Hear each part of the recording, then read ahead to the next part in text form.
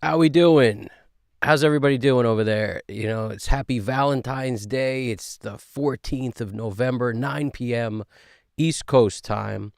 We're about to kick off another mix. So I hope you have something going on where you had a great day today. Maybe you want to work on some music simultaneously while I rock and roll over here. Jump back and forth in the chat. Use it to reset your ears. Join up with a bunch of people just like yourself who are engineers working on music at all hours of the night and day, and just as if we all clocked in the studio around the same time. So open up a session, feel free to share whatever it is you're working on, the ups, the downs, anything you're dealing with, questions, comments, answers. It's all welcome in the chat. Everybody is welcome to join us. And Alex Christoph is here. What's going on, my dude? It's good to see you over there. And we got a nice funky fusion style track going on today from Nicholas Desouza and Hairbrain. And that's what we got going on right here. So I'm going to show you what that looks like. We've got our Pro Tools session open. And I haven't thrown a plugin on anything just yet. So before I even play this through, I'm just going to throw an SSL 4KG on everything. Because if you've witnessed the last several mixes, you guys are aware that the SSL 4KG is my buddy. I love that thing. So everything that's not a bus, I throw an SSL 4KG on to start. So I have somewhere to start twisting knobs when I feel I need to start twisting. And before I do, I'll play this thing through so you can kind of get a sense of where it is from jump. But let us throw on an SSL 4KG. Most of the tracks are mono, so I'm just going to throw on the 4KG mono and then just correct the, let's see, what am I writing over accidentally that I don't want to? What am I writing over? Looks like this is what I'm writing over. We don't have to worry about that. There was like an EQ one band, something I do to check whether or not I have duplicates in a session, because sometimes when people export stuff for you to mix, they might have duplicated the track and then, done some crazy stuff with it, like maybe EQ'd it different on their end or whatever, but I want to start from scratch. I don't want to start from, three duplicates of the same vocal or something. So the way to roll is you throw an EQ one band or something, any plugin on that doesn't change the sound, just a regular EQ, and you flip the polarity on it so that you have, and if you play just solo, those two tracks, whatever you have in question, and the thing you think is a duplicate with the polarity flipped, it'll cancel itself out. Just be aware that volume matters. So if you've clip gained anything, you got to go back to making them the same volume. If this track's clip gained 1.5 dB and this one's at 0, and you try to do that, you'll hear stuff in the background. As soon as you make them the same volume, they will cancel each other out if they're duplicates of each other. So it's a good rule of thumb. When you're sending stuff out for somebody to mix, never include the duplicates. Like they don't want that. Because if I was going to, if I need to duplicate something, it's a click away. I could duplicate it in 2 seconds. I don't need duplicates. It just confuses things. But, sometimes stuff, goes out after somebody maybe messed with a rough mix or something, and who knows what they did on their end. So as a result, you have to go through and make sure you know what the duplicates are so you can get rid of them, essentially. At least that's how I think about it. So this room is a stereo track. Let's take all the stereo ones out. It's just the room, the keys, the synths. The rest should all be mono. Yeah, this vocal is, we don't worry about that. Okay. All right, now we're in the game. Electronic Arts. EA Sports. It's in the game. SSL 4KG, mono. Populate. Okay, and now for our tracks that are stereo, this one is, I think I have to mute this the whole time. Those are my instructions, where I mute that track the whole time, so I think I will.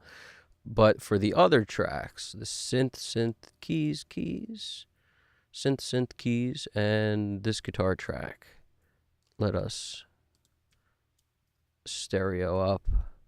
SSL 4KG stereo. Bada bing. All right. Now this was like a scratch vocal, which is why I was given instructions, mute this. So I'm going to we're going to leave that out unless, because there's some overdubs that were done for vocals, but the rest of this song done very similarly to the last mix, if you saw, where they hit record, they played everything straight through. The only things that were overdubbed are these couple vocal tracks. At a later date, they were overdubbed. But the rest was all done live in the studio. Everybody one-taked it all the way through. Solid, amazing musicians, and the musicianship is top quality here, so it makes it very easy to work with stuff like this, I find. Now, 4KG, SSL 4KG stereo. Now, you could ask, why don't you mix and match 4KE, 4KB? I could, but in this case, I like the 4KG because I really like the two options you get when you click the black EQ button on it. Like you can flip to a different flavor from, I always forget this, like 492, 442, or 450, some weird different number there that denotes a different style EQ. And I like those two flavors a lot because one is more colorful and a little darker and rounder, and the other one's a little more aggressive. So I like having those two options. And the E is great too. The E has those options, has similar kinds of options on it, but there's just something about the 4KG that's the most flexible to me, and I can do the most with it. 4KG stereo. Okay. So let us look at our amazing SSL view, which I love. So this is our entire mix here, and all the pink tracks are drums, the purple is bass, and the guitar track is the green, the three yellows is keys, synth. Anything that's played on a keyboard I usually make yellow. It just helps me kind of understand what it is. And then blues are the vocals. So now that we have that under control, what else do we have? A drum parallel, which I like using a drum parallel to kind of thicken up the drums, but I also get to send the full version with all the transients to the mix bus. So I'm getting all my transients and all that excitement from transients, but yet bringing up the low-level information and the nice smush in a drum parallel. So that's the reasoning for that. And then we have an SSL on our mix bus also. So I'm really only using, one parallel for drums and on the mix bus in an attempt to make a very straightforward mix. Now, there's an EQ here, which I'm going to take out of the game at first so it doesn't confuse me as far as what's there, but I could always put that back later if I want. That was on the bass bus. I noticed there was one extra EQ on this view. Chilling right there. Now we don't need that. So these are all our tracks. There's no buses here that we're looking at. There's no reverbs, no buses, no nothing.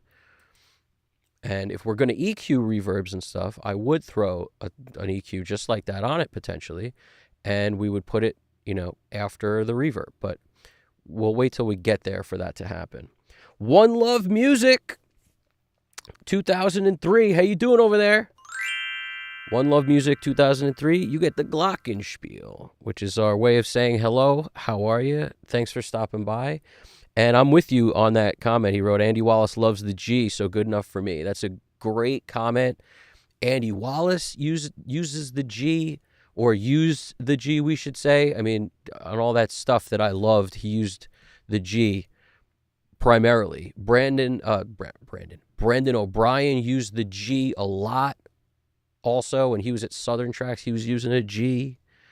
And I'm pretty sure most of the stuff he's mixed has been on a G. You could correct me if I'm wrong on that, but I'm fairly sure. And it's just the most flexible because you've got the multipliers.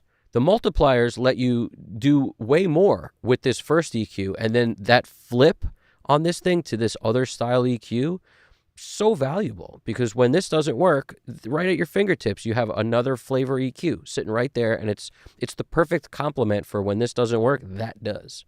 So and there's just a lot of things. Also, I love the super fast modes, and on both the compressor and the gate. So there's a lot of great stuff about the G. That's why I mean, it's like, why, if it ain't broke, don't fix it. You know what I'm saying? So what else do we got? On the mix bus, we have a bus comp on, and I'm mainly doing that for volume so that you guys can hear. Like at the moment, I'm putting it on for volume. I may take it off when I start working, but I'm just going to use the makeup gain to make sure you guys can hear what's going on, because the other thing I always do out the gate, I lower everything by like 10 dB, sometimes more. But as you can see, things are down 10 dB except for a bunch of these drums. I think it was because I was dusting off the UF8 and I happened to be sitting on the drum track. So these things are all bugging loud. Let's lower all these things a lot. Let's never go above 0 is a method that I always try to maintain. Why don't I go above 0? Because I want plenty of room to automate. And sometimes I'm automating as much as 7 dB or something if you need something to really come up. And if you've maxed out because you're at +7 on your channels before you want to automate, you have a problem. And if you don't, there's no reason to. It's not like the sound is better if you ride the faders at the top. It doesn't work that way. The sound will be just as good no matter where you put these faders. So my goal is, the other thing is, once you get down super low, the faders aren't linear. So every little movement is not the same as when you get up here. When you get up to anywhere between -15 and 0, anywhere in there, and above 0 also, the little fader moves mean a little fader move. When you get down below, you're moving more dB than you think by just touching it a little. So I'm not saying there's a benefit to be -30 or something. There's really not.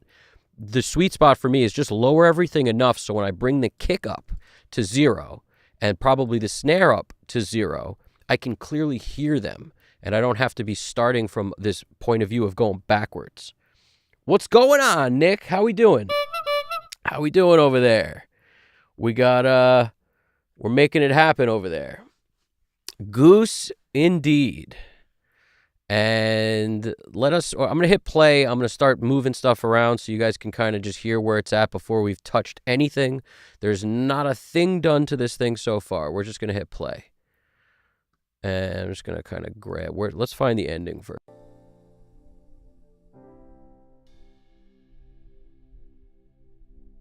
Okay, this wasn't the track. There's one of these tracks where like the drums end and the keyboard keeps going, and that's not this one. So I'm just going to kind of play it from the top, and I'll start moving stuff around while I do it, and mostly panning. First step out the gate, I'm panning like crazy. Panning and some volume to just sort of be able to hear the song, but like a lot of stuff's come down. Guitars, I just brought them down a lot so that I can hear the drums, essentially, because that's what I start off with first. If it appears a little low to you, bear with it, because I have to get the drums in a position, and then I might as well cut everything else out. All you really need to hear is the drums once I start mixing from the beginning. It's really drums. Then I bring in the rest to sort of fill in the gaps. But until I get the drums sitting the way I like, it's kind of hard to figure out the volume for anything anyway. So that's the goal. The drums beef up, everything else comes up underneath. And we got another dude showing up. We got Chill and Connect 1. What's poppin'? I got you going with the double sound effect because that's what we do. We whenever we get somebody who's new, we hit them with a double sound effect game. And I feel like Chill and Connect 1, I don't recognize I love your logo jam. That is a very cool logo jam with the tree and the thought bubble and the fire with that's a cool logo jam. I don't know if you made that or what, but I like it. And Danny Lyrica. What's poppin', Danny? So yeah, everybody's welcome. I appreciate you stopping by, checking it out. We are about to start this mix, and it is fusion. It's like a, funky fusion jazz kind of thing going on, but it's I hate labels. There's no way what is it? Who knows what it is? Let's rock and roll. Here we go.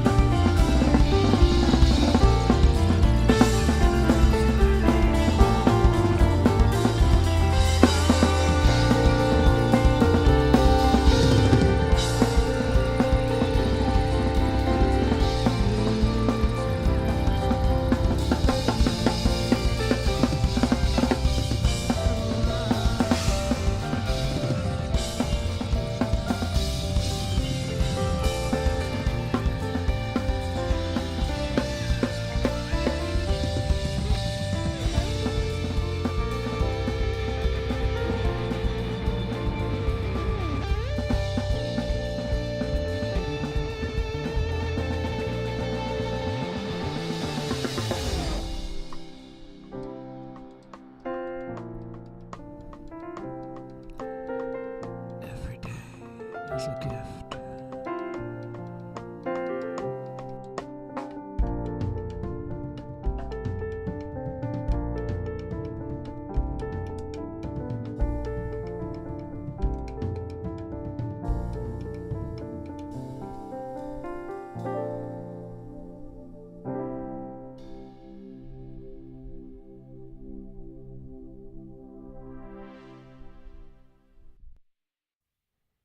Sweet.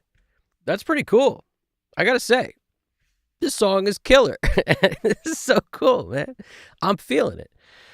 It's got this whole, it takes me on a journey. I'm flying around like I'm on a roller coaster, and it's where it starts, where it ends, how much build there is, and the dynamics. Let's start twisting knobs. Now, we got our panning in order. Just a quick recap on the panning. Floor tom, I go drummer perspective. So I go 50 to the right. I don't want it like coming from the corner of my ear. So I don't usually like 100 to the right, but like 50 is good for the floor. And then tom 2, I usually go like 20, either 20 towards the floor or 20 towards the other side. And then the first tom, generally the smallest one, on the left about 50 also. So it balances against the floor tom. Hi-hat, I go to the left about 50.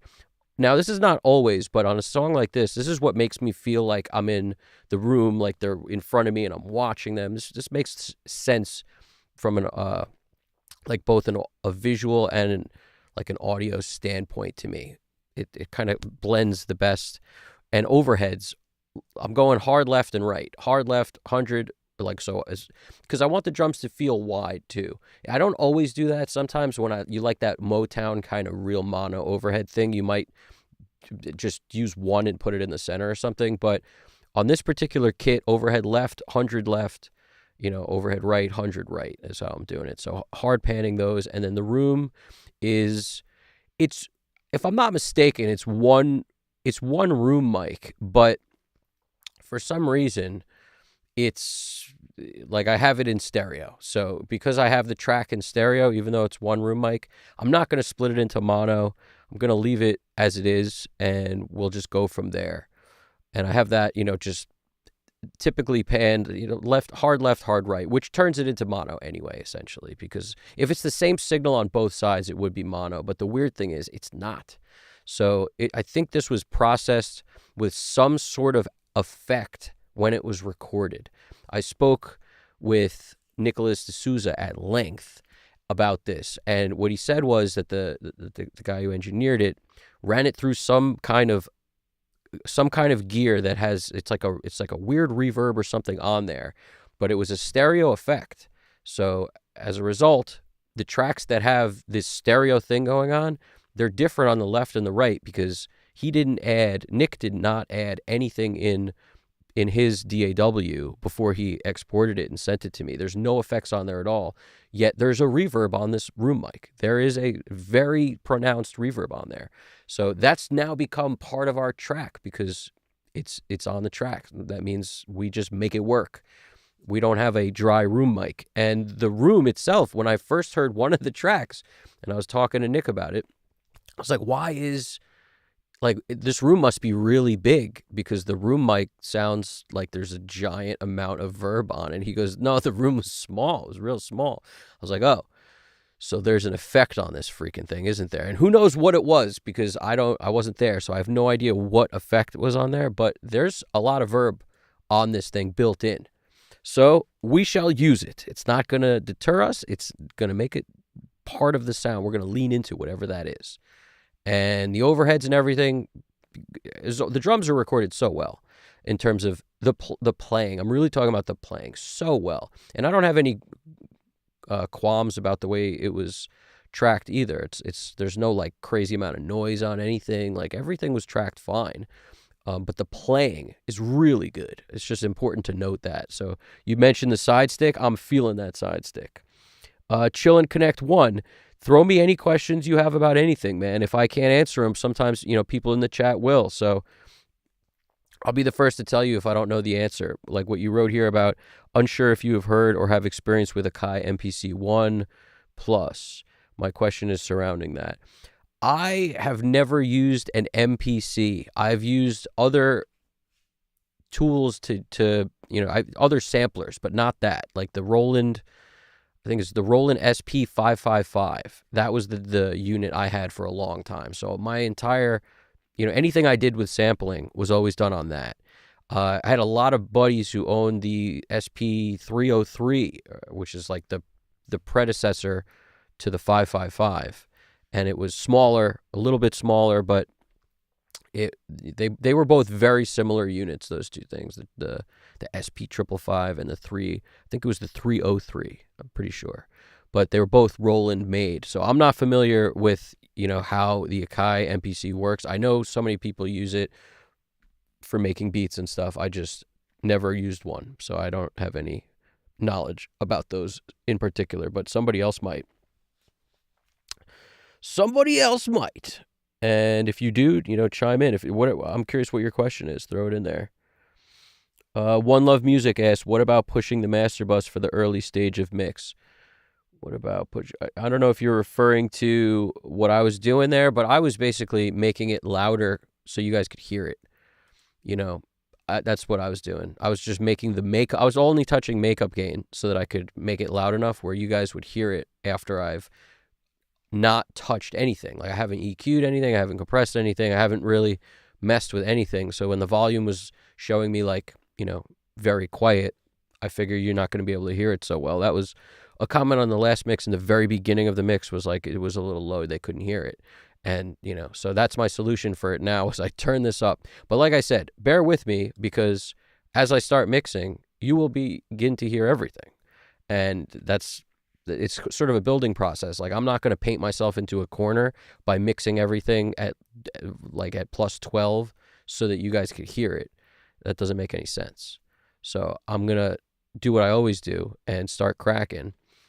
And this thing, I want like 2 dB, maybe 3 dB.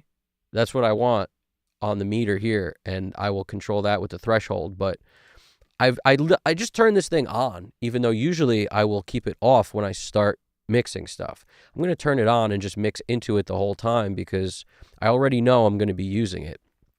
And as long as it's doing like 2 dB, it's not going to make any difference in terms of decision making for me. It's not really doing a whole lot. So we're going to leave it on. We're going to start rolling. And I'm going to start with the kick and the drums, and we'll just kind of go from there.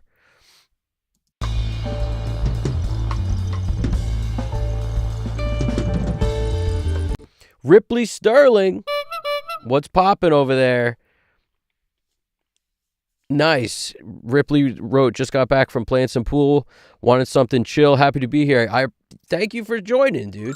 You might, I appreciate you stopping through. You get the double sound effect also because we're in that, that's the welcome and good fortune and good luck sound effects that we throw out there to our friends. Appreciate you guys tuning in. And we got, yeah, you push the volume up after my, yeah, well, that's the thing. It's, I pushed the volume up, but this song is so dynamic that once it got to the loud part, I had to turn it down again. Once we start mixing, it's going to be fine. It's just, that's like for the moment so you guys could hear stuff. So let me hit play. I'm going to start rocking and rolling. This is some chill music and also Chill and Connect One. I'm glad, that's sick. You made that logo. That's a sick logo. Any logo that looks really good when it's a tiny circle is a great logo because that's, in my opinion, a logo should sound great when it's really small. And don't be afraid to hit this rewind button. The rewind button is absolutely my favorite part about this SSL thing. Like, I want to hit rewind and then just sit there and think about my first move. You know what I'm saying? I want that. Here we go. Let's hit play. Start from right about here.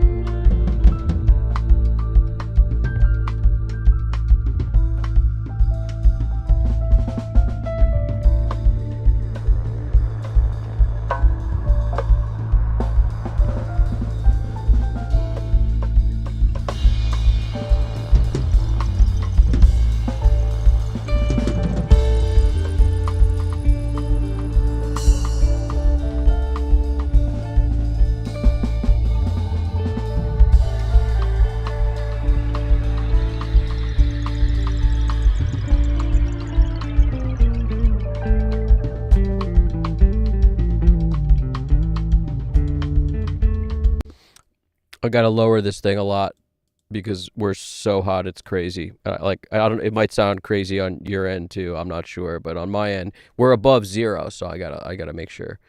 It might appear a little low until we start rocking, but imagine I cut everything because that's really what I'm doing. Like picture everything's cut except for the drums, and I like to do it with everything in. But for me, I'm not listening to everything. I'm listening to the drums until I get those rocking and rolling. The other stuff informs some decisions kind of passively, but I'm not focused on guitar and keys and bass at the moment.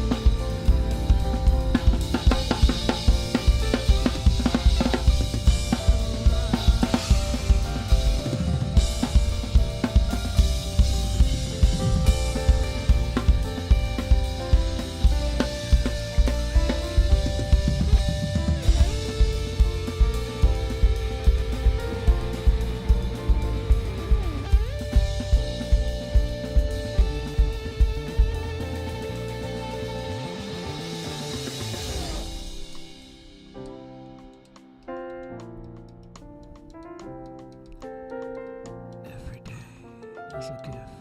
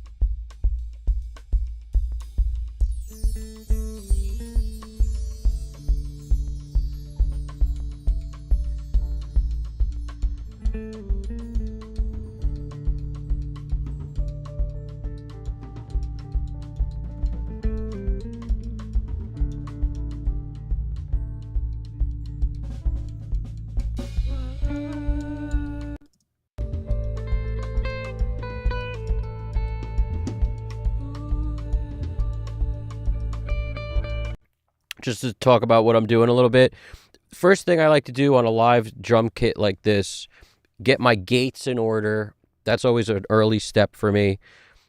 Start EQing kick and snare so they start to feel right, but get the gates in order on toms so that it's not just a bleed, it's not like 6 overheads essentially.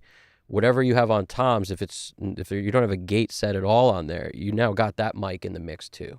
And we got 3 toms. So try to set my gates up for kick, snare, the toms. I usually don't throw any gates on overheads or rooms. I know some people like it to like kind of do a little breathe thing there. That's a last resort for me. So I'm not going to do that. I'm going to probably roll off low end of hi-hat, stuff like that. I'm going to give the snare a little 200, probably a little boost love there, a little up top, so you hear the attack, 3K, 4K, 5K, somewhere up there. And similar thing for kick. I'm going to roll off some, there's a lot of the kick that we don't need. We need the punch, the low end, rumble at the bottom, the attack of the beater. You don't need a lot of 200, like 250, 300. So if we get rid of some of that, now the bass has a place to live. So by the time we get to the bass and I boost 200 on the bass, it'll just smack fit right in that section.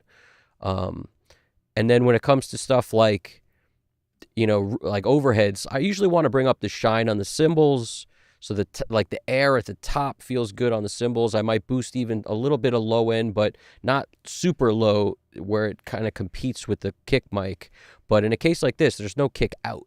So if we can get some low end on the room mic, I'm going to use it. If we can get it on the overheads, I'm going to use it. We don't have a kick out, so we don't have that sub coming from anything in the room, really. So that's when I think about what I have, will determine what I need to use to make a drum kit feel big and full. And in this case, I'm going to use the rooms and the overheads for some low end on that kick, to fill that out a little bit.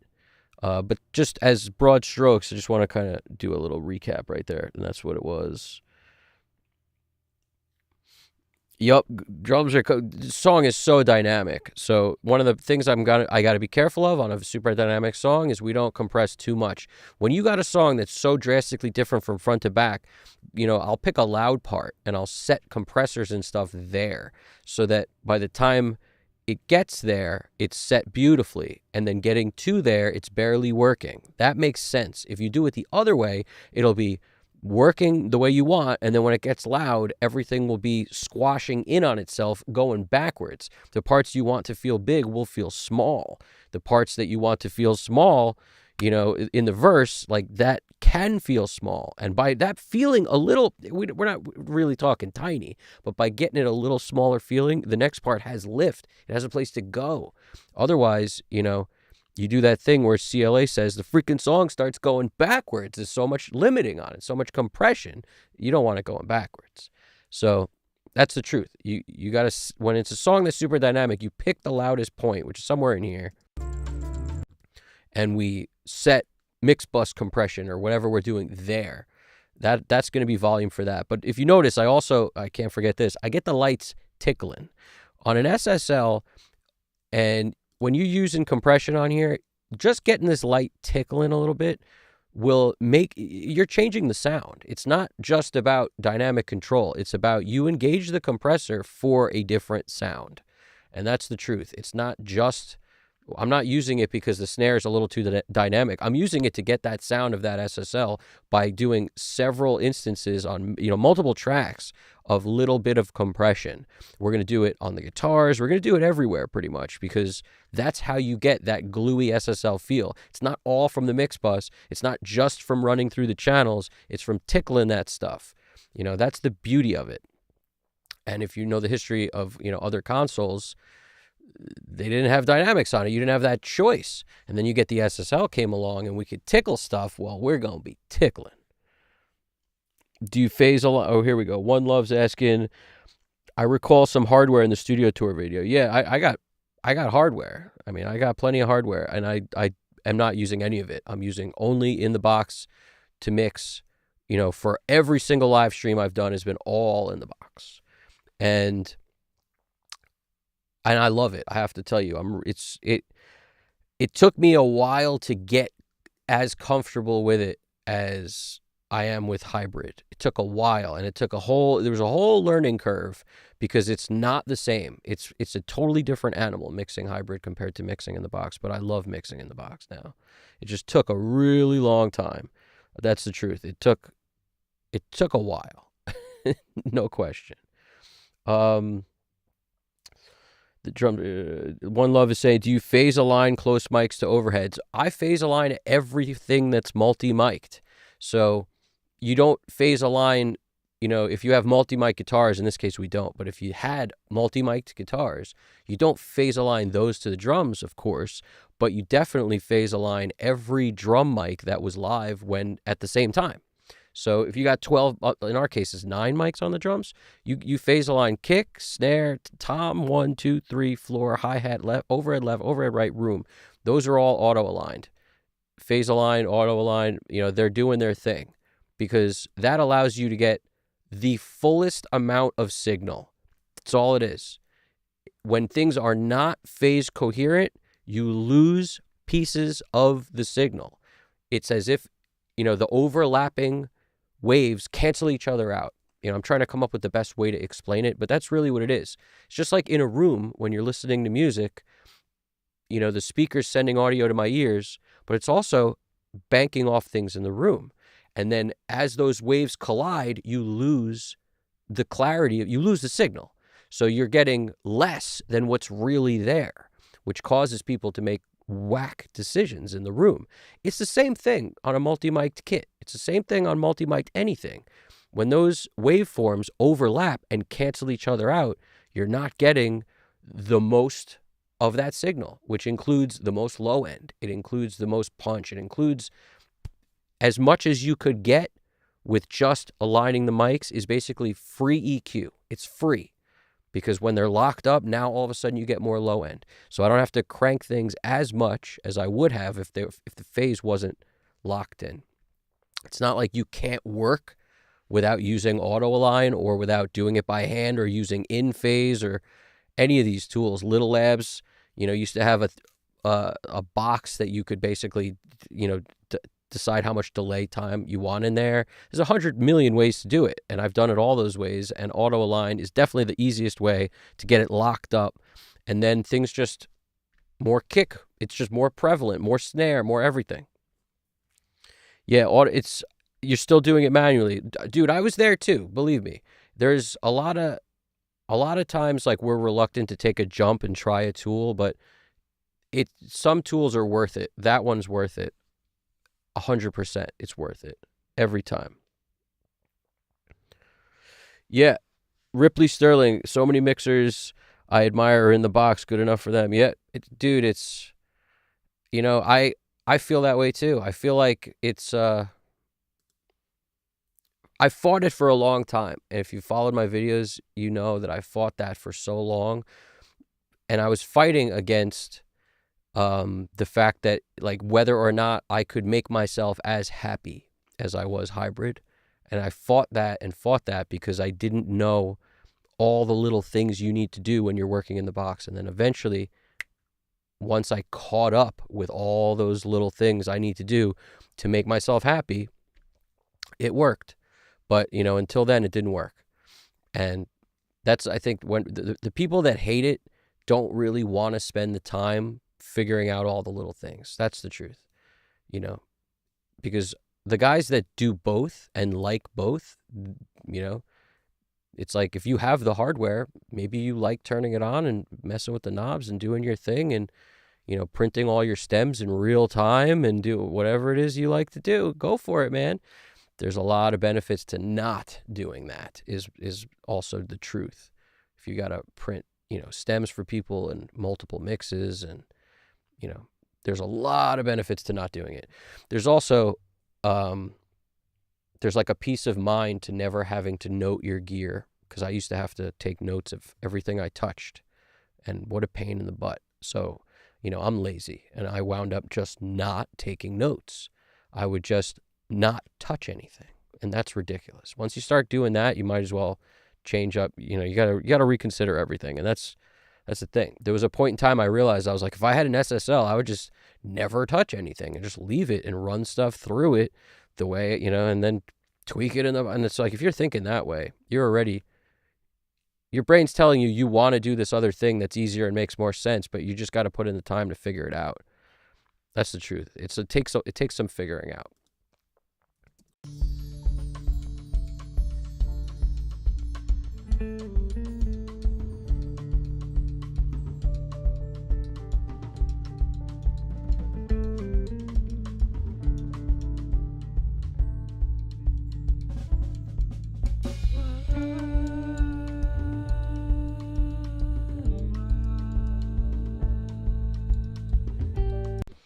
Yeah, that's a good point, Ripley. It's, I read your comment there, and it's John Haynes, Serban. Serban's been in the box for a really long time, and same thing with Andrew Sheps, long, long time. Same thing with Chad Blake, long, long time. And the truth is, like you said, if you enjoy using hardware, use it. Nobody's telling you not to, and nobody's telling you that, that you can't get amazing results using hardware. You can. It's what you like to use ultimately. It's just, anybody who thinks you can't get in the box great results, just, that's not true. It's, some people want to think that. I wanted to think that for a long time. That's why I understand that thought process, because I thought it wasn't possible. And then, you learn enough, you realize, no, it's just, I didn't know these little specific things I have to do in the box, which you don't have to do in hardware. This is my favorite quote, and then I'm going to stop talking about this. Andrew Sheps said, every time you use a piece of hardware, you're getting a harmonic generator, you're getting filters, and you're getting a noise generator for free. Every single time you use any piece of hardware, because as a function of getting into that gear and out of that gear, you now have high and low pass filters. As a function of using whatever it is that gear is, no matter what it is, if it's any piece of gear, EQ, compression, anything, you're also getting extra harmonics added to it, because you can do certain things in the analog world by just driving it that you can't do the same way in the box workflow. So as a result, you drive in hard, you get those harmonics, and you're also getting a little bit of noise. So you're getting those three things no matter what you do. And once you sort of understand that, you realize, okay, in the box, I got to add more stuff to get it to do that, and then we'll be okay. And that's the amazing thing about it. We like harmonic generators. Yes, we do. Yes, we do. We love harmonic generators. What's going on, R. Huggins? I love you coming in hot with that. What's going on over there, bud? And hybrid for the win, Warhard Arts. You get the bicycle. What is that? That's the party horn. Soon, all this stuff soon to be replaced with. That's going to be replaced with Hadouken. And then we got this. The Glockenspiel is going to be replaced with I did it all, guy. And then we're going to do. That might be replaced with "Oh, you guys," or we may leave that one. We're gonna see, but "Oh, you guys," that's a good one. But yeah, that's a good point too, Ripley. Ripley said, "I literally couldn't do what I do in the box on hardware. Aside from all the artifacts you have to recreate, I just do so many neurotic edits that would be impossible." You could still do them all. I mean, you could do all the neurotic edits and then run it through stuff. Plenty of people do that. But yeah, it's I don't see a point. I don't see a point at the moment. For me, I don't see a point. But don't make no mistake. It's super easy to mix in the box when something's been recorded through a lot of good analog gear. So the analog gear that you use to record, the signals of voltage at that point going through a bunch of stuff is a good thing. Once it's done, you got a quality bass sound, drum sound, guitar sound, then you can mix it in the box and it will be easier. One Love Music, what digital recallable compressor do you use? Is it the West Audio? What are you using? I don't know why the SSL Bus Plus doesn't have digital recall. Like, what are they thinking? What are they thinking with that? I have no idea what they're thinking.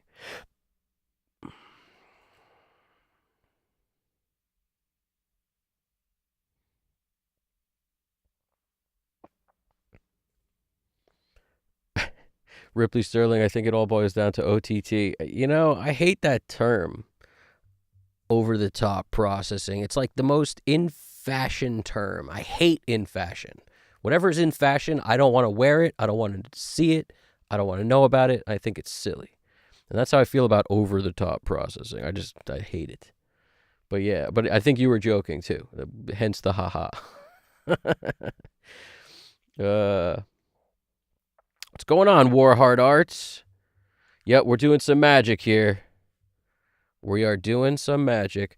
Make no mistake, though. Ripley wrote, Serban ain't working with bad recordings. You'd be surprised.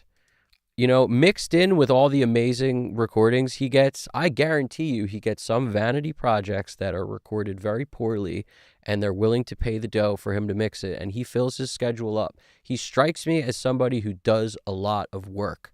That means you don't turn down gigs that pay, and that includes vanity projects that probably aren't sounding that good. However, you could argue if somebody has enough money to pay for Serban to mix their song, they're probably paying somebody to record them also who knows a thing or two. That's a good point. So you're right. More of his stuff that he gets probably sounds better. But what I'm telling you is he also knows how to make stuff sound good that didn't just show up sounding great. I bet you.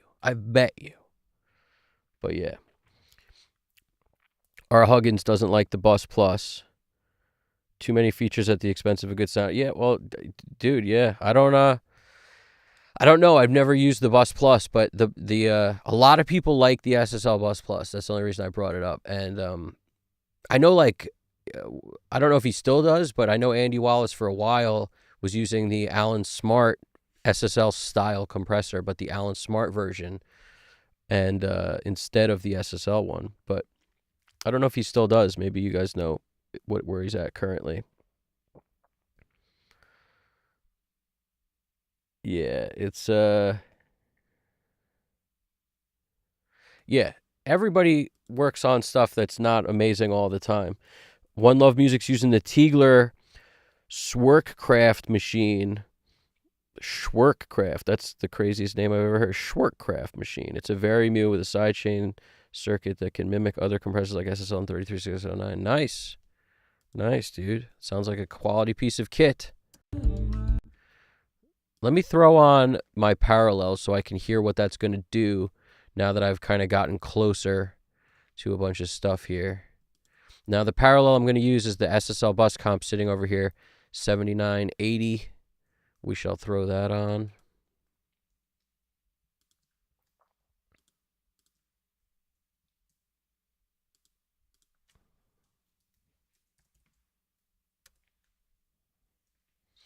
And then what I always do is my starting point's usually like 10 dB. That's my starting point. And then I'll put it on follow main pan, even though for something centered, doesn't matter.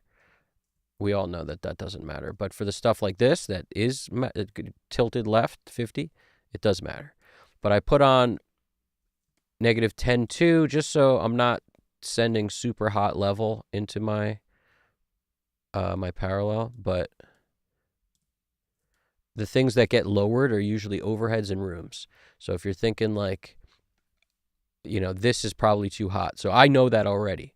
Because if it's not, the weird thing is that volume is so low that I could probably get away with, well, that's the hi-hat track. That's okay if that's low. I hate hi-hat mics personally. Unless there's something really cool going on, I hate them. We're going to be able to hear it and all, but it's a mic that if I had to say, like, what mic don't you use? That one most of the time. I just don't like it. But if there's some delicate part played, you kind of need one. I just don't like that. I don't like a hi-hat mic. And now I just don't like cymbals a lot. But in a band like this, the drummer's awesome. He's playing the cymbals that I would call, very tastefully and with the right amount of force. So it makes it super easy to deal with them, to mix them.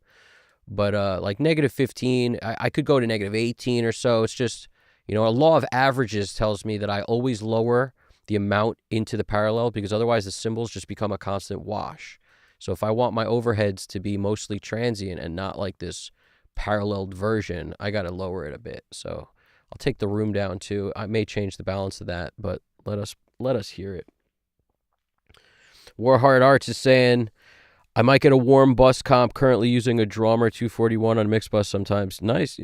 Yeah, man. Look, the funniest thing, it's like, if you've ever gone fishing, you know there's gear on gear on gear. And there's people will tell you Shimano's the best. People will tell you, you know, like you got G Loomis is the best rods. No, you know, Shimano rods are the best. No, it's like, you know, there's no right answer. Everybody loves different stuff.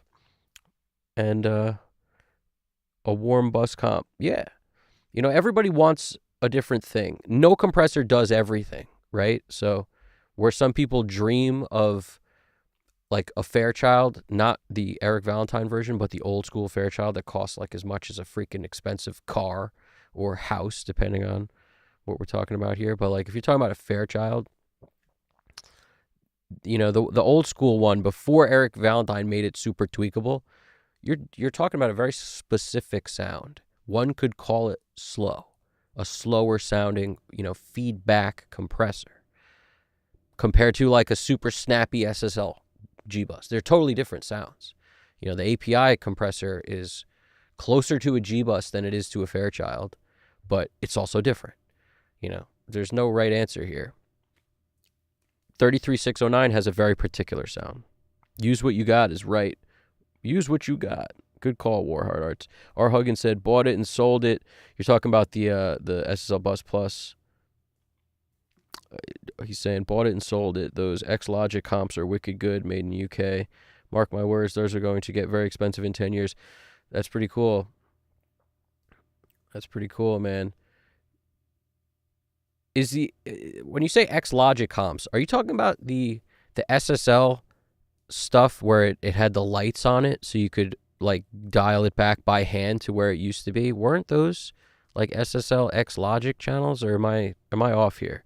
That's what I'm remembering. That's the only X-Logic that rings a bell for me is that branch of SSL stuff that allowed you to recall it by following the lights. Is that it?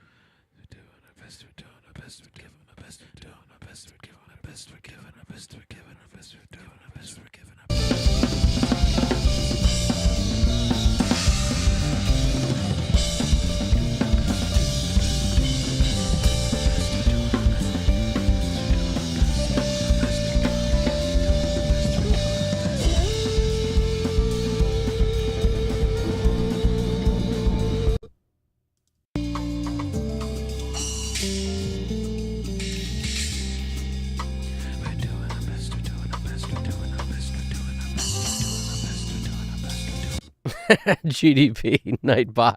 GDP's asking Nightbot if it could tip $10. Yeah, what's up with the Nightbot coming through being a little crazy or what with that Nightbot? Nice. R. Huggins answered my question. He said yes, the SSL X Logic part of the super analog. Yeah, all right, cool. So I'm not crazy. That X Logic, that's the only time I ever remember hearing X Logic was part of those. So that's cool. Those SSL things, I always felt like that was such good technology because there were, it's better if it just knows where it is, but just having that light there was better than not. Part of the super analog series, it was the bus comp prior to the current made in China iteration. That unit makes things sound good, like a record for real. That's cool. You can actually demo one on Access Analog in your DAW for pennies if you're interested. Yeah, no, I'm definitely not interested, but other people might be. Yeah, no, I'm convinced that I'm convinced, man. You can't. I am convinced. I'm convinced that out of all the different flavor of compressors that I have access to in the box, that I don't need to pay somebody pennies to run through theirs. I'm also convinced that when I use the MBP, it sounds great, but I'm also simultaneously convinced that there's other things I could throw on and potentially get even happier. It's just different. It's a sweet sounding compressor. It's super transparent. I think we've talked about that before, me and R. Huggins, potentially. How good the MBP is. It's so good. Weather Channel music.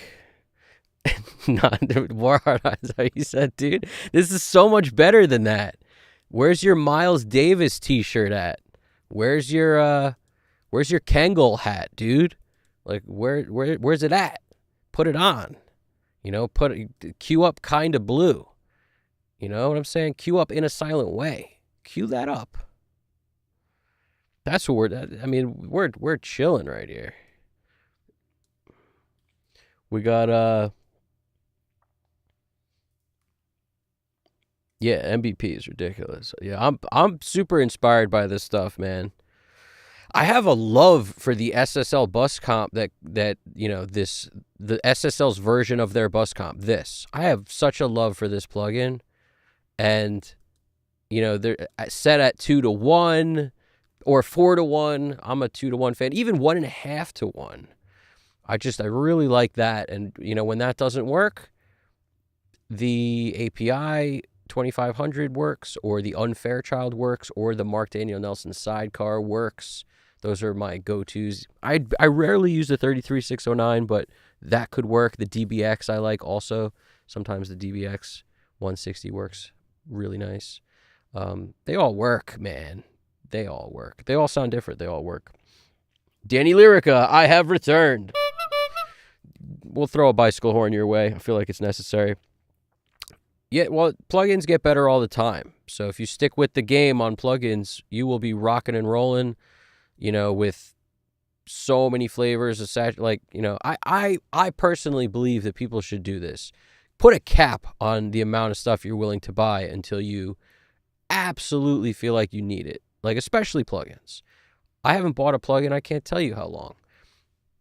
Probably the G. When the G came out, that was one of my most recent purchases for plugins. And, I get the upgrade price, so you want to jump on that while you get the cheap price for it. It was really affordable, but the SSL G channel thing, wasn't always there. That's their newest addition to the plugin game. But I don't buy plugins often because I feel like there's so much to be got out of what I have that I don't look for more stuff to buy. But that's just me. I feel like that's the move, though. You got to take everything you own and wring out every bit of juice you can get. And you'll only reach for it if your brain isn't telling you, oh, let's try this new thing. Oh, let's try this new thing. If it's telling you that, you'll never reach for the other stuff to try to squeeze all the stuff out of it. The song's looking good over here, Danny. We're rocking and rolling over here. And I'm at a part where I want to set some stuff. So now we're at the loudest part of the song. Some of these parts of the song, this is one of those songs that's so dynamic that if you don't start from the loudest part, it'll be all over for you.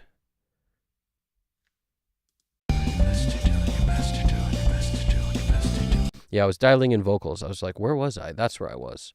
Let's deal with the vocals.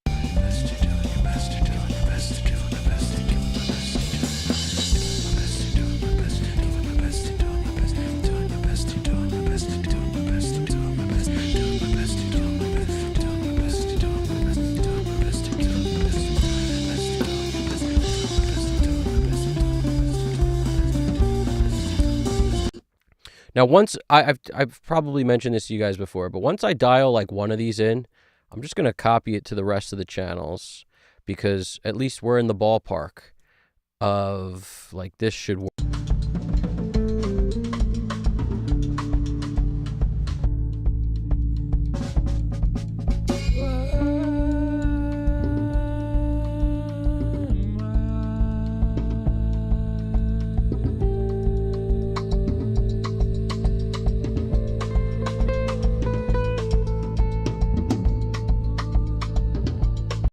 Now, we basically just want to get in the ballpark, and I'm going to dial it in later. And as I boost EQ into this compressor, it's going to change things pretty significantly. Now, what he did here, it looks like there's some pitch shifting happening. Like, it looks like he did one of them, and then, like, that's clearly a pitch shift. And then this is another note. That one of these is the OG original, and then one of these is only shifted like a couple cents. See how I wrote pitch shifted a few cents? I always make notes when I'm putting it in because I noticed that, like, listen to these. At first I thought it was a duplicate, but it's not a duplicate because they don't cancel out when you flip the phase and match volume. It didn't cancel out, so he shifted it a few cents.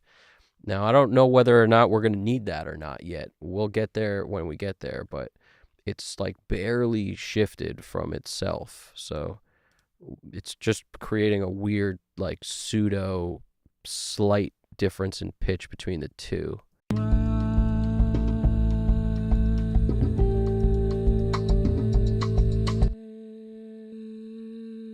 See, it's creating that weird, like, out of phasey straw sound. Like,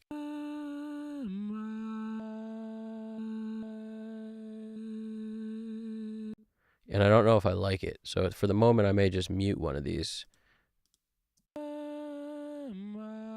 That sounds like the natural one to me. This one sounds pitch shifted. But it's just barely. That's why it doesn't matter probably which one we even use. We're going to mute this one and leave these two in for the moment.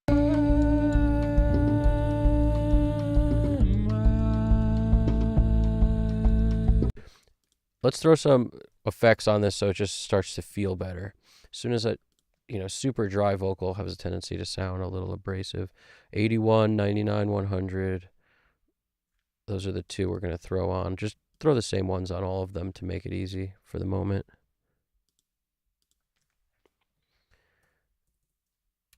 The cool thing about these kind of songs to me is that they're not vocal based. Like, the whole thing doesn't center around a vocal. And I like that. I think, to be honest with you, I think that's the way music is going. I think people will always, appreciate a song with vocals on it, but I personally, and maybe so that I just think, what do I like? I like to listen to stuff with less vocals today more than I ever did before. There's Like when I hear, and this isn't new, but like Wolfpack Deantown lives without a vocal, and people hum the melody because it's that good. The instrumental melody is so good. You don't need a vocal. And I think there's something to be said for that. For whatever reason, in today's day and age, the vocal is being, lessened. The importance of it is getting lesser. And I don't know why that is, but I've noticed it in my own personal choices of like, how, do we really need a vocal? It's this question I never really asked myself until recently. But it's such a good question to ask yourself. And, or if it's not, do we need it? It's like, how little do we need of it? Let's only say the important things and let's leave the rest out. There's so many ways to look at it.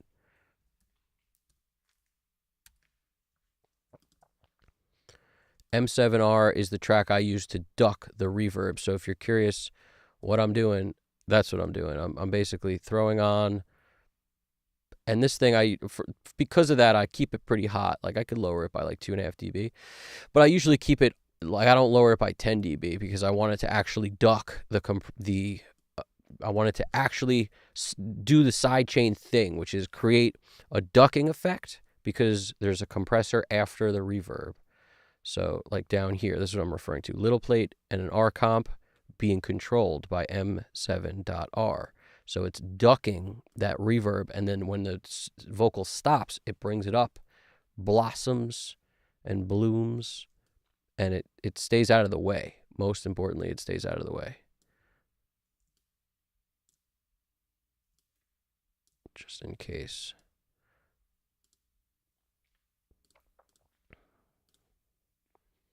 Always follow main pan, because that way if you did wind up panning it, you don't have to think about like, oh, I have to also go here and pan this. So always FMP. All right, we're good to go here.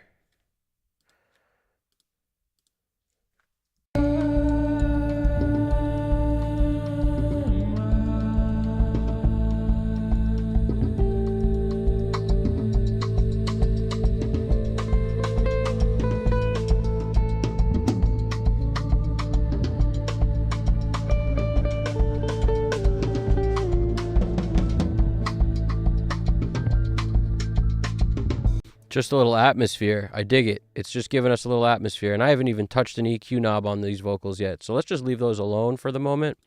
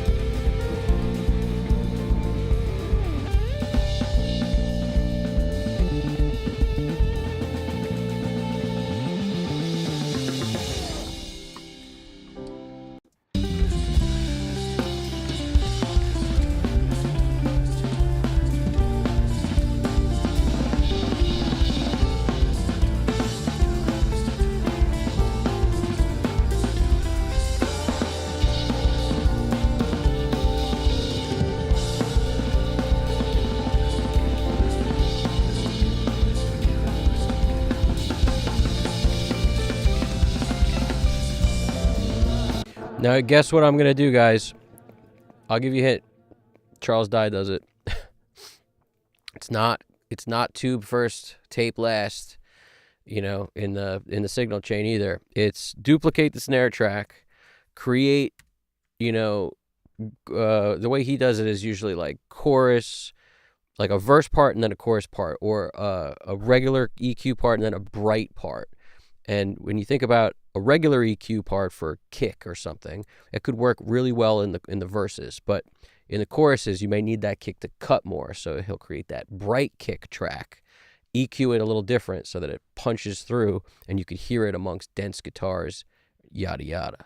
So what we're going to do is basically just somewhere before it gets crazy, in this part starts getting crazy, and we're going to take this track off, leave this one off for the first part. So at no point did both of these play at the same time, but at some points, like here, we're going to need to probably set our gates differently. We had to do a similar thing in the last song. Anytime you get a song that's very dynamic, it's a real shot in the dark. It's that your settings are going to work the same in both parts of the song. It might happen, but like I said, it's rare that would happen, because as the dynamic changes, now all of a sudden you have louder cymbals and all this stuff. You're going to have to adjust your gates. The EQ probably is going to need something different if the guitars are eating up air or other things are eating up air as the part gets busier. So yeah, it's one of those things. Mushroom music for sure. That's a good way to put it. One Love. That's a great way to put it.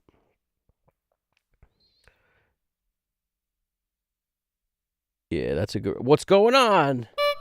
Little Interesting. How we doing, Little Interesting? That's a great point. Little Interesting wrote, bass player taking that thing for a walk. That's what's up, man. Bass player's tight. This whole band is super tight, so it makes working on this a lot of fun. But yeah, that bass player's, that's a DI track only, and he's definitely taking that bass for a walk. This is straight out of Venus. Nice. Mushroom music, straight out of Venus. I'm feeling all that. You're doing your best over there, Danny. You're doing it.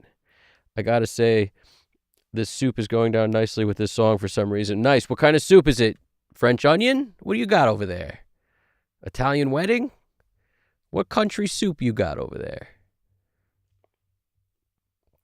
In a way, it almost sounds like multiband compressing. The soup? The soup is multiband compressing. Little Interesting says, thanks for dropping by. Oh, yeah. That's GDP doing his GDP thing. Let's throw Little Interesting another... Little Interesting. I'm going to drop an obscure quote right now, and if anybody knows what it's from, let me know. The problem with today is that if you Google stuff, it doesn't count in games like this, because all you would have to do is Google this, and then the robots will tell you what movie it's from. But, my brain just knows what movie it's from, and I feel like that's the game we're playing here. It's, tell me if you know what this is from. It's old school.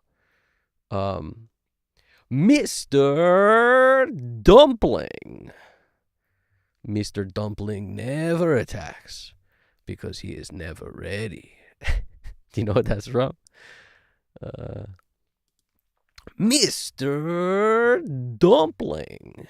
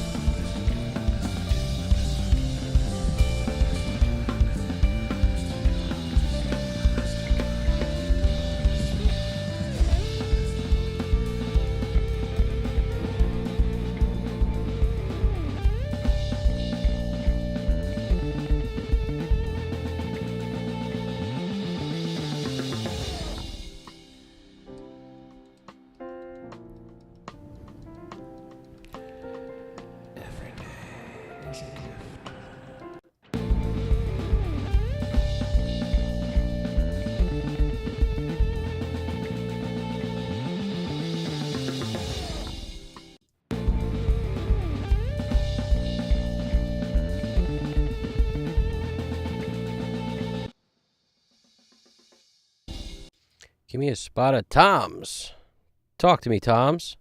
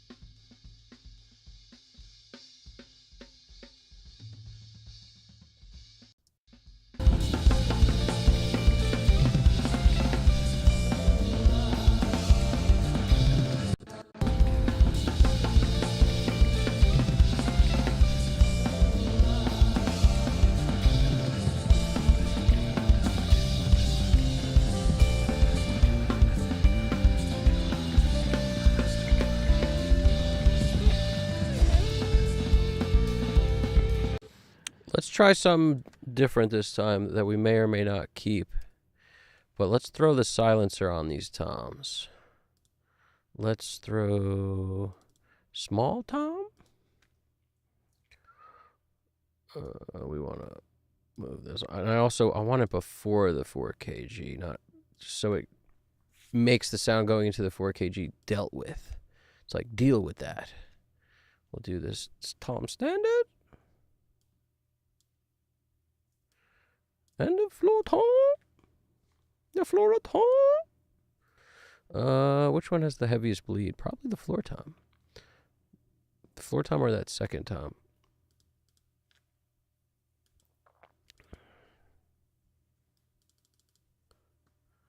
I don't know. I don't know if this works in combination with the preset or what.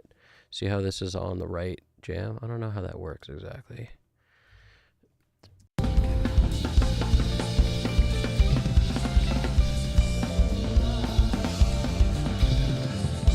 Now I may be able to relax these a little bit more, and then we may be okay.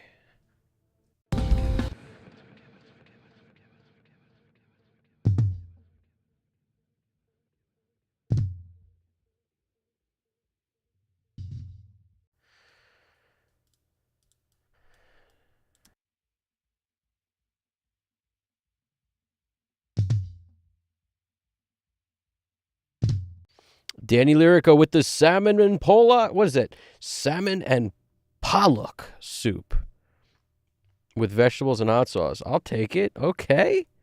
Don't make us hungry over here. That's the hungry bell. It's the dinner bell.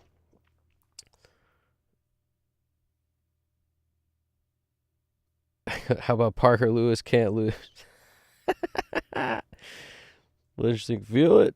I feel it. Nice. Reminds me of the music grown-ups used to listen to growing up in San Francisco in the 90s. Pretty sweet. That's the funniest thing I've ever heard.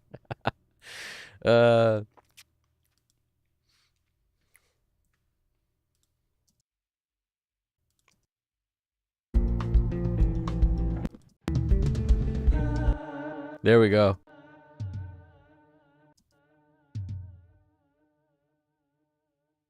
We're just boosting the goose out of this thing.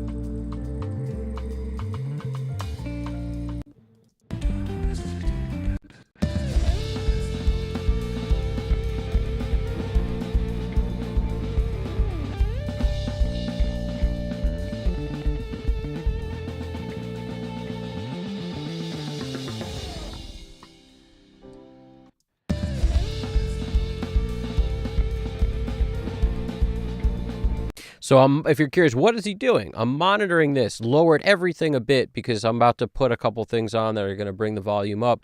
And I'm always aware of how hot I'm coming in to my master, which is what feeds my mix bus.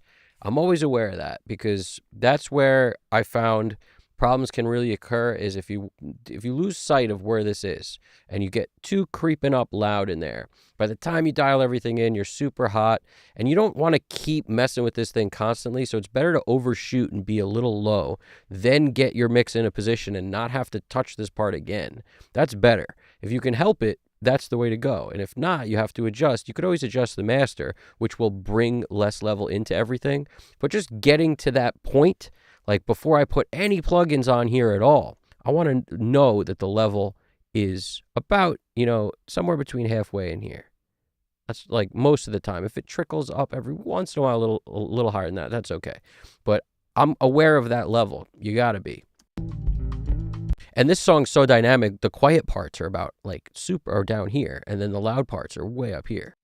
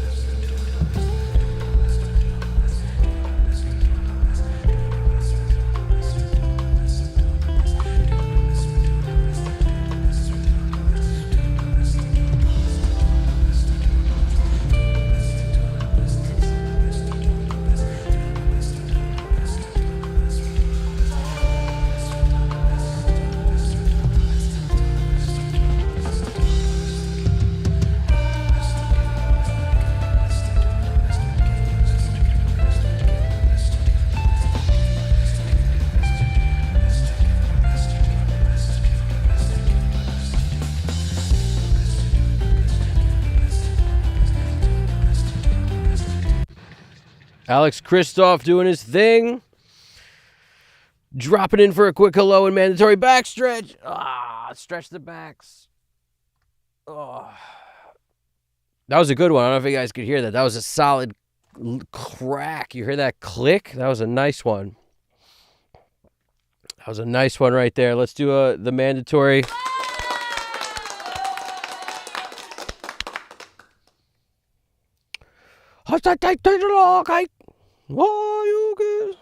All that. We're doing well. We're making magic.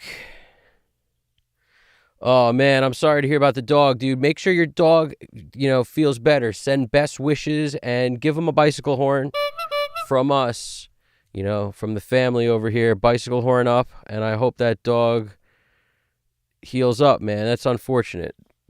Pets in a bad place is rough. It's rough, man. I'm sorry to hear that, dude. But yeah, it's Braxel's dog too. We got two of our peoples having pet issues at the moment. And it's unfortunate. We feel for you guys, man. We feel for you for real.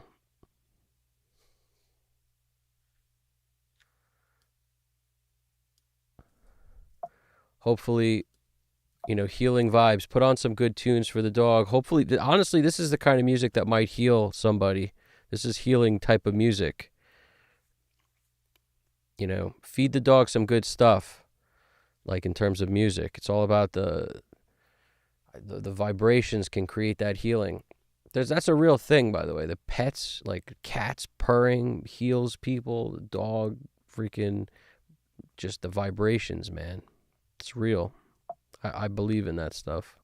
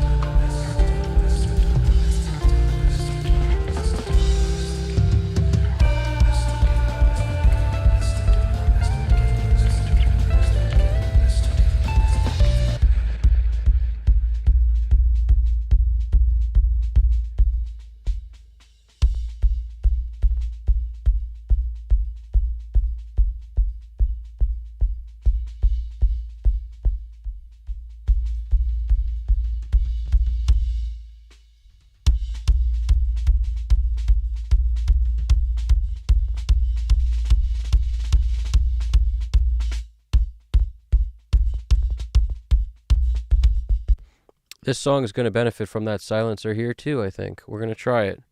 Just because it's going to clean things up a lot for us so that the gates won't have to work so hard on the other jam. Maybe we want kick standard. Let us see. Let us see. Let us see. Let us see. Let us see. Wah. Snare. We'll do these. I mean, the beauty of this plugin is it's so simple to dial it in. It's simple. Like, I love the minimal control factor.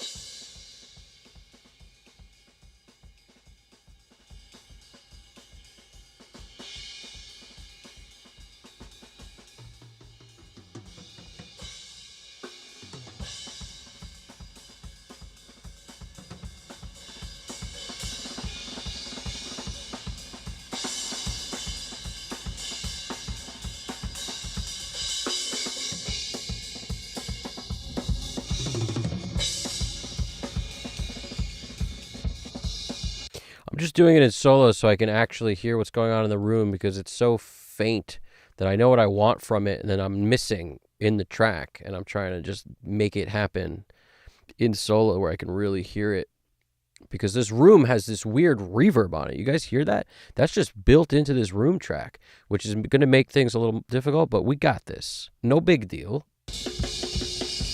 But you hear that?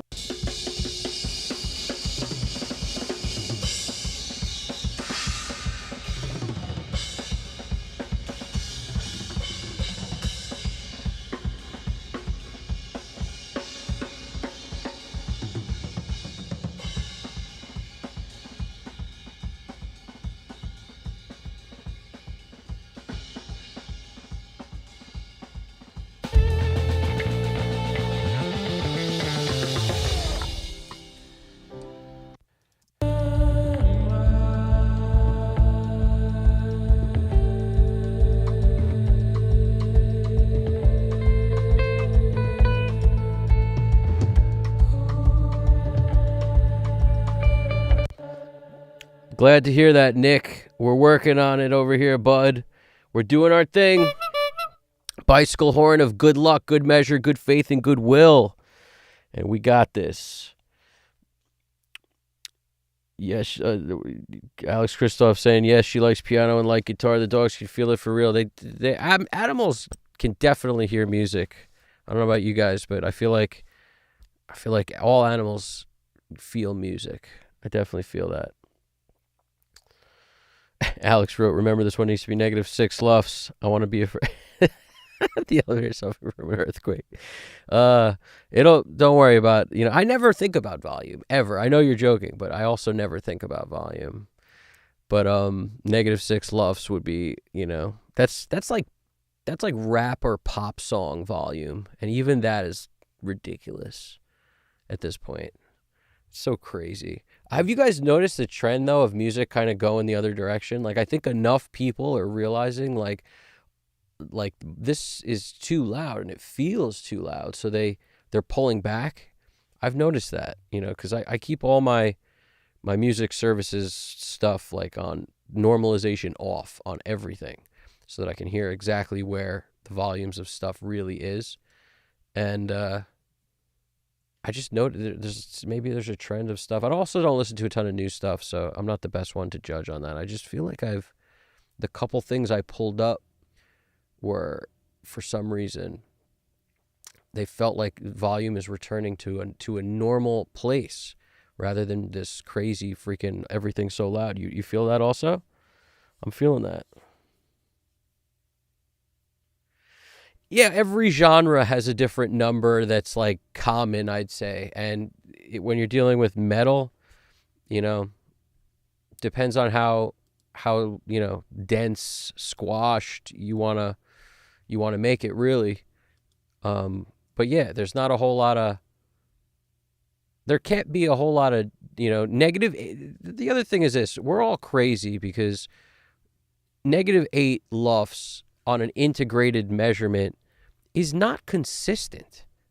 It's not a good measurement. I talked about this before. I made a whole video on how stupid it was to use this average measurement of in integrated lufs. It's so ridiculously stupid, and it's part of the reason why every time you watch a movie, nothing is actually level.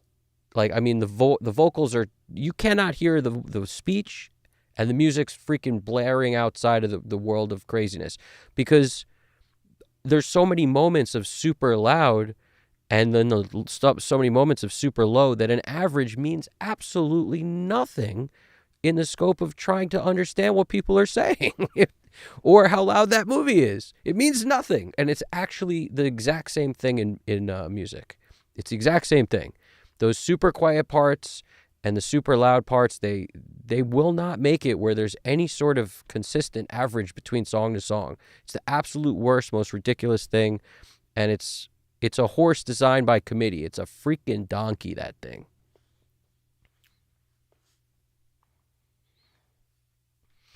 Yeah, Niles, I hear you. Niles wrote, I feel thoroughly content with -10 LUFS. I'm way more in that ballpark thinking, in my thinking, where like, it depends on the genre though, man. If you're doing metal, or if you're doing EDM, if you're doing rap, it's always different. If I do pop or rap, the stuff is always going to be a little louder than the stuff that's real players playing instruments, not sample based stuff. That's got to have more life to it. Got to.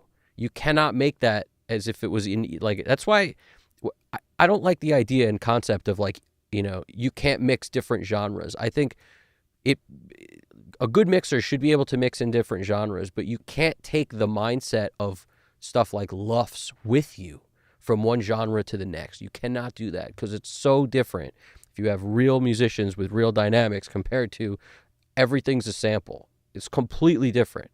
So you cannot mix with the idea of -6 LUFS for that's great, and that means it would be great on jazz. Like, no, it won't. You know what I'm saying? Or anything with real players. Even rock.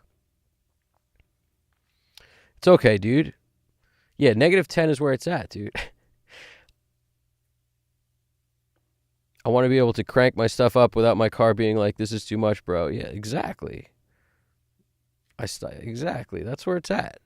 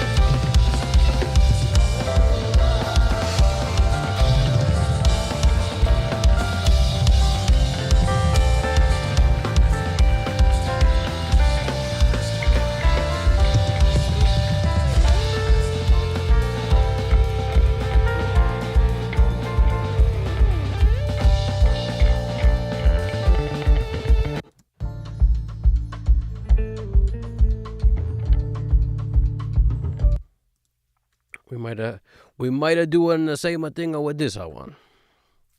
We're gonna come over here to where it gets crazy and maybe EQ it different than we do that other track.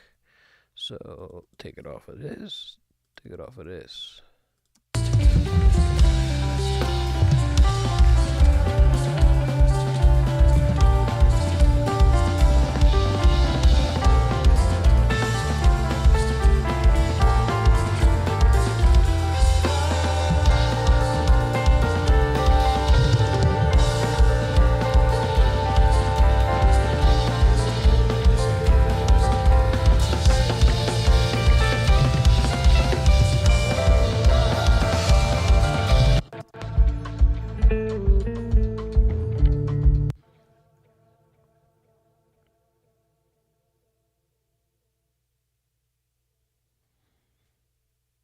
This is interesting.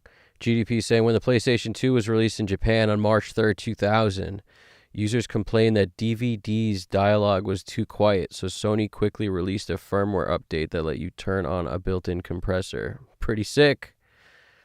The original OG, well, that's PlayStation 2. Okay. See, I only remember the OG PlayStation when Die Hard with a Vengeance was on that thing. That the OG PlayStation was the only one I had. I never stayed in the game after that, but the OG I had, that's for sure. Some cool games on that thing too, back in the day. It was on March 4th, 2000. Sorry, but that's pretty cool. Nightbot, why are you going crazy, Nightbot? Yo, Skynet, what's going on? Nightplop, how's the wife and kids? I love that, Alex Christoph. Danny, there we go. Danny's passing out, dude. I will see you later, Danny. This song is very soothing. This is definitely it's the mushroom soup that got you though, man. The that soup craziness. That'll do it every time. Thanks for watching and coming by, man. I appreciate it. Niles, I've refined my mixing. Niles Pache wrote, I've refined my mixing process and I'm hitting -10 without a limiter. It sort of scared me the first few times I hit it. Like, what am I doing wrong? Yeah, no, dude, it's that's what's up. You know, whatever. Don't focus on volume at all. It's not relevant, to be honest with you. If it sounds good, it'll be loud enough. That's the truth. The less you think about volume, the louder your stuff gets, in my experience. Like, you don't really think about it. The only way I think about it is I'm conscious of things not being too loud at any point in the chain until, like, the last couple plugins. The last couple is usually, like, the Mic DSP, ML4000, and an Oxford limiter, or I'm sorry, Oxford inflator, or the maybe Gold Clip, or those bring up volume a lot. Till then, it doesn't even have to be loud. Like, there's no benefit to it being loud. Sometimes the CG2 at the end, you know, any of that stuff. But nobody gets any points for being super loud. That's the truth. You don't get any points.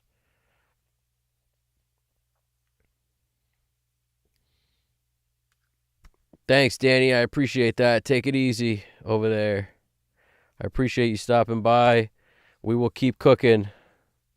We will do our thing. Take it easy. We'll give you the bona fide party horn for good luck. Yeah, never listen to anybody's methods about I never even heard of that. It's probably Bophometrix. Sounds like a Femetrix type of method. Bophometrix clip to zero method and screwed me. Man, so many gimmicks out there. I was talking to somebody recently who bought this like ball that goes around the mic. It's like a ball, and it essentially duplicates what it would be like to cup the mic. And if you've ever heard Glenn Fricker talk about how awful it sounds when you cup the mic in terms of trying to make that as vocal sound work, I can't imagine how this ball that surrounds the mic could be any good. All I said to myself and to the dude, I was like, man, they just never stop coming up with gimmicks to try to sell something. But I just don't understand how that could possibly be good.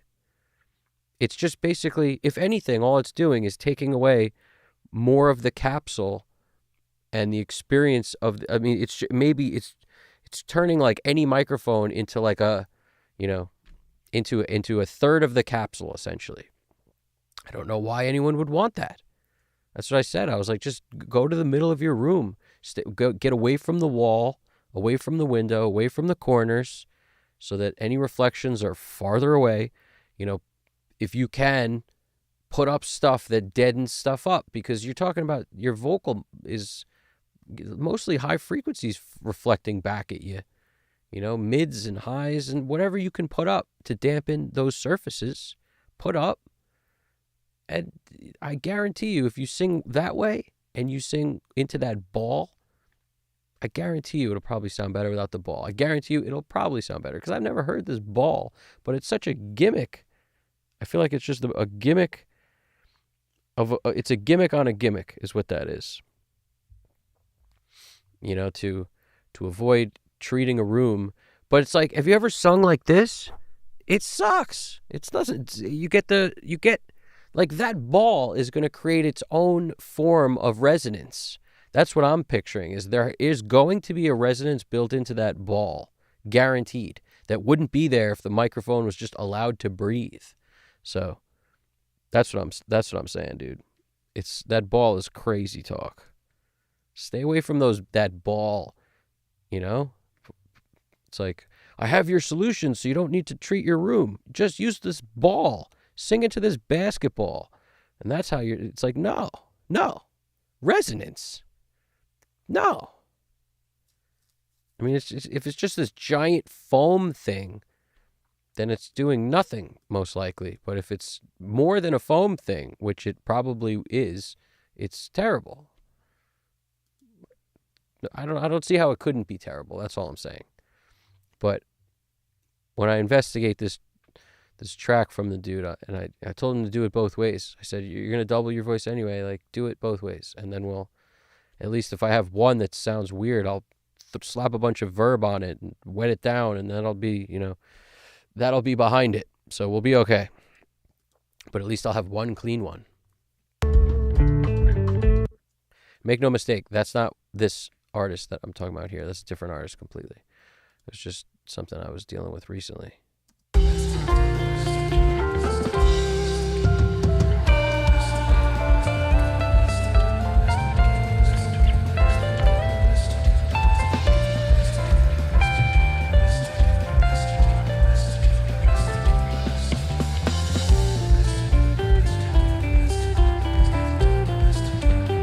Yeah, we're losing all the snare. I got it. This silencer is just not cutting it for me.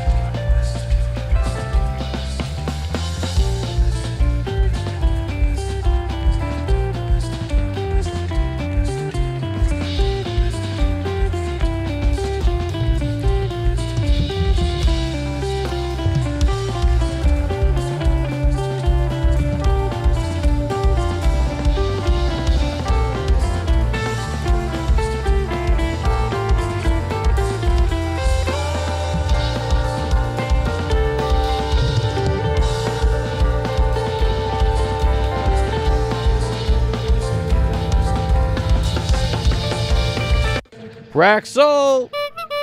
How we doing, Brax? How's your pet doing over there, man? How's everything going over there? What do you got? How's it going, Brax? Talk to me.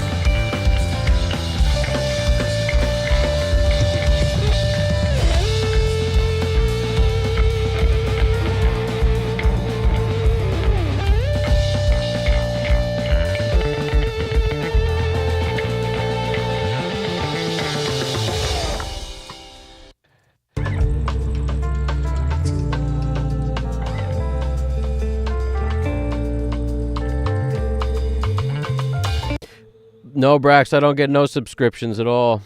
I'm like every plugin I own nothing on a subscription because I know what a subscription means. It means forever. They got your your B in a vice. They got your ends in a vice. They got you just wrapped, tied to that vice. You know what I'm saying? No chance. Whatever you want. You know what I'm saying? They got your B's in a vice. Why would I do that? I don't do that. Never do that. As far as I'm concerned, subscription models are the absolute worst. Nobody remembers to cancel them. They just keep billing you and billing you and billing you. And worst case, I mean, you do cancel it because you realize you're getting freaking bent over. And then all of a sudden, what happens? You need to open up a song you did with that thing on it. And now what? It's all over for you. It's no good. You know what I'm saying? GDP Japan wrote, I know a guy who uses an SM58 pop filter sponge on a Neumann U87 covering the top so it looks like a huge adult-only toy. Yeah, people do ridiculous things. They do ridiculous things indeed. There's this U47, like they make a giant, foam cover for U47s and U8. Like I've seen it. It's ridiculous. I don't understand a good use for it. I don't really get it. But it takes like even this mic sounds substantially better without the foam jam on it. But if you're gonna eat it every once in a while, like I do, I'm not always so aware of how close I am to it. If I'm gonna like sneeze into it or something, it's better to have the freaking thing on there. But you know how it goes. Yeah, that plugin was only like 30 bucks on when it was on sale or something. Maybe it was 30 or 40. It might be 50 now or something. I'm not sure. But it was a good deal. And I picked it up because I felt like I needed it. I needed a couple other gate options other than the ones that come with Pro Tools, which I used to use all the time, and SSL, which is my favorite gates by far. I was like, I need other options. But every channel strip has a gate on it. And some of them work better than others and are more intuitive than others. So feel free. Try all sorts of different ones. You know what I've heard before is I've heard people use the like RVox's gate for it's a vocal plugin for is actually a good gate to use on snare. I've heard that. I don't know if it's true or not. I've never done it, but I've heard people say that that's a good move. I'm an SSL gate fan, so that's always going to be my go-to. That's always the first choice anyway. Glad to hear your dog's improving, Brax. Very glad to hear that.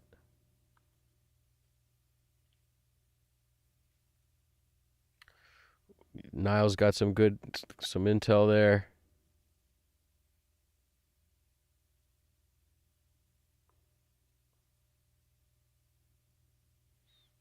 I'm glad everything is, of course you're going to love her forever. That's awesome, dude.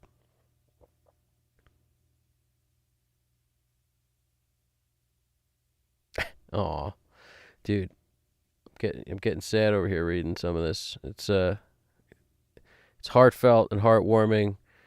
Throw something in the chat for Brax if you're there.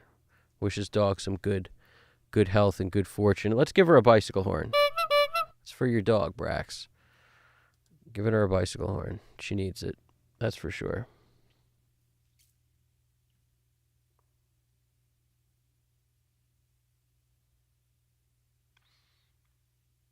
Oh, wow. That's interesting. Black Salt changed to subscription. You can't even buy it anymore. Woo! I feel lucky. Oh, man. Yeah, printing stems is helpful, but still doesn't totally solve the subscription problem. I just won't do it. I just don't get subscriptions for plugins, especially. I don't do it. There's not a plugin out there that I need so bad I need to get a subscription. I'll either just won't get it or I'll have to buy it, one or the other, like outright.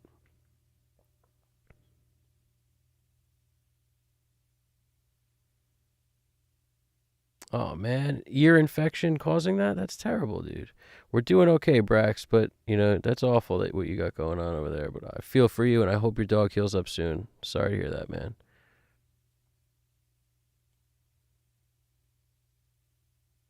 Yeah, GDP was concerned. I'm concerned. We're all concerned over here.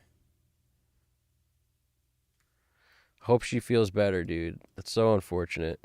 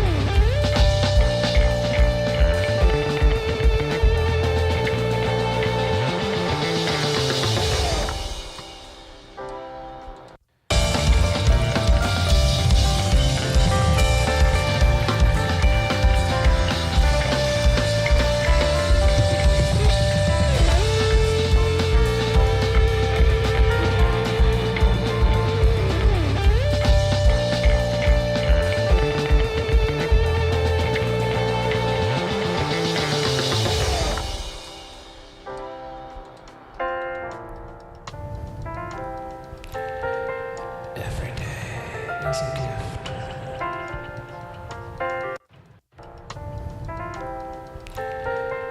Every day is a gift.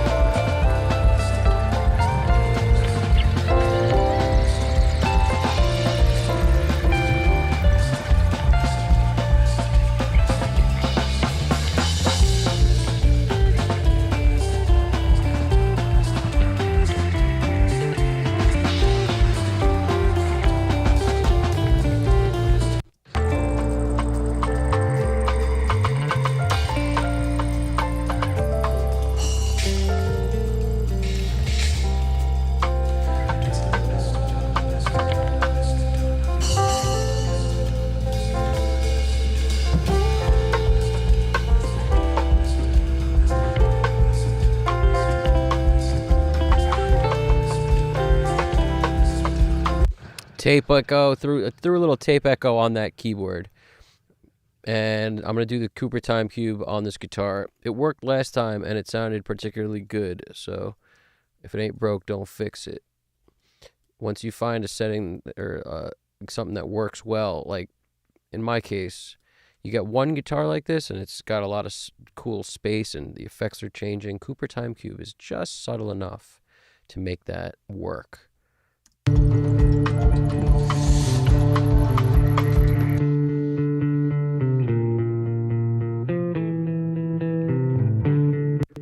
It brings it out a little wider, gives you this air around it. Exactly what it says, guitar air. It's pretty much the deal.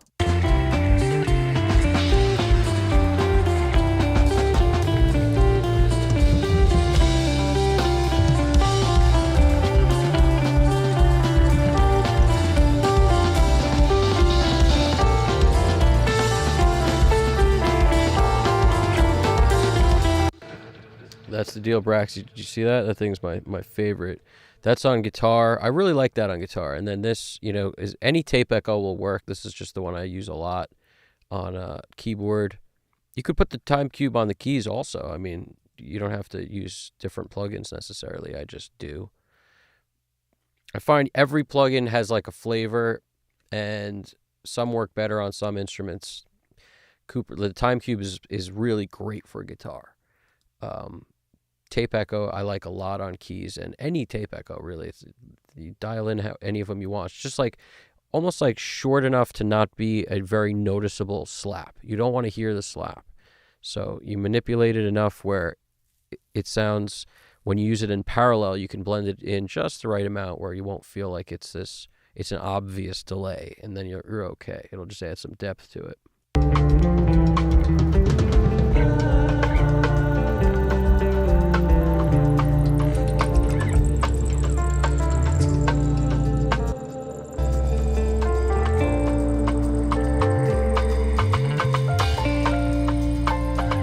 Now since this thing's there, we're going to move this around. Auto pan we can't use because it's stereo, so we're going to go pan man.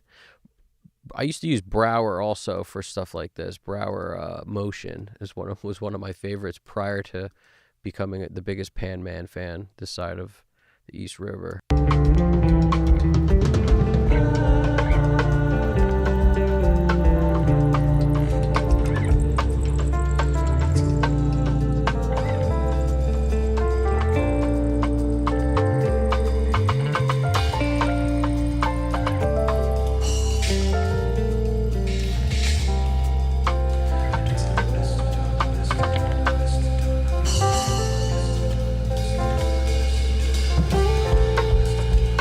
Happy to hear that, Brax.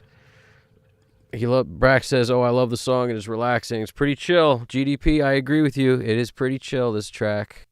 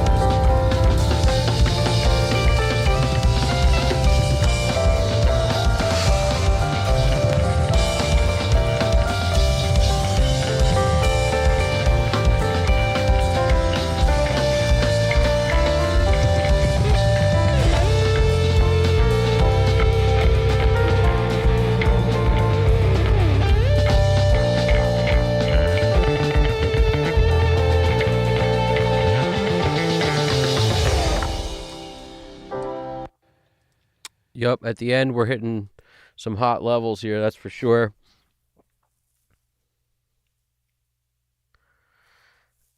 Anybody chime in to chill and connect one about the MPC? Do you, anybody know anything about that MPC? I tell you the truth, everybody who, started out OGs making beats were using that thing. And I feel like it's fairly intuitive. I know you can. I've never used one of those exactly, but like I said, I've used other versions of. In my opinion, like that roll-in stuff was actually way simpler in a way. I know there's like a way to edit the waveform and everything on an MPC. Like it has that whole digital processing part of it where you can select starts and ends of phrases, whereas the other thing didn't have like an LCD screen with a freaking where you could see anything. It didn't show you waveforms. It wasn't really like that, the thing that I'm familiar with. So I feel like you can make music with anything, but like most things, you got to read the manual on stuff like that. You got to have some knowledge to go into it to know what even to look up that you're not understanding. And, you go from there. I think you got a quality piece of kit there to make stuff happen. In if you're looking to make beats, that's a good way to start. And, anything's going to be difficult when you're a beginner at it. So just depends on what you want to spend your time learning how to do. If you're trying to just record music and not sample stuff and not make, not use some of the functionality of that, then just a DAW and an interface, and maybe do you play keyboard, and a keyboard would get you maybe closer to what you're trying to do. I don't know what you're trying to do exactly, so it makes it hard to gauge and to respond to that. Yeah, GDP, man. I don't want to tempt you, but no matter how many layers I get sent, I break it down to a certain amount of tracks anyway. I will never let the amount of tracks scare me. I will just combine and commit and make my own, the way people would roll if they needed to put it on a console. It's got to be 46 tracks. You know what I'm saying? A 48 channel console, and maybe you got 2 feeding, whatever you can't use. So now what do you got? Make it work in 46 tracks, no matter how many it is. CLA style. It's going to become 46 tracks, like no matter what. So you could make that happen.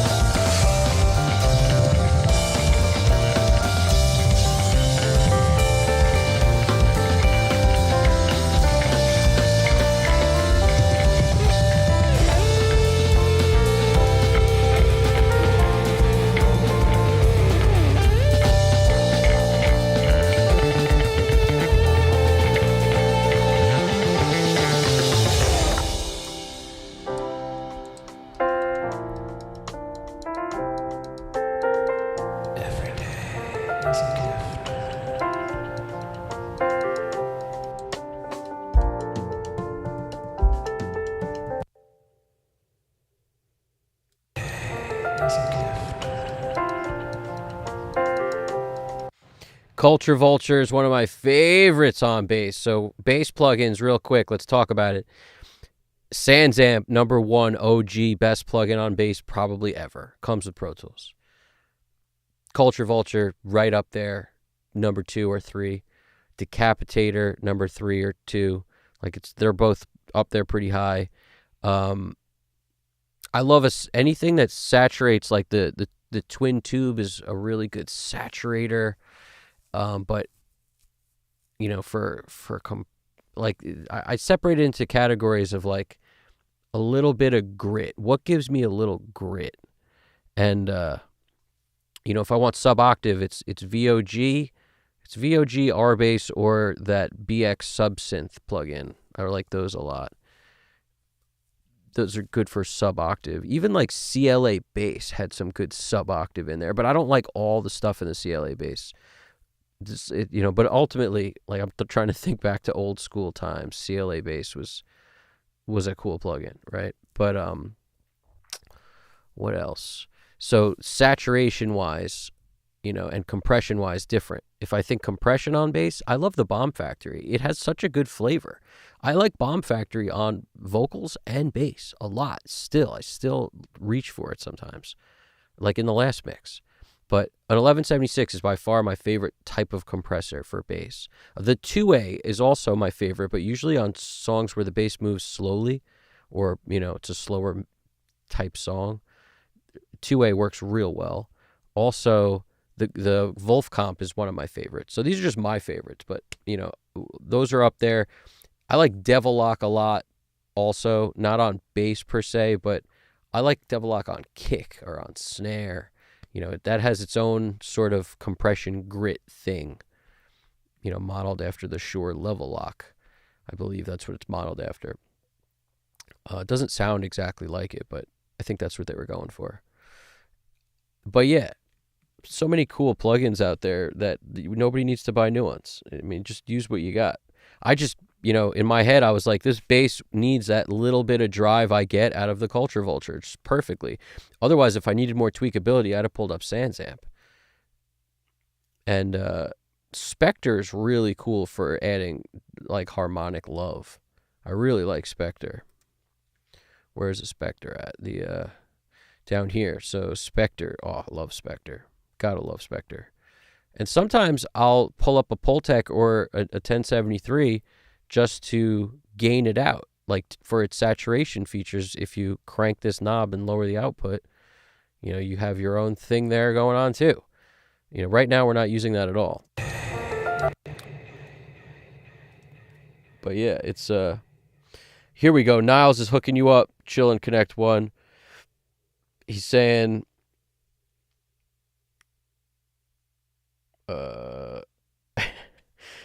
it's true. I'll use the Galaxy Echo. I mean, it doesn't matter how many tracks, but GDP, I definitely want some, you know, I don't care what kind of track it is at all, but it'd be cool if it was some outside of the genres that I typically work on. But, you know, I like all of it. Pop, you know, all that crazy pop stuff that we've shared before, like stuff like that. Anything. I wouldn't do it anything. I feel like everyone has their own signature thing they bring to things. So, I don't know. Pop is its own kind of unique element. But any kind of track, I know you get a bunch of interesting stuffs over there. You know, all sorts of different genres over there. So, but yeah, no, there's no amount of tracks that will make me faint.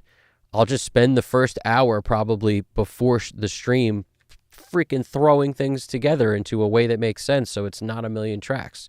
That's how I would do that. I would just, like, you know, you wouldn't see the faint, bottom line. I would just put it all together.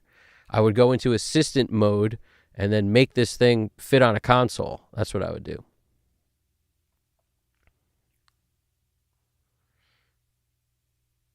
And I definitely would put Galaxy Tape Echo all over it, Braxel, 100%. And here we go. Niles saying all the MPCs are suitable for beginners. They just have a learning curve, especially if you've never used a dedicated hardware sampler sequencer before. Yeah. I believe it. I don't know. For some reason, I never had the urge or desire to try to, like, mess with an MPC. Never. Definitely would slap gold clip on there too, Brax. 100%. If someone walked up to you and handed you $100K, what would you do? Man, that's a tough question. That's a tough question. Would I invest it in gear? I think you're asking. Like, what gear would I get? Or are you saying, like, would I invest it into the market instead of gear? Like, what would I do? Is that what you're asking?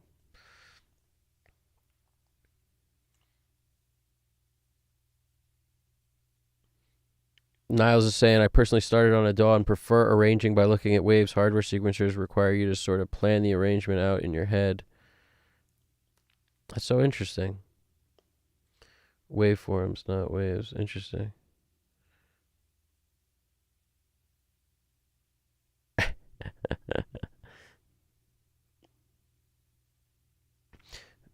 Chill and Connect saying, I've tried dedicated hardware before, but more like Notepad, groove boxes like the Ableton Move, but did not like their workflow. Interesting.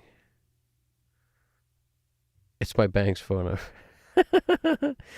I love that XSL 360 view too, man. I'm glad you're liking it, GDP. Am I using? No, I'm not doing the Charles Dye, every track with stuff like that. But I'm doing, a bunch of them. Although, now that I think about it, I do my own version of that by dialing in saturation on the top of most of the channels. If you notice, most of these have the mic pre-lit up and a little bit of love there. And then sometimes I'll roll the impedance back if I want to kind of accentuate that effect even more. But, that's definitely like my own version of that, of doing the saturation thing on the top, not what a tube would do necessarily, but it's a little bit of love in the saturation department. And then on some of the tracks I am putting a Studer A800, not all of them. Some of them, like, I am putting the twin tube and then, Culture Vulture after it. So kind of definitely here and there. I definitely don't look at it like I need to do it on every track.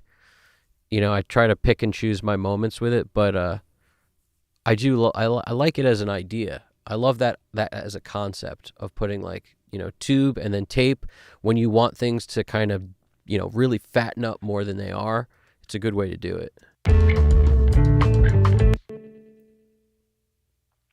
GDP, you use Heat, right? We talked about that once before. You're a Heat fan, I think.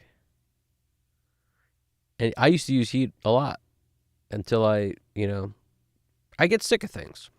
I just got sick of using Heat. I felt like, is it making it better or is it not? And, I was on-offing, testing stuff on and off, and I'm like, I can't really justify it. I don't know. But that was just on that particular mix, and then I can't forget that, so it bleeds into the next one, and the next one I do. Like that thought process of, do I need it? And then whatever my answer was, it's like, we become biased based on our previous tests and trials, right? At some point, we become biased to what we think is going to be the answer based on the past. It's just I try not to, but I think that's a human quality.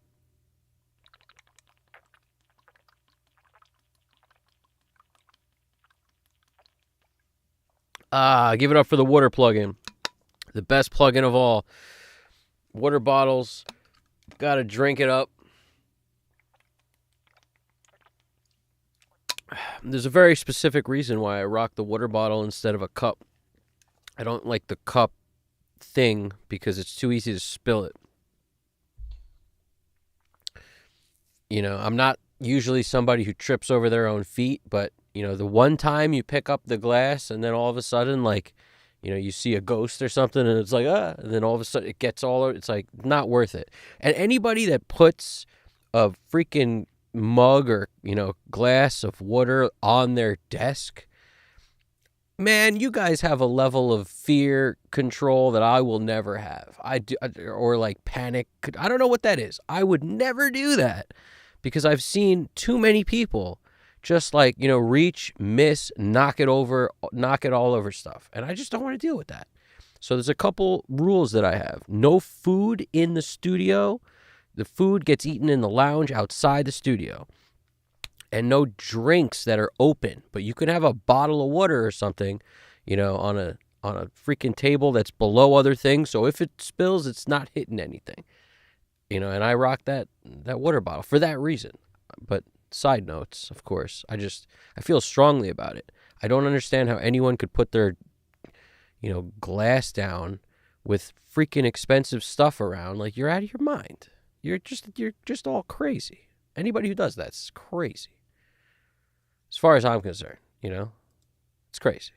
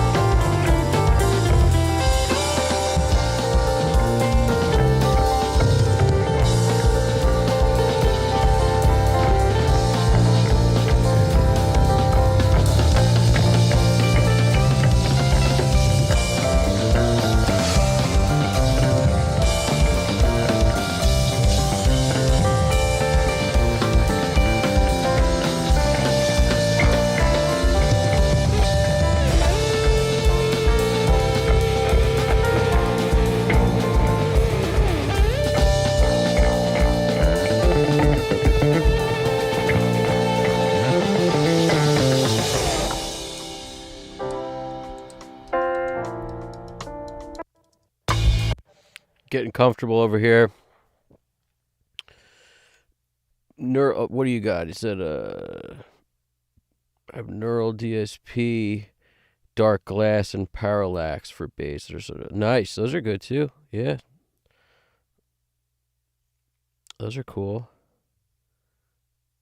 Oh, Niles fell back in love with Saturn. The Fab Filter plugin, huh?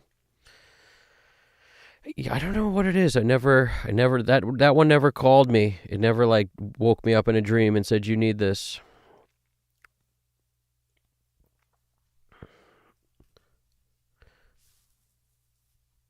Yeah, lots of people use that MPC thing. I'm not, it seems redundant to me to do that in a world of a DAW. Like the MPC made so much sense pre-DAW.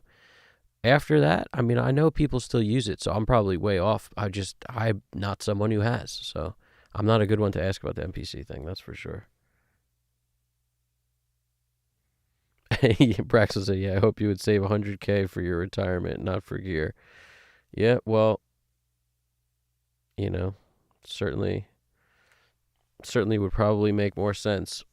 It's not a whole lot of gear that you could spend 100K on that would be worth more than 100K later down the road, but it's probably not the best investment.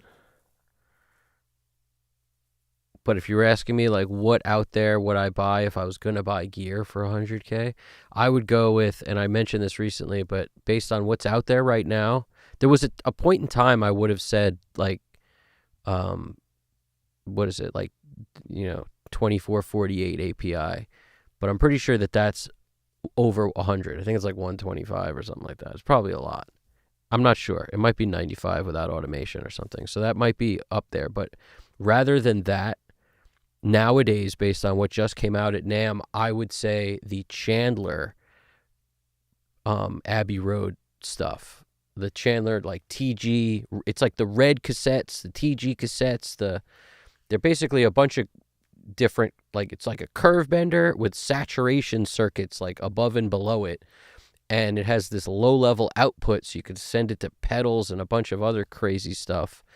But it's basically the coolest thing I've ever seen because you can buy them in, like, you just need a 12 rack space unit for it to fit, and you can put it into any racks. So you can have as little as like a couple channels or as many as a console full, and you're not stuck with a boat anchor. You're not stuck with like a 300-pound console that you need buddies to help you move and everything. Like, that's why it's so cool to put it into a rack.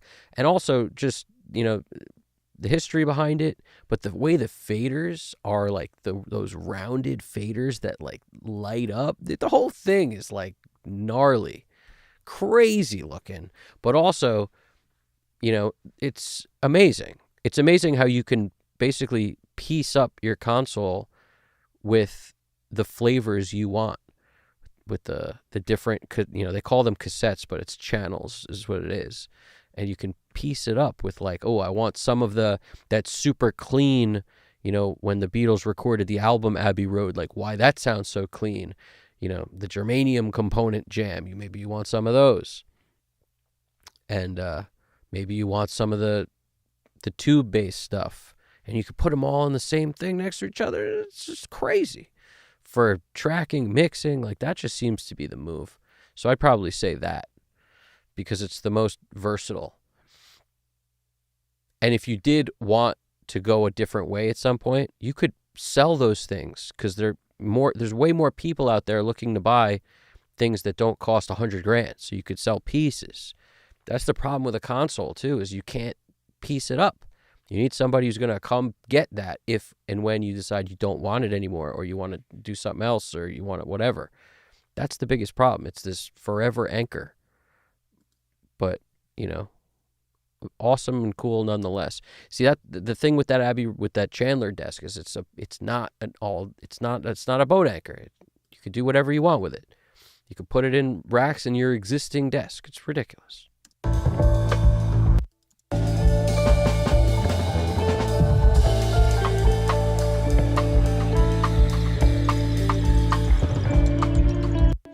Niles, that's a good question. Is there a particular reason why everybody opts for SSL strip emulations over API strips?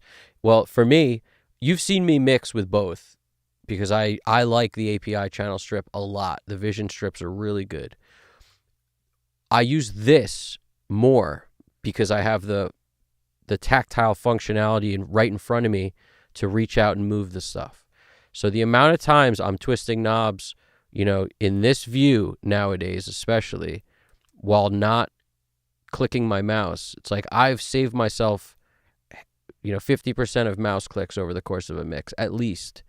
So for that reason, the SSL is preferable for me because it's, even if you were to map like a console one soft tube thing or whatever, it's not one knob per function the way this is. It's like each knob has one function. And that there's a magic to that. And I've never used the soft tube thing, but I know it can't possibly be as intuitive as this because this is made for this, so that's the deal for me. But I love the API vision stuff. It has a very different sound. The SSL EQ is just kind of unparalleled. That's also, I think, why people do it, because it's more flexible. So the other thing is great, but it's less flexible. So it depends what you're looking for. Are you looking for a sound and you're going to use another plugin to do your flexible stuff when you need it, and then you're using two things? Or do you want to do as much as you can on one thing and have maximum flexibility? That would be the SSL for me.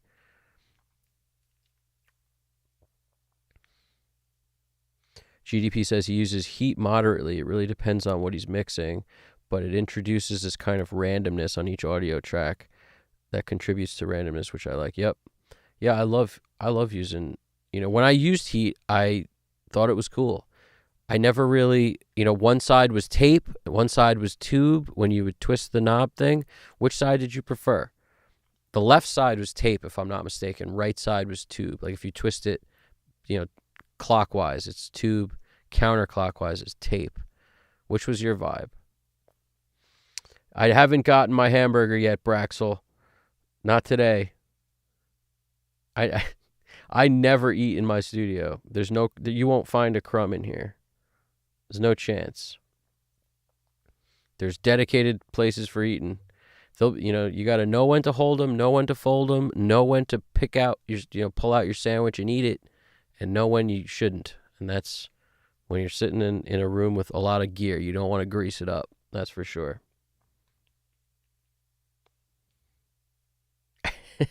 Brax, you're funny, dude. You're funny, dude. ADJ once spilled coffee. A DJ. There we go. Not ADJ. ADJ is a company that makes light stuff. ADJ once spilled coffee on a console on the radio station I work at, and had to pay $20,000 out of pocket. That's what I'm talking about. It's like, yeah, I'm not putting myself in a position to ruin all my stuff because I needed a sip of water. I'm going to drink that thing out of a freaking astronaut belt if I have to. A camel pack with a straw and anti-gravity wings. Something. That's how I would do it.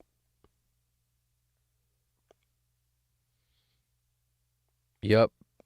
Niles, I'm with you, dude. Even a couple $100 worth of gear, like, that's still no good. If you have one of those RNC, the really nice compressors, and they're not that expensive, $200 or something, but we talked about this last time, I think. They're no longer in business, though. But either way, it's a cheap compressor. It's really awesome. It would still pain me to spill anything on that. Pedals aren't that expensive, but if you spill something on them, it's heartbreaking. It's like never.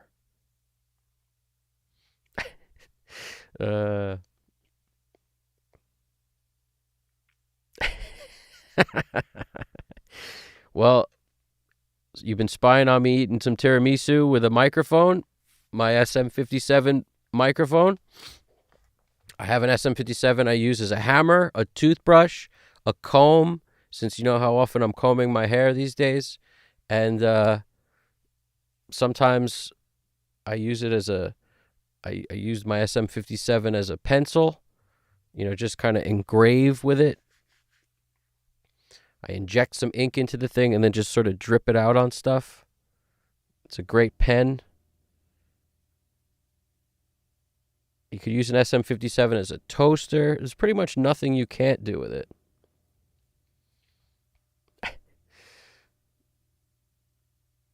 I'm glad this music makes you relaxed and happy, Brax.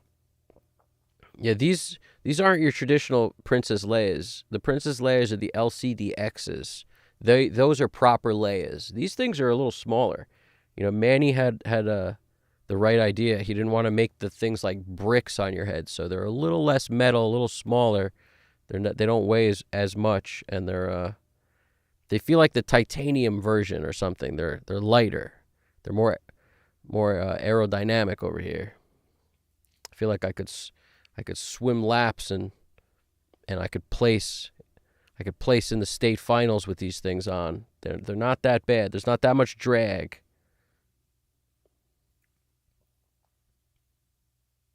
Dude, that's the best compliment ever. I'm going to let Nick know you said that. It sort of feels like music the Doors would be making if they were still around. Niles, that's awesome. And that Chandler console does look nuts, doesn't it? It's absolutely crazy. Yeah, no problem about the SSL API thing. That's where we're at. It's nothing's cooler than that Chandler for me at the moment. And I know Helios is making a new console, I think. I think all these companies are doing it up nowadays because they're trying to catch the bandwagon while people are still all into it. And I think people will always, in the foreseeable future, always want, and there'll always be a market for analog stuff. I think Chandler did it right, the way they split it all up.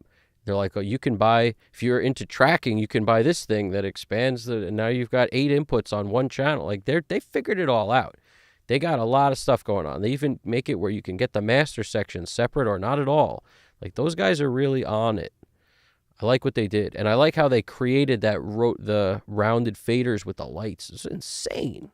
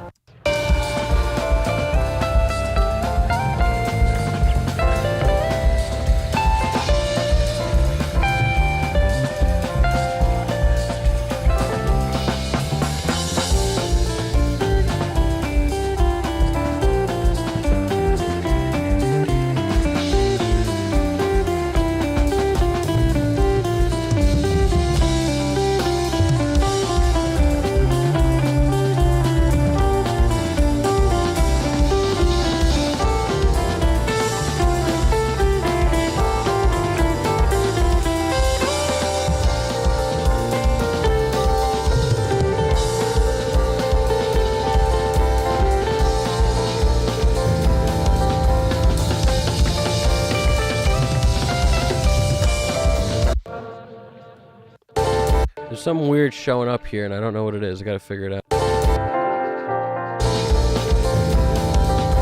That. What is that? It sounds like a train. It sounds like a foghorn.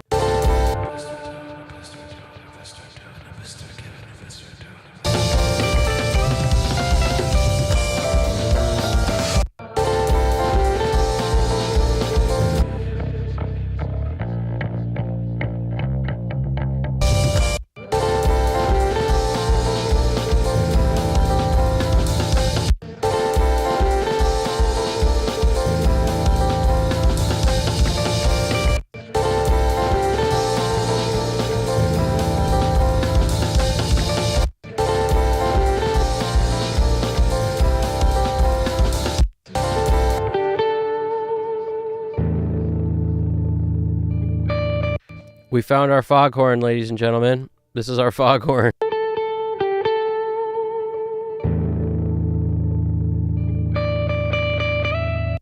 Let's see how I'm going to deal with this one.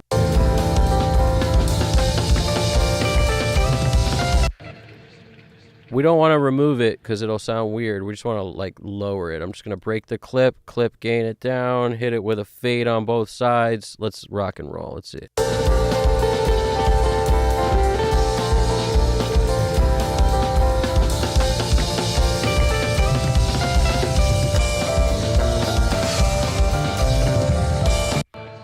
That sort of did the job. We don't really need more than that. Go with your gut, man. What's your gut tell you?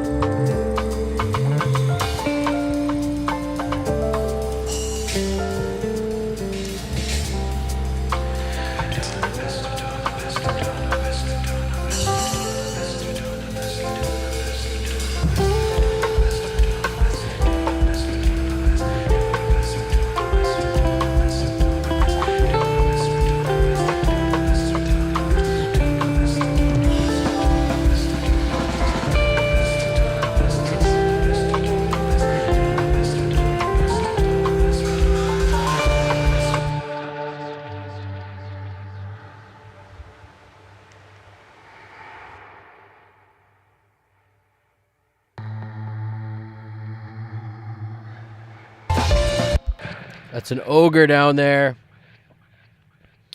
What's going on, Mixed by Sesso? Mixed by Sesso 2, how you doing? He wrote, roughly, how much compression do you like to do on each instrument? Well, it depends what we're doing and what we're talking about. See, the beauty of the SSL channel strip, if you're talking about using this, that first light just barely flickering is as small as 3 dB on what it shows you, but it's in reality, it's not really the compression that I'm not trying to squash the dynamics by using a flicker of the light. It's really changing the sound a little bit. And on the stuff, the SSL B channel, for example, the SSL 4K-B is super colorful when you get that first light flickering. This one, also colorful, but not as much as the B. And the SSL channel strip 2, the least colorful, but still has a little bit of a vibe to it. So there's not like a right answer, but what I'm basically saying is the way that the SSL sounds like an SSL, the way to make it do that is to get a little bit of the light going on many channels and have it build up, as opposed to hitting it particularly hard. So if I'm going to go with like on a vocal, I want, the on an 1176, I want the needle to be moving at least, no less than 3 dB, mostly closer to 5 most of the time, sometimes even above that. Could be okay. And this is general statements I'm making. None of this stuff is going to apply all the time to always everything. And as soon as you change the ratio to like all buttons in, the needle flops around on you like crazy. So, if we're talking 4-to-1, a typical vocal setting, for example, like 5 dB is fine. 7 dB is fine. 3 dB is fine. They're all fine, right? But the needle moving on this thing is what you're looking for on an 1176. Even on a 2A, the needle like moving is what you're looking for. You don't want it just barely doing anything unless you're trying to not get any flavor of that compressor. Because that's the thing with compressors. They all have a sound. So a lot of times I'm going for a change in the tonal quality of the vocal, like the tonality changing by using compression rather than, squashing dynamics is the goal. And that's why I'll pick different compressors for different things. Like the Blue Stripe has a particular flavor, and the 2A has a flavor. A Fairchild has a flavor. They all have a flavor, and the different companies plug it. Like the ones that come with Pro Tools, the Fairchild that comes with Pro Tools is really good. I really like it, and it's different than the way the Unfairchild sounds. The Unfairchild's like the most versatile Fairchild there is. But depending on like what plugin you have, it's the same with 1176. If you're talking the CLA stuff, the Blackie sounds very different than the Bluey. The Bluey has more character to it, but the Blackie works really well on a lot of things that aren't vocals. On vocals specifically, Bluey is great. I really like it. But Arvox by Waves, great compressor, and it has a totally different presence than this 76. They all feel very different. And like I said, even like a Bomb Factory 76 sounds different than the UAD version. They all sound different. So how much compression on each instrument? There's no like set number. It's just, if you notice what I'm doing when I dial in the compressor, if it's on all these tracks, it's tickling. So if I go to a place in the song where you can see that, like let's go to Not the Beginning. I'll pick a different spot here.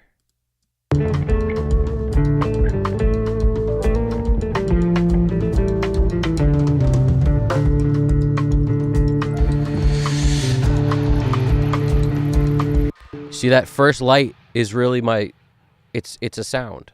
I'm going for that sound, and that's why it's first light on most of them, which is barely anything. When it's just tickling that first light, it's somewhere between like 1 and 3 dB of gain reduction. Very little, but it's, it's the how it builds up. If you're talking about on the mix bus, like as a whole, let's look at the mix bus. It's doing about 4 dB at the moment, and this might be the louder part of the song. I was trying to pick the loudest part. It's kind of tough to pick the loudest part of this particular song.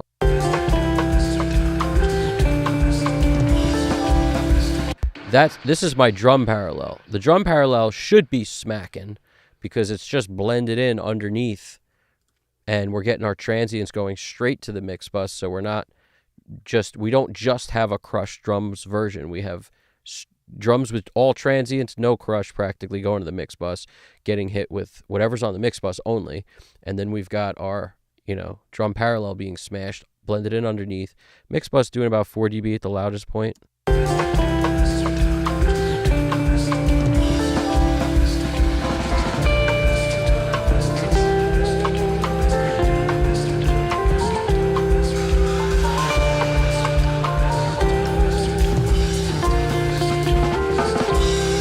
So yeah, it's that's kind of how I roll with it.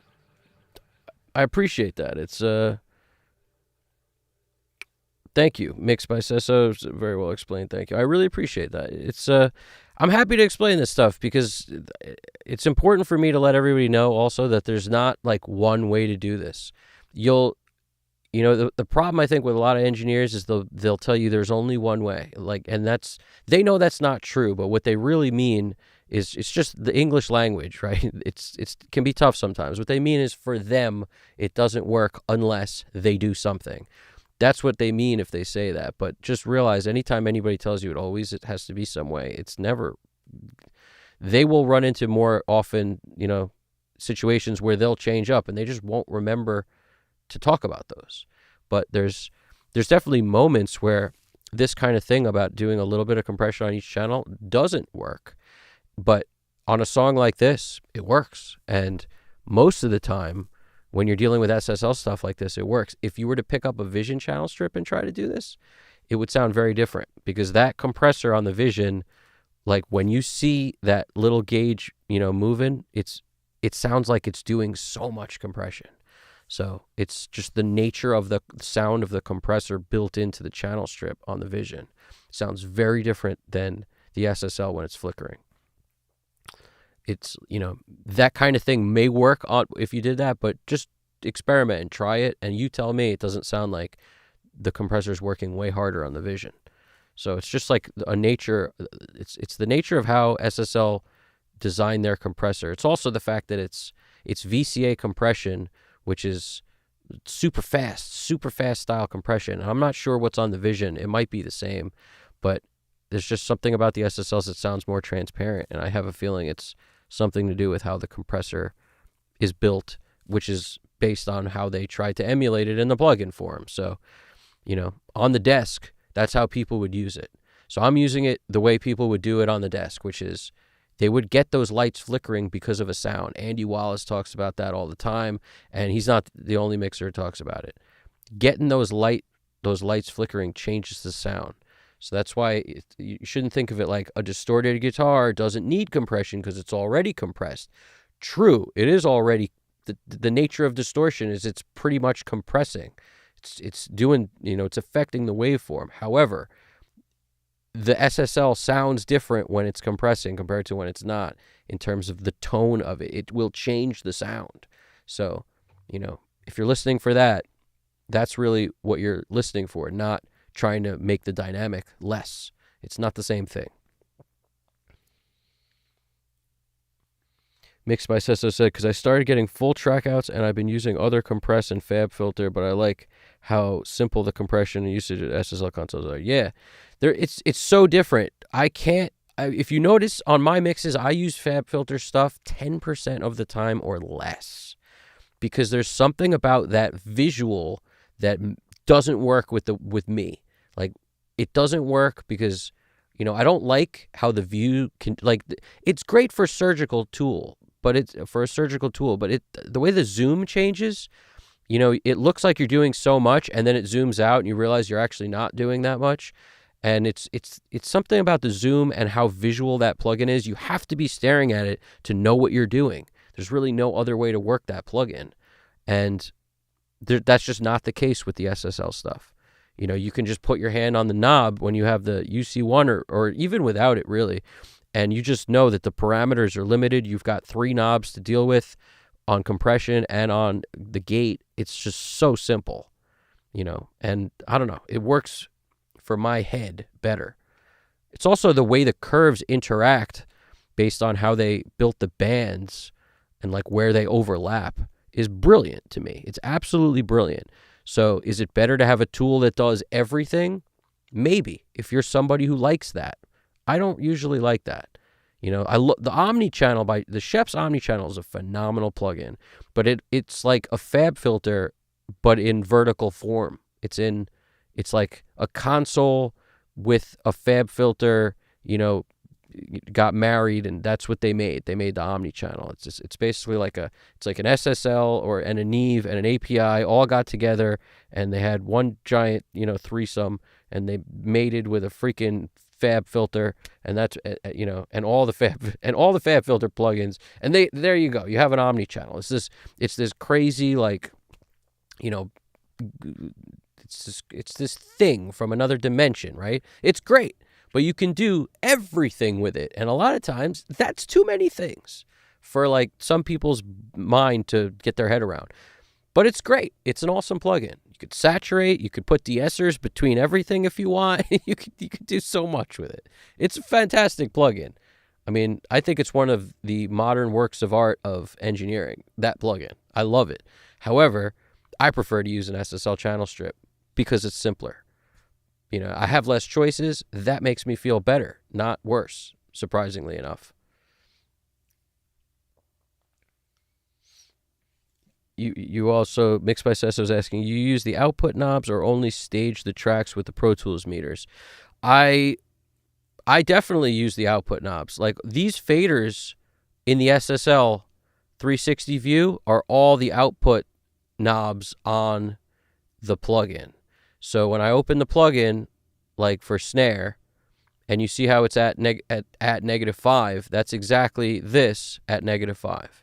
So this fader is that fader, and then the input is, I'm always manipulating the inputs also, and I gain stage prior to going into all this stuff. So if you notice, like up here, and I don't usually mess with this after I start rocking and rolling. There's a couple of reasons for that. I could. It's not like I always don't. It's just that I pull in the tracks. I instantly get a read on what the meters are doing. So I want the meter to roughly be just the green. If it starts getting into that light green, that's basically yellow. And then if it lives in the light green, I don't like it. So I make sure I have plenty of headroom on my tracks by keeping in a solid green. And that's how I control I do it on the clips as I go through before I ever start anything. That's why you'll notice the clips are all, different numbers, because I set that so I have enough headroom. So I'm not, and I'm not meticulously crazy with it. I just hit play and I look around, loudest parts of the track and make sure I'm not too crazy. Middle part, average part of the track. Is it good? Is it good? Okay, keep it moving. Same thing with the bass. Same thing with everything. I basically just make sure I'm not too hot in any given section, because that'll make it very hard to deal with on the plug-in side. Like for example, the level of the guitar is hot, which is why it's so much lower on the output here, because I didn't lower it at the clip level. So it doesn't matter really where you do it technically. You could lower it at the input level also, like I've done. So it's really, people who sweat that stuff are kind of a little bit focused on the wrong thing, if you ask me. You should lower your stuff so that with no plugins on, you're at a reasonable level where you have enough headroom. You don't have to think about it beyond that. Once you start messing with stuff, if you still don't, you're working here, you need more headroom, you lower the input, you lower the output, do what you got to do. No big deal. But as a habit, going in, deal with your clip gain stuff first, absolutely. And then on the 360 view, where these faders sit is the output on the plugin. It's brilliant. The way they design this is brilliant. It's really good. It makes it where you don't have to mess with the faders in Pro Tools much, but of course I do, because it makes sense. You get the thing sitting well, and now all of a sudden you change the level of some stuff. You want the guitar louder. Well, you could make it louder on the output, or you could make it louder here if you've got no room on the output because your clip. I don't usually worry about it if I'm bugging out up here, like hitting the red.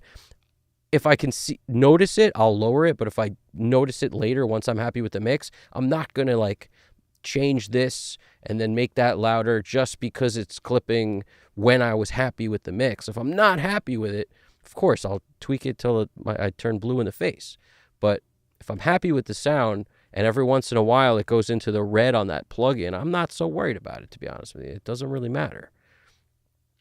You'll know if it sounds bad because you'll hear it and you'll say it sounds bad.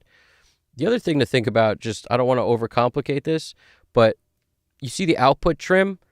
You can clip these channels. I don't actually like to do it, and that's why I hardly do it. But you can lower the output trim and gain up this fader, and then you'll notice the output sits and just kind of, you can clip the plugins as if it's a clipper. Now, like I told you, I don't find a whole lot of use for it because I just don't like the sound that much. And I feel like that's not the answer for an SSL. Like when people think about what is that SSL sound, it's not the sound of each channel clipping. Not to me, it's not. It's the sound of the whole console in an analog sense, driving into all, a little bit of love on each of the dynamics, driving into the mix bus and hitting that mix bus compressor as hard as you need to. Like, that's your SSL sound. Clipping on each individual channel, I don't like the way it sounds. I don't know. You tell me. That's my opinion. When I gain this up and lower the output, I don't get anything from it. I've often felt like, ooh, that's the answer, but I like to get that other ways. I'd rather throw a tape plugin on for some saturation and some Culture Vulture on or gold clip or standard clip. I'd rather do it other ways. It doesn't sound as good on the channel to me, and that's just me. Take that with a grain of salt. Like I said, I'm not saying it's the right way for everyone, but I don't like doing it. But you can do it. It's just worth mentioning that you can do it. You lower your output trim here, drag that down, and that's got nothing to do with this fader. You can bump this up to 12, and the thing will just kind of sit there underneath. If you put it down to like -3 or 4, like it'll just sit somewhere in here, and it won't ever get to the red, but it's not the same. It sounds weird to me. I don't know if they just haven't figured that part out totally yet or what, but it's not something I would do. Happy to help, man. Niles wrote, LOL, Omnichannel, the love child of a console. That's what I'm saying, dude. That's what I'm saying, man. Yeah, it's true. If you can't hear it, don't worry about it. Life-changing advice. It's so true. It's so true.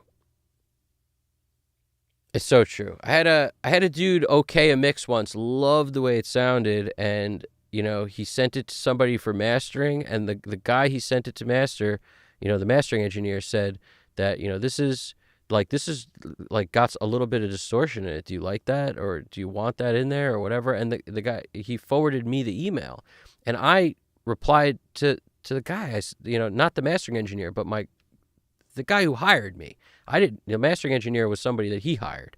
And this is a problem you get into with mastering engineers. It's like, and this is what I told my client, the artist. I said, listen to the mix on everything that you have in your car, on your earbuds, on your different headphones, in your studio. You listen to it in all those places. If you love the mix in all those places, then whatever that bit of distortion is, you like. It's good. It's part of it. That's why you like it. Every mix has some version of that on it, some amount of distortion. Could we take it off? Yes, I could take it off, but compare that to this version, and then you see what you like better. Because the bottom line is, who cares? Like, who cares if it sounds good? It shouldn't matter. Because all that matters is what comes out of the speakers. Like Andrew Sheps always says, that's all that matters. Nothing else matters. And, a mastering engineer telling you it's just, it has some distortion on it or whatever. It has layers of distortion all over the place. Of course, that's what we're doing. You know what I'm saying? So every mastering engineer is not created equal, by the way. So some of them may have more of a sense of wanting less distortion in it. They may come from that school, and, could we deliver a version that's got everything much more tamed where it's not, maybe. Sure. Ultimately, sure. But like, why? Why? Unless it's to solve a purpose, why? serve a purpose, solve a purpose. If you love the way it sounds everywhere you listen to it, then it's obviously part of the sound that you like. So stop being ridiculous. And get a mastering engineer that understands, that when you hand them a mix you like, that their job is to make that better if they can, and not tell you that the mix you like you shouldn't like. It's so ridiculous. But anyway,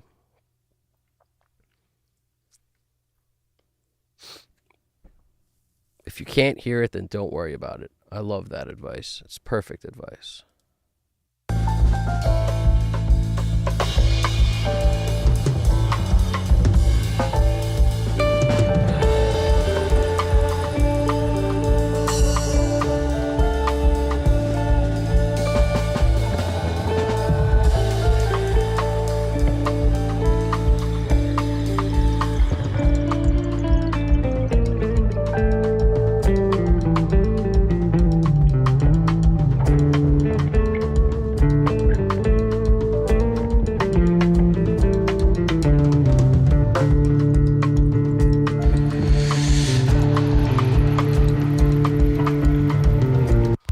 That breath scares the bejesus out of me every time.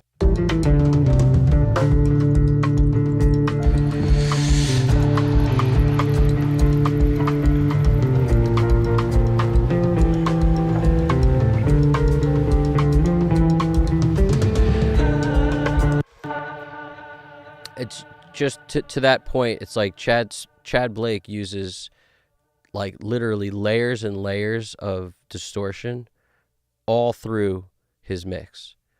And it'd be funny for somebody to say, hey, can you take some of the distortion out, because it's distorting in here. It's like it's built into his entire mix.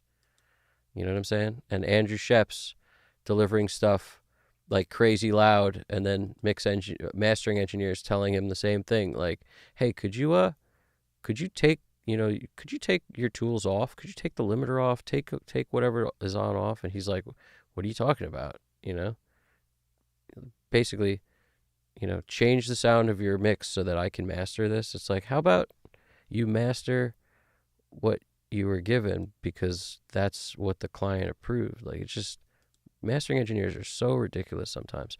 Not all of them. I'm not making a stand against these guys. It's just some people are like that. Their first step is, hey, can you make it more like what I'm expecting?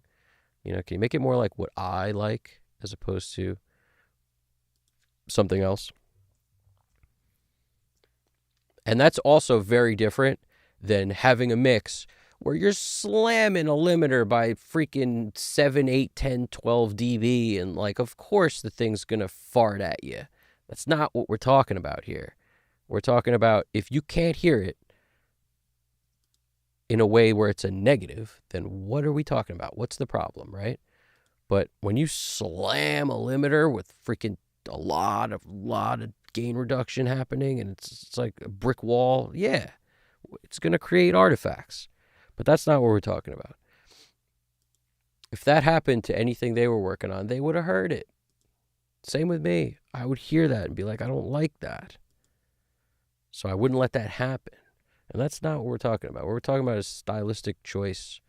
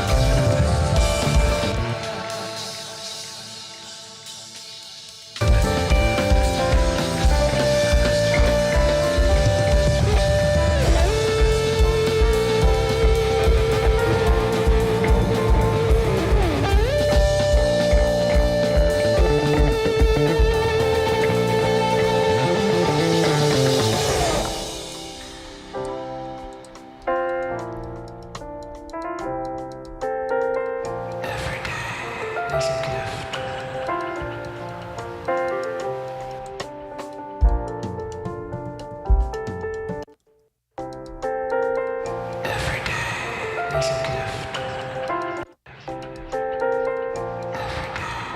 Is a gift.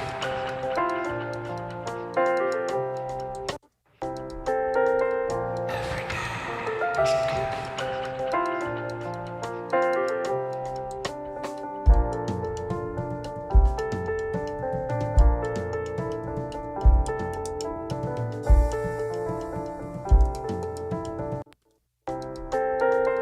Every day is a gift.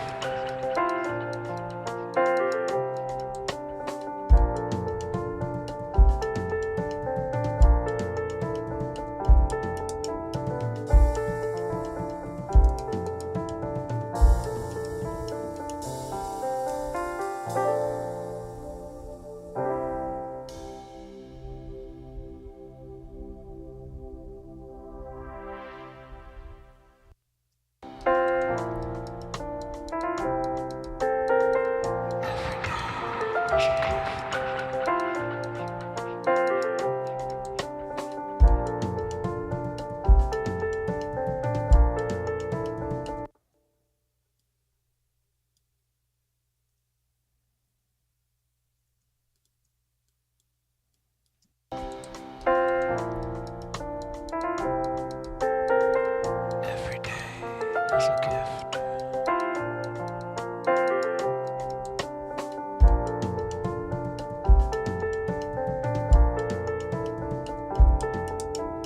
Bring it personal on that last little vocal there because it's a good line too. We don't want it to sound all far away. What's going on, Nick? What's going on, man? Bicycle Horn City, yo. I'm glad you're digging it, man. We got we're making it happen in here. We're making it happen.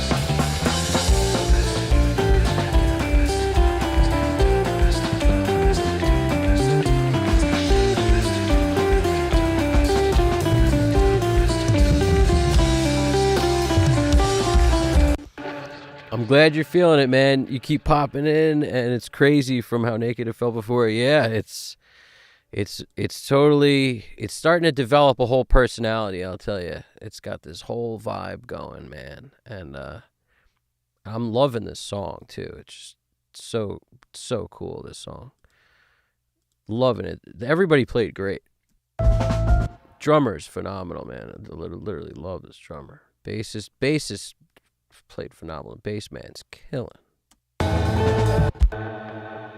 And dude, your guitar part's amazing. Nick's playing the guitar on this thing, and he's doing those vocals. They sound amazing. This the synth stuff. Did you overdub that? Cause that's cool too. This thing. That stuff's crazy.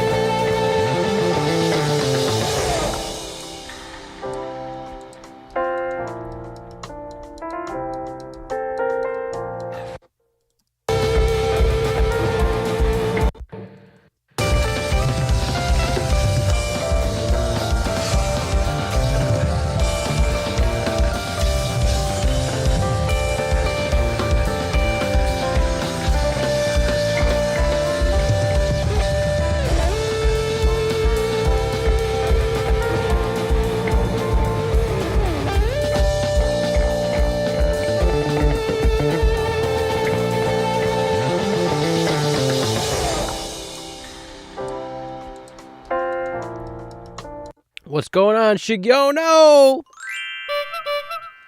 You got that Glockenspiel bicycle horn, the special one. How we doing over there, Shigyono? Good morning over there to you as well. We are rocking and rolling. We are just about to move to automation. I sound like an alien. I don't know why I'm talking like this. We're making it happen. Time for a water break. Water time. Pull out your waters. Let's do it.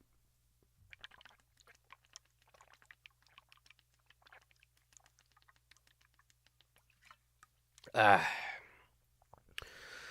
where my crazy accent comes in. You can't get around it. As soon as I say the word water, water, water. It sounds crazy over here. It's like, how do you say that word anyway? Is it water? Is it water? Is it Walter White? Is it Walter? Or is it water? It's water. Is it water? It's water. Yeah, drink them if you got them is right. We should have a thing where every time I touch a compressor, everyone's got to take a shot of beer or whiskey or something. Oof, beer. Remember Power Hours? Does anybody remember that? Is that what it was? You take like a shot of beer every minute. Am I the only crazy, ridiculous person with friends that would do that sort of thing? It's ridiculous. I don't think we ever we didn't do that for long, but we were loose like everyone else. That was a little loose doing that. A shot of beer every minute for an hour or something. It doesn't sound like a lot, but it'll get you. It'll get you. Hour of power. Braxel throwing the hamburger and onion rings at the console.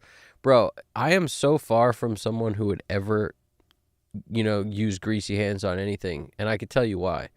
Because back in the day, if anyone ever played Nintendo and you ate like freaking Doritos and then ever touched a controller, you ruined the only two buttons you had. You had A and B and a joystick. And you ruined them. So I learned my lesson way back when I was a freaking child. Never to have food near anything important with buttons. Never. Ever, Braxel. Ever.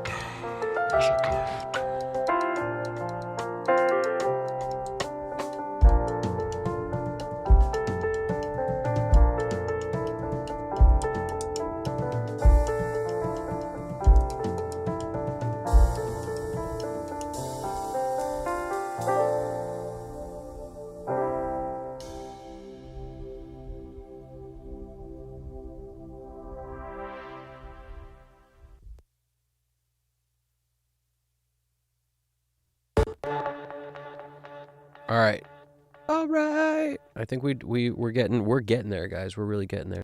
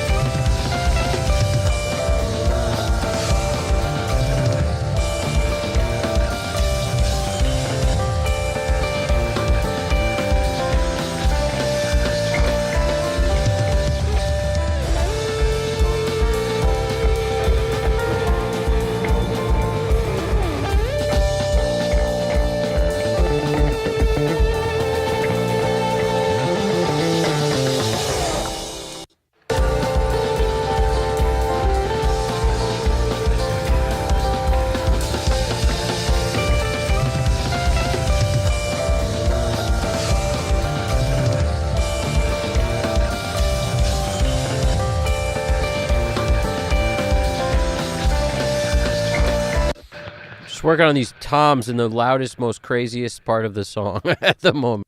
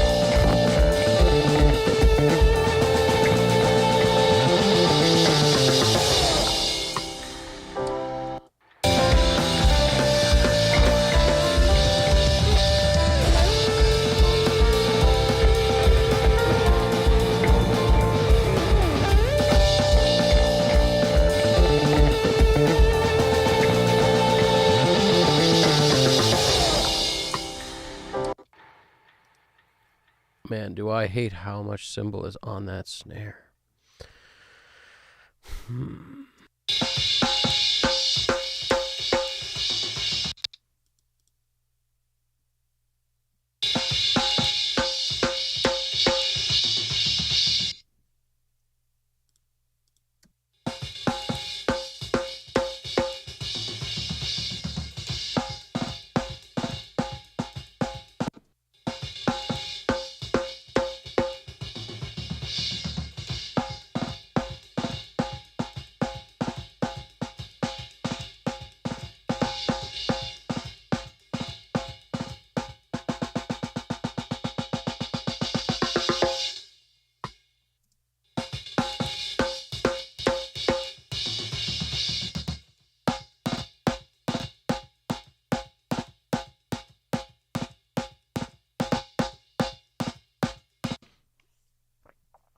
I may have to pull out the big guns for this one.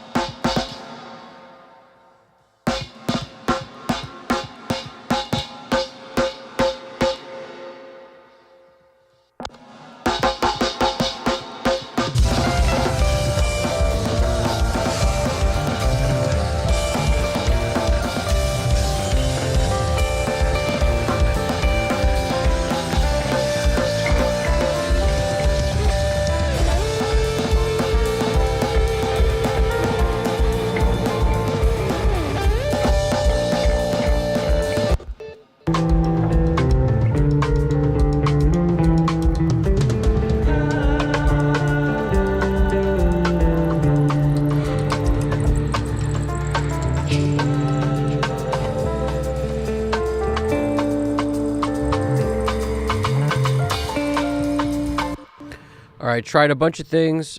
I'm getting a little happier, and most of this is because I don't want to use a trigger. Like, I really don't want to use it. The snare is the guy played so well. There's so many ghost notes in there. That's one thing triggers don't do very well, is all those little ghosts. So my thought is, it's whatever I can do without pulling up a sample is better, because I feel like I'm nearly happy with it. And I had to use a devil lock in parallel, in addition to the reverb in parallel, and like I said, to avoid pulling up a trigger. I'm sure I have a trigger sitting here that I could pull up. I just don't want to. Where is it? I see kick trigger. There's no triggers in this at the moment, but where is it? It's usually sitting up here somewhere. Here we go. It's probably around here. Where is it? Trigger snare. That looks like it. This looks like it right here. Where did you go? Here we go. Trigger snare. We could throw this up here and at least maybe we'll cue the reverb off it. Could do something like that.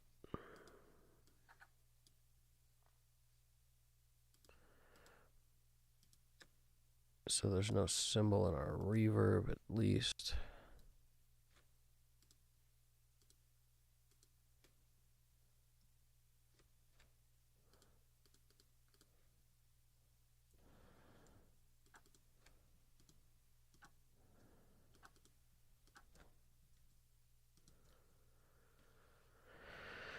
I may have to do it the way that it rejects. I've shown you guys that before, I think, where you send everything to like the right side of trigger except for what you want it to focus on. So that you send that to the left side and then it knows what to focus on. But in order to do that, you got to set up a bus to do it, which I could, but that's the proper way to use trigger in the most professional sense, because it will actually reject things. Maybe I'll just do that before I even think about doing anything else. We'll just do trigger, snare bus.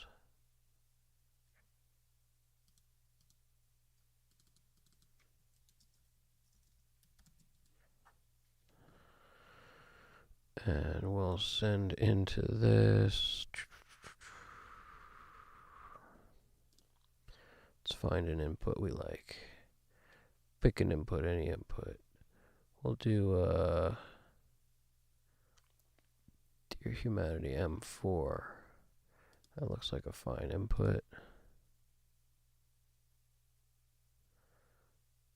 Dear Humanity M4.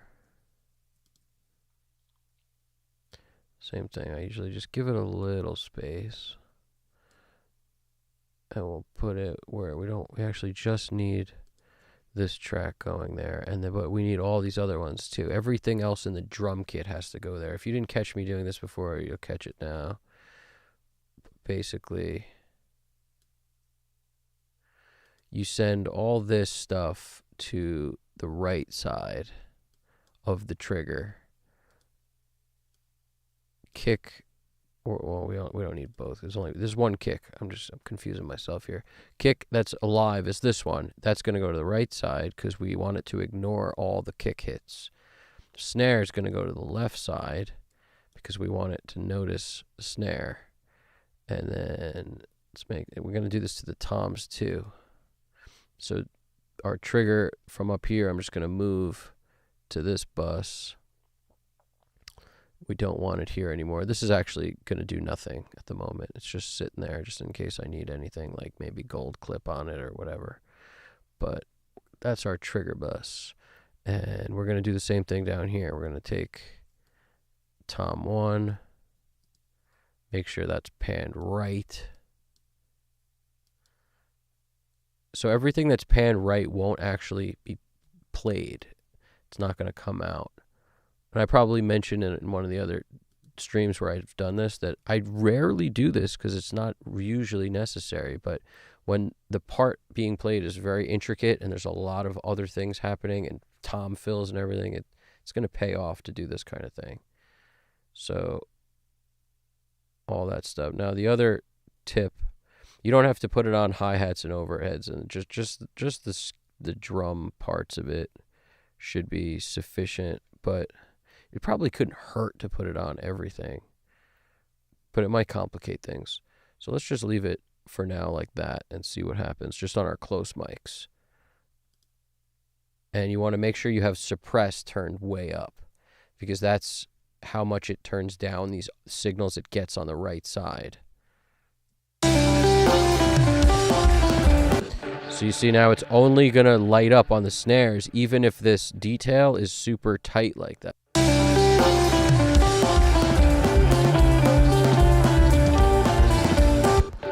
Now I'm going to turn the snare trigger down like crazy amounts because it's super hot.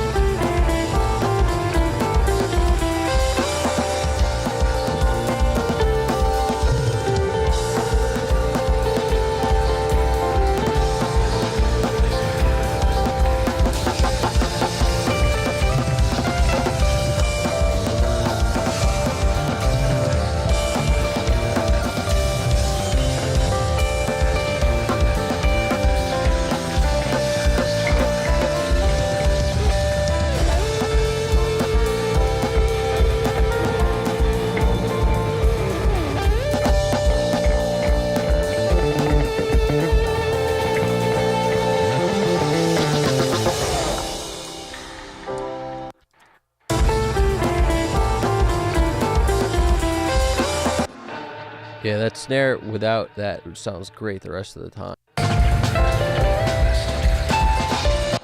Although now that I'm going to get used to how thick and awesome it sounds back there, I'm going to probably have to do something with the rest of it. But see, that cross tick's a beautiful thing. Listen to that freaking rim click is so nice.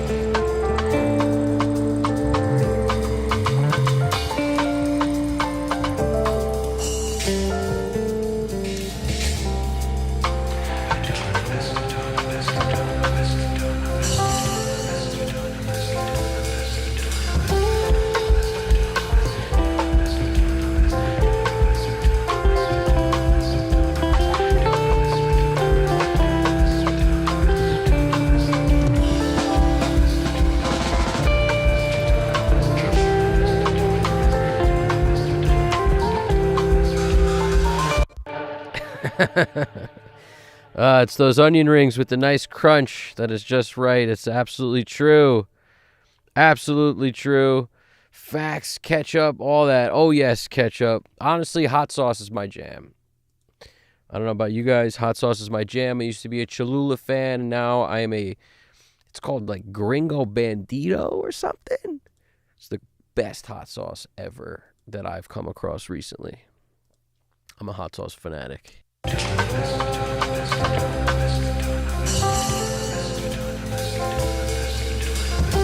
So there's basically two songs here, right? I mean, it's one song, but you got this chill, quiet part with these awesome cross sticks. And everything grooving and moving sounds beauts. Now, when we get to the part where there's some snare, still cross sticking like here.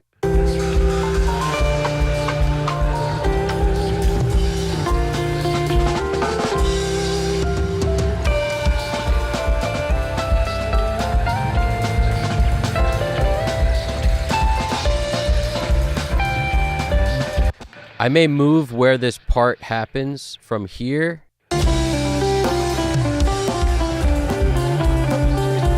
I may want that snare to be the same the entire time, so I may drag this back to wherever that snare is. As soon as it goes from cross stick to snare. Like there.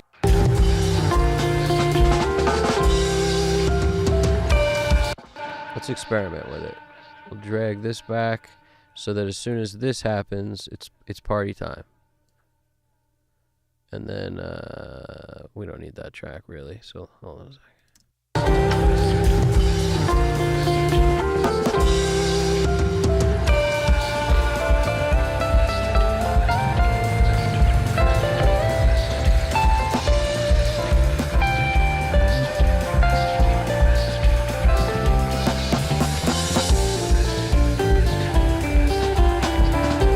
Nah, I want that. I want the snare the way it is here. It's just when it gets loud, it's really the only time it's necessary.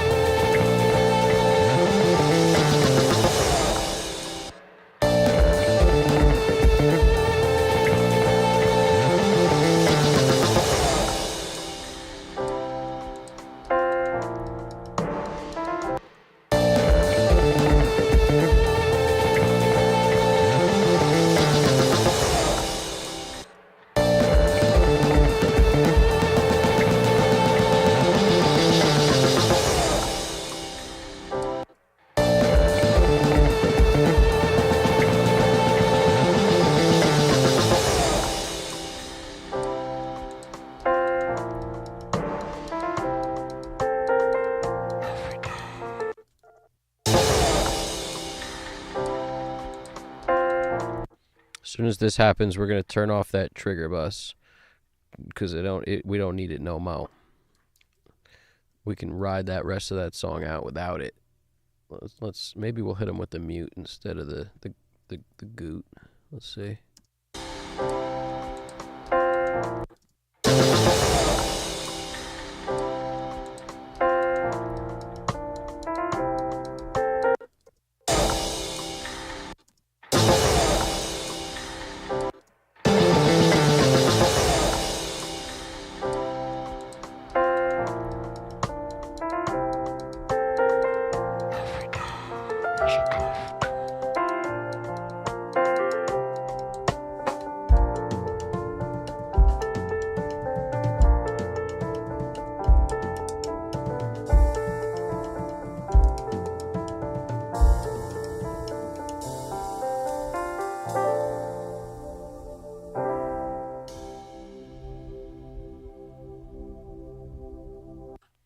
Woo!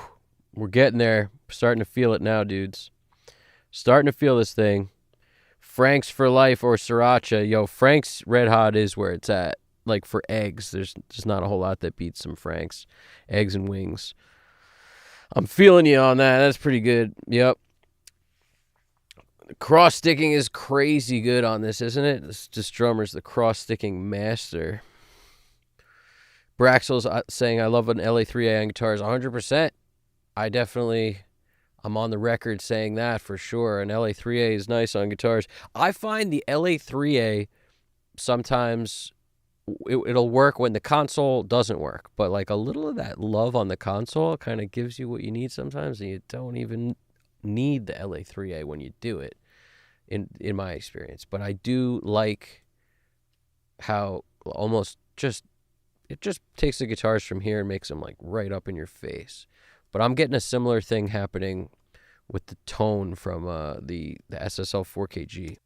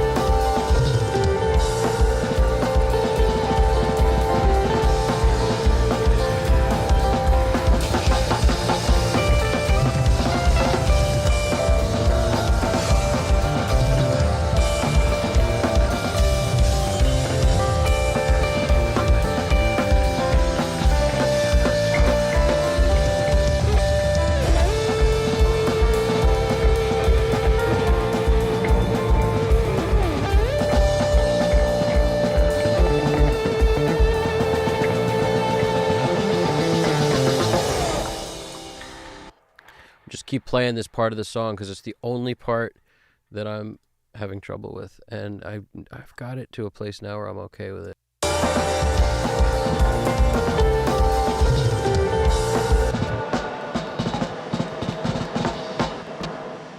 It's because of all that snare stuff happening and potentially the room being too long on the reverb to deal with it. It's what it feels like a little bit too. But the weird thing is that this verb sounds so good on the rest of the song. So we're going to have to leave this and, put it with that snare and then basically create another different verb for this snare. It's like the only thing that comes to mind that I should do.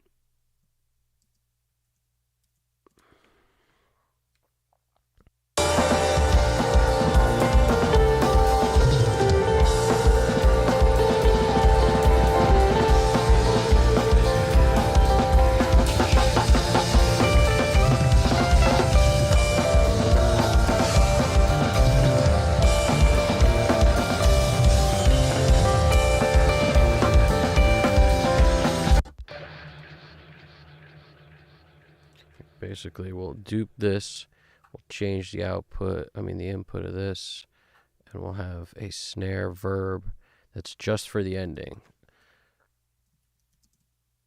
So, end snare verb, we'll turn off the maybe we'll just leave the same stuff but just shorten it, or we could just use a different verb altogether that might work better and be easier to dial in. Let's investigate that first. Let's take off. We don't need that.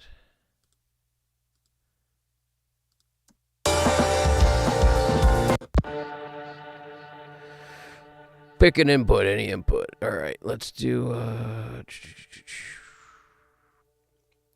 how about print unconditional love 1? I'll take it. I will take it.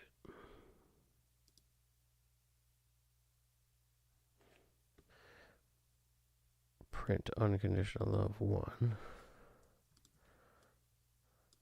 And then this is going to be print unconditional love 1.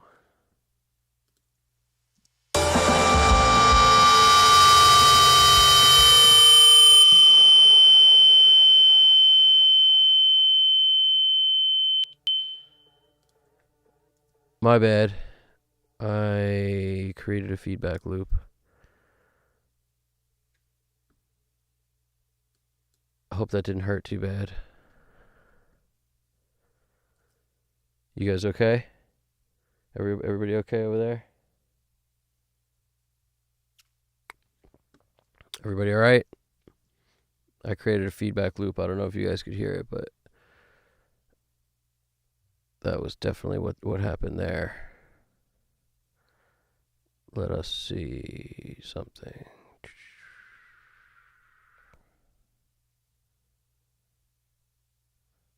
What did I do? See, that's what happens when your brain gets fried. You do something like that, and it's like, oops, bad call. All right, so we're going here, and then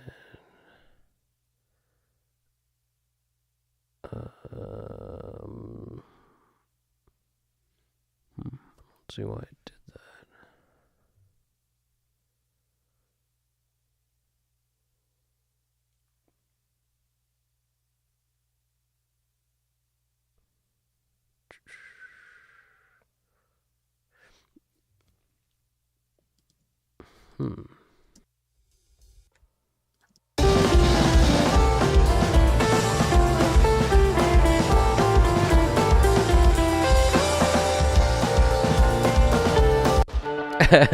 You okay, GDP? That was like was it an explosion?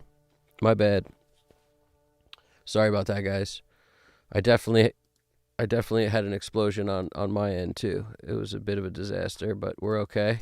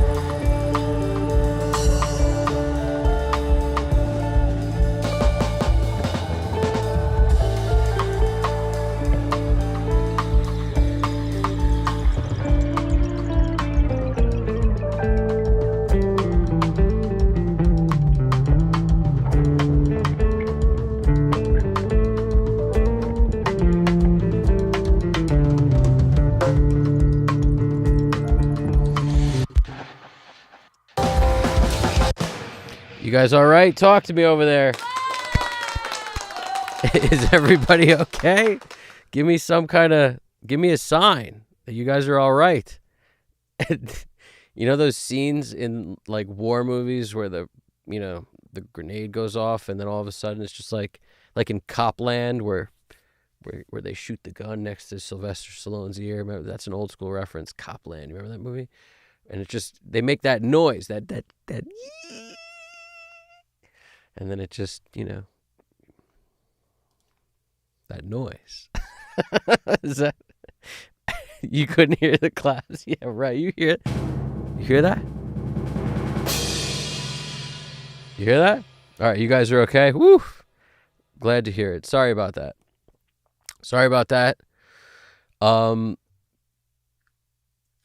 I apologize up there. My wife just swore. We're back, guys. That was good, and that was good. Bottom line, that was good. I can't hear you talking about movies. You're funny, GDP. All right, we got to move through because we're doing well, and we want to wrap this. So what I'm gonna do is go to kick and kick. We're gonna go kick and kick. Kick.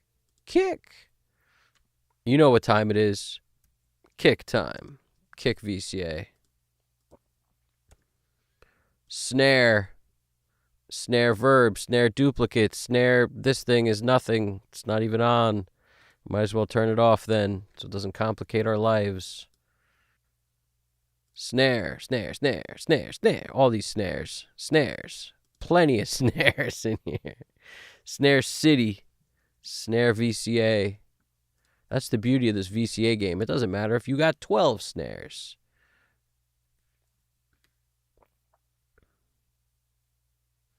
You got 12 snares? I don't think so. Tom 1. All the way down, all the toms, and the rooms, and the hi-hat, and everything else. Drums VCA. Well, you know what I realized I just did? I took the verb with me on the snare. We don't want that. Let's edit that group. Edit our snare group. Edit our snare group by deleting it and then creating another one. So yeah, I took all these sends with me, which I don't want to do. Let's just take this and this. Oh, no, too many. Snare. These will come with it naturally. We don't need to worry about those because they're being fed, not pre-fader, so any move here affects those in the same amount, so we'll be okay. Snare.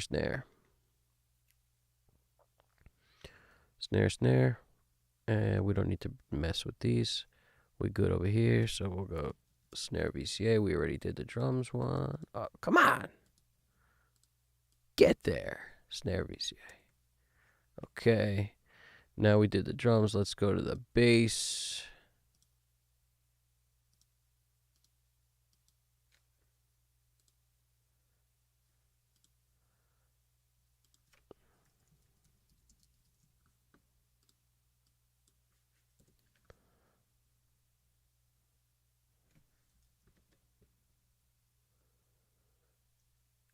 Bass VCA time. Bass VCA. Same thing, because we're feeding into this, we don't have to take that bus. Naturally, sending more level into it will give us more, so we're good. Bass VCA time. Guitar VCA. Guitar VCA. Same with that reverb guitar thing. We don't have to take that. Keys we'll take all together. Keys. Kind of like the blend of those keys at the moment. I could separate the keys and put the synths on one and the keys on the other, but I'm not gonna. I feel like the blend of those is working, so let's try to maintain it.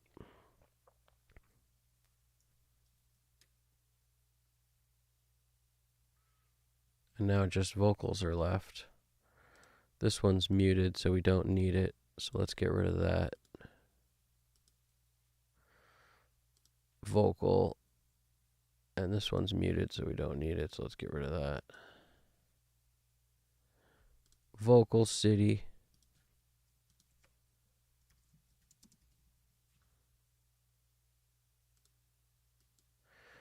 Vogue VCA. Okay, good to go. Now we're down here. Welcome to the party, pal. We're over here.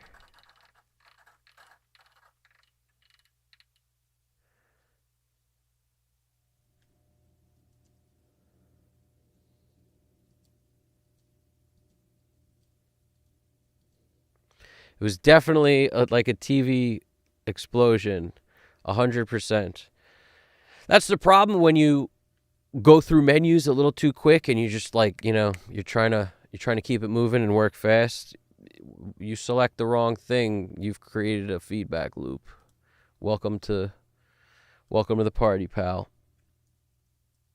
I don't know why, but for some reason that loop reminded me of the scene in True Romance where Gary Oldman is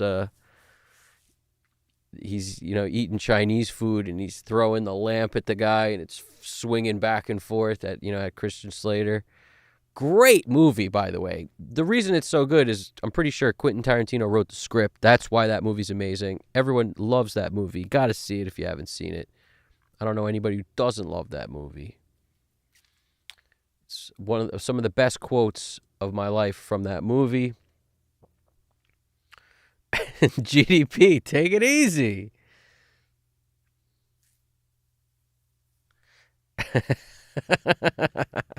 Yeah, that was sorry for waking up the dog. If I woke up anybody's dogs, I apologize. Let's figure out where the song ends. Why don't we do that? That's pretty harmless. Let's figure out where it ends.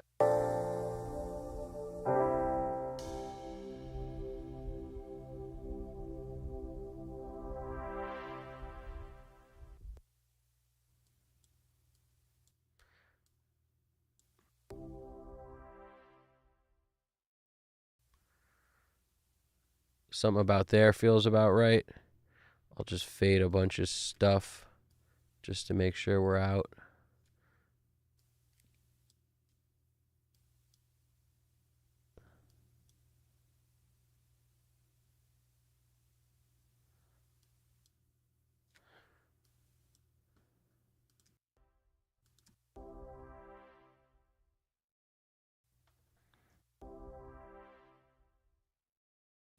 It actually feels like a pretty decent fade on the first go. Let's check it in the Princess Leia's.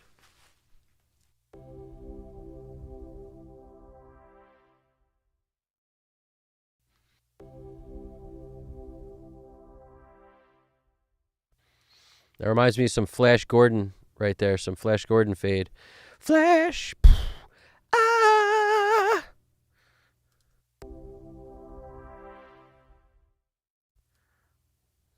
Savior of the universe. Flash! Ah! Everybody knows Flash? You know Flash? You know about Ming? Yep. Best line Gary Oldman has ever said, bring me everyone. The Professional. Gotta love that one. You're so cool. Niles knows it. Yep. Niles knows it. But there's so many great lines in that. Like, I'm not satisfied till the spoon stands straight up.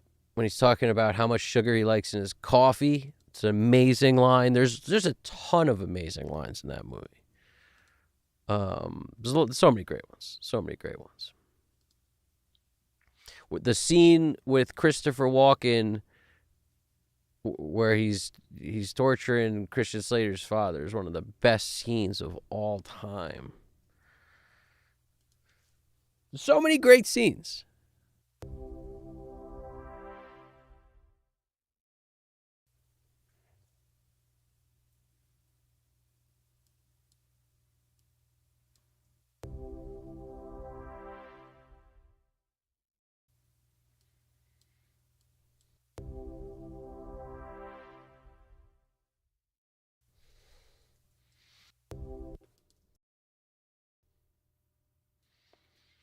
Where are we at? We're at 4-1-ish, so we'll go to there.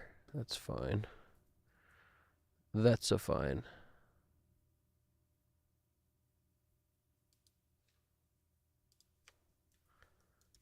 And deuce, and then let's get our start in the game. Where's our start at?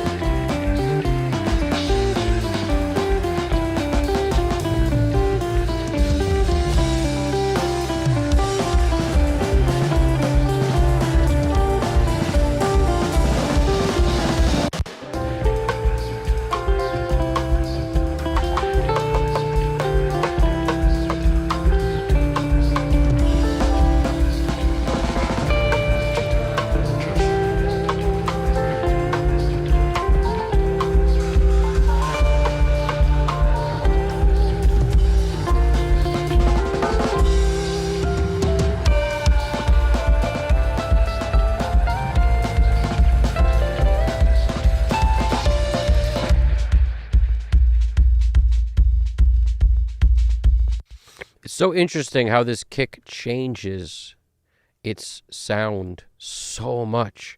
It's almost like the guy was EQing it while they were playing or something.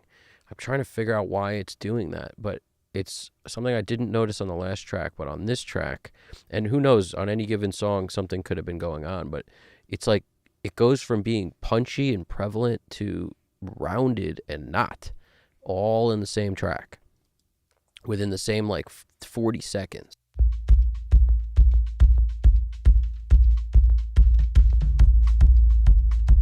It's just very strange. Very, very strange.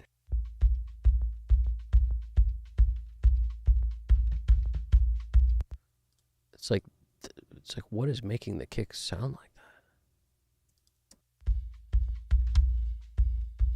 See what I'm saying? Sometimes it sounds punchy, like a kick. sometimes it sounds super rounded. Like the mic was maybe inside. I'm trying to figure out why this could have happened. And it like got knocked over and started to lay on the shell or something. And so the reverberation of the shell is what's dulling it up. Like I'm trying to, and it was just kicking around in there, spinning like a top while he's playing. And every once in a while I'm trying to figure out why it sounds like that. Anything's possible.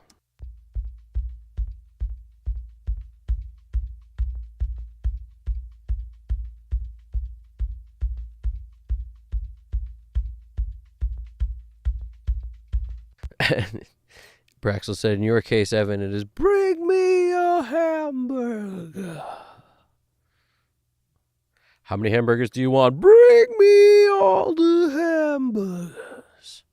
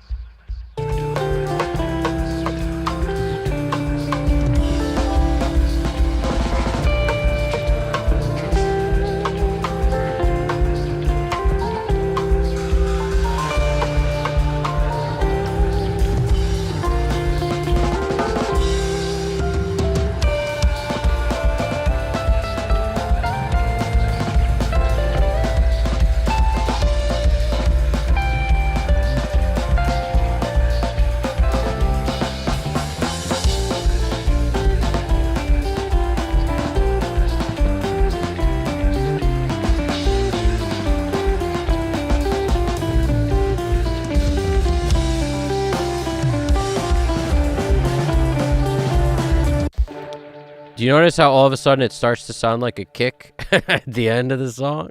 Before that, who knows what it sounds like. Sounds like a rounded kick. I don't hate it. But do you hear that? That mic is touching the shell. Something's going on in there. I'm trying to visualize what it is and get into that zone. That rattle. That's the rattle of a mic sitting on, like laying on a shell. If you're going to put a mic inside a kick drum in general, you got to everybody knows this, you got to put it on enough pillows and stuff where it won't feel the rattle of the drum itself. Ideally, you free float that thing in there, from a stand that's not touching the kit at all and is sitting outside of the drums on carpet or something. That's ideal.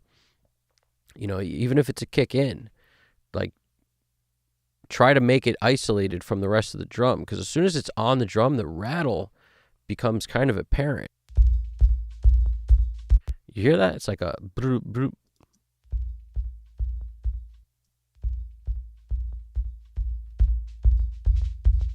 See, this is like, even with nothing on it, I'm just boosting the volume like crazy so you guys can hear.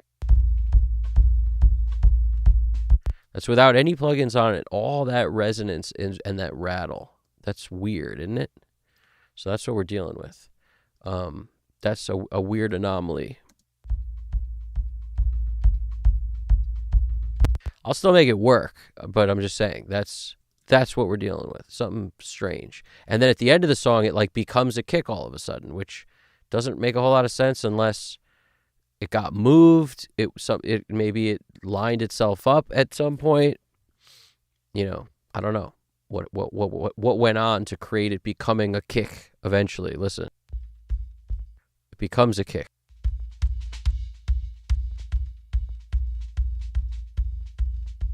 See how it's moving? It's not staying in one place. So it's moving around in there. It's swimming inside the kick drum. It's not pointing at the beater. Sometimes we get beater when it finds its way there after spinning around like one of those freaking sit and spins. Eventually it gets there, but then it moves away. You notice that? I was wondering why I was having such a hard time with this freaking kick drum this whole song, and that's why, because it's like it's constantly moving on us.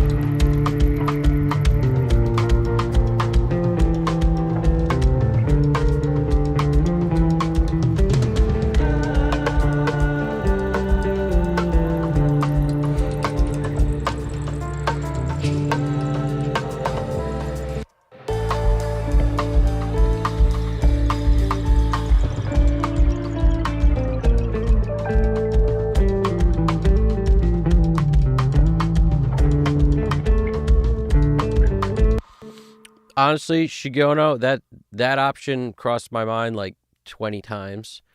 I like it as an option, and I was just stretching it out as long as I possibly could before I did that to see. I want to get as much as I can out of this thing before I do that. But yeah, trust me, it's feeling like it might be the right move at this point because it's pretty good now. Like I just with some substantial EQ move here, I got rid of some of the resonance and brought up some of the attack to make it a little more consistent.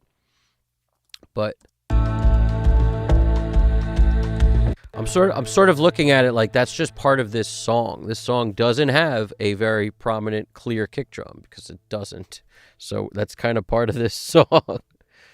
But yeah, no, I'm definitely GDP is very on point with this. I'm trying not. The drummer's so good.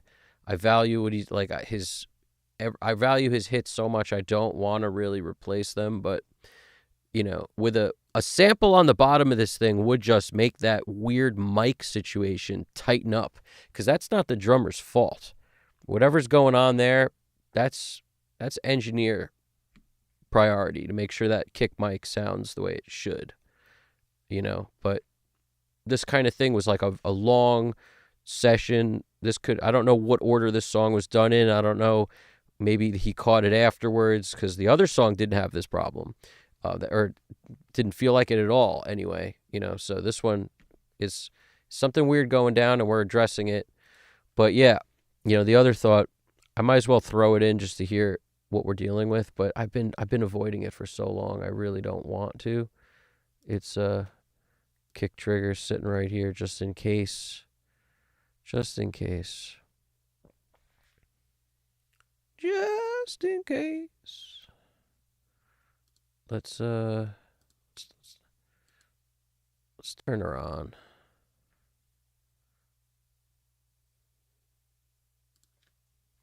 And I'll probably wind up doing it like I did the other one to kind of eliminate all the, I'll do it on a bus so I can eliminate all the nonsense with the suppress.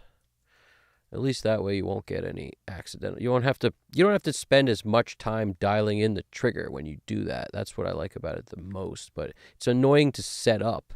But once you get it set up, it's really not that big a deal. So looks like kick stem is free. Kick stem stereo is free. Kick stem stereo. Everybody, just in case, Kickstem stereo. The output is free, yes. Let us...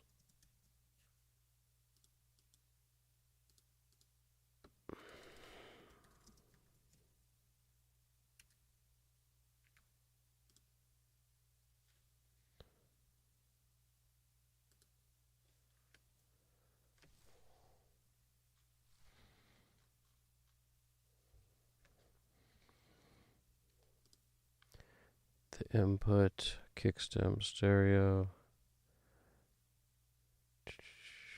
Where are you, Kickstem stereo? I just saw you.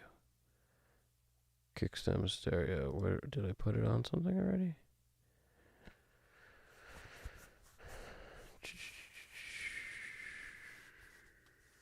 What did I do with this thing?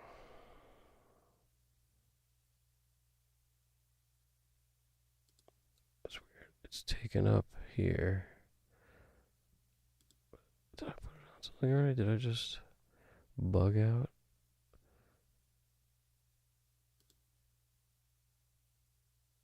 Let's not use that one. Let's pick a different one. Looks like for some input it's on. What input could possibly be using that? Doesn't even make any sense.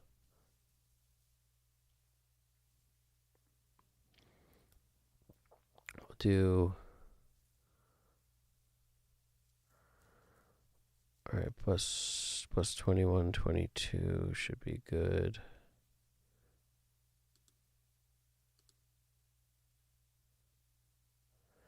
Plus 21, 22. Input's good. Yeah, I'll check it twice this time just to make sure so I don't blow everybody up again, because that wasn't fun. Output. Plus 21, 22. Good. Input. Plus 20, 22. Looks good. All right. I checked it twice just so we wouldn't have that craziness again, because I apologize for that. I don't know why that went down exactly, but I'm sure it was because I rushed something.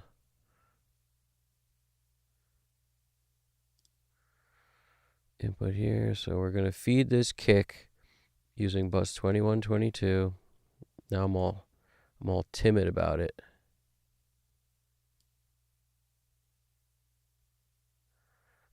That's one thing that it's like you could do something a million times, and you do it once and you get that ear kebab. You're just always going to be timid for the next foreseeable little while.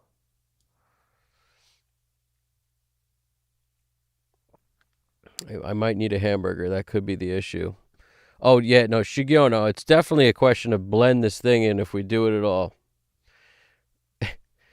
My theory, GDP's theory is that they forgot to turn the drum on. GDP's got he's got that, it's like dad joke humor for audio is what it is. It's really good. He's got that dad joke humor for audio thing going on.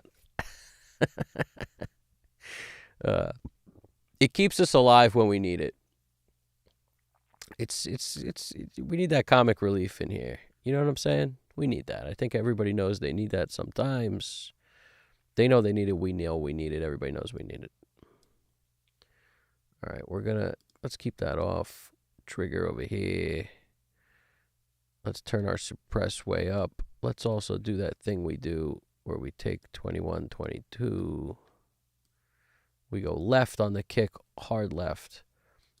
I don't know who came up with this method, like why this works. I have no idea like what the technical answer for why this works is, but it's cool.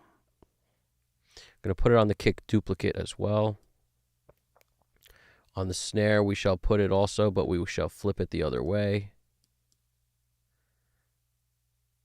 We're going to put it on the other snare as well, so when the part changes, we get some love on this thing too. Flip the other way. Okay.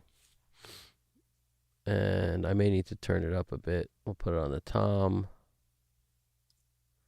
We'll put it on the other tom and the other tom. All right. Now hold on to your butts. Hold on to your butts. Yeah, Braxel, you got the humor in you. You got the humor gene. it grows on you, you know? Hold on to your butts, guys.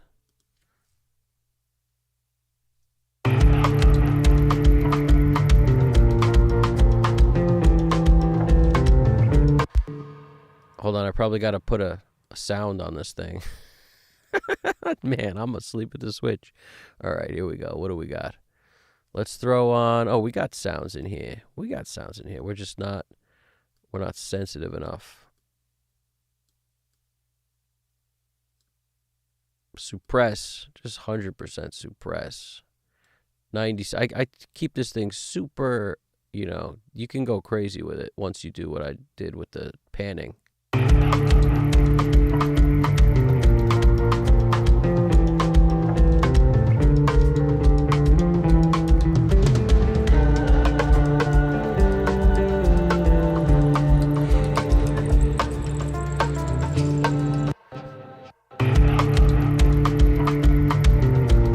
Look at that. It's hearing all that resonance, too. It doesn't know what to make of all that resonance. Tell me about it.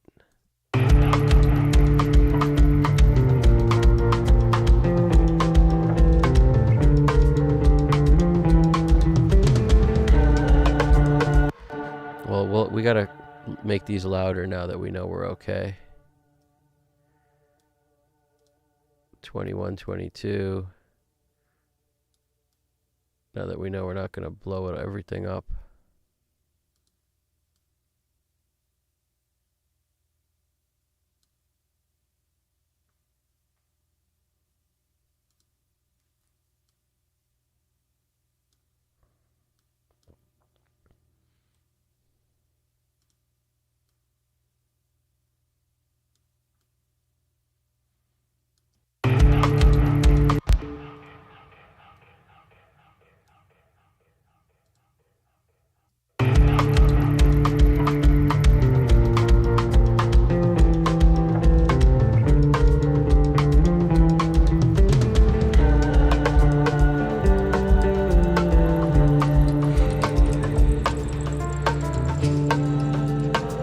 And then there's that crazy part of the song that has no drums.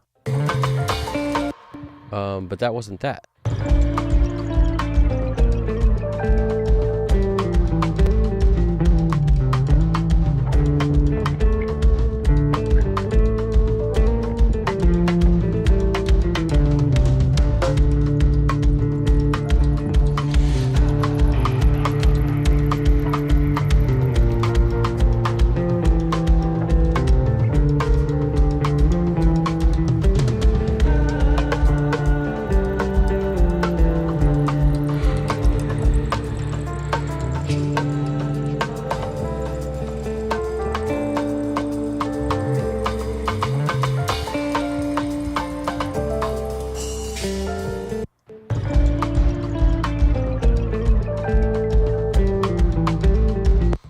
I want just a close mic'd kick. I don't want all these crazy kicks in here.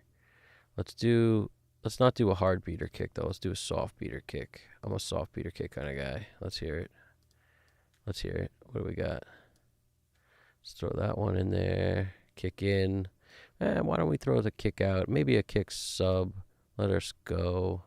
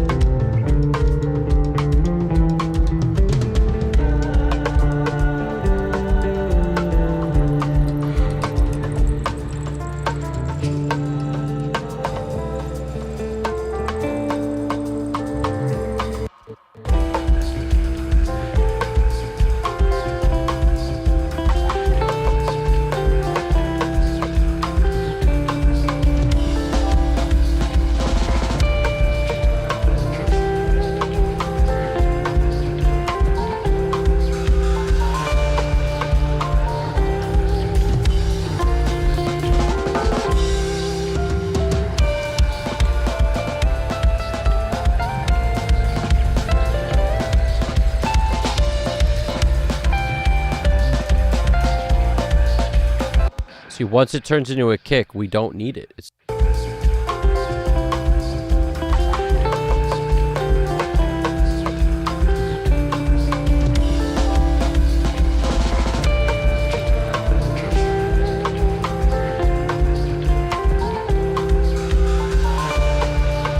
you hear it moving. We had a couple beaters there. Then we got no beaters. And then we got a couple more beaters coming right here.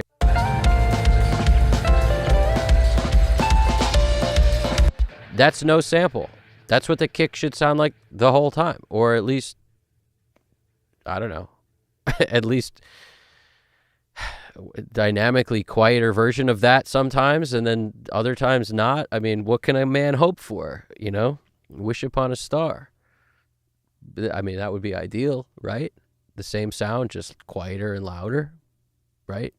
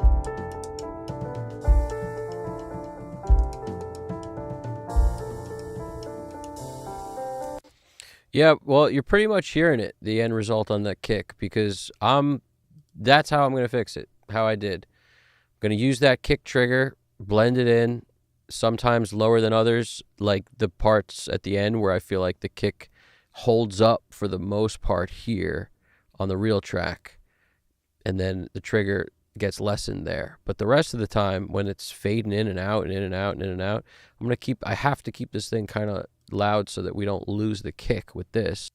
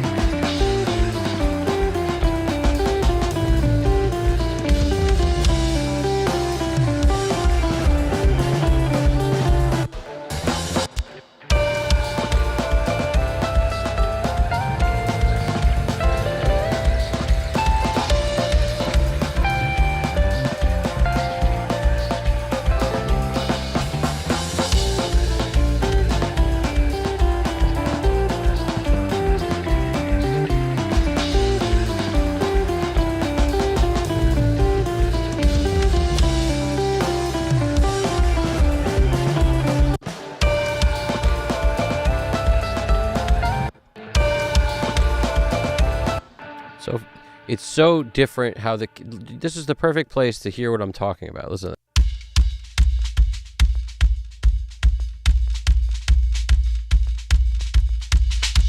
it has attack, it loses attack, just the velocity doesn't change much, the power, the impact, all of it doesn't change much. I could take all this off and it still has the same exact weirdness that it comes and goes, you know?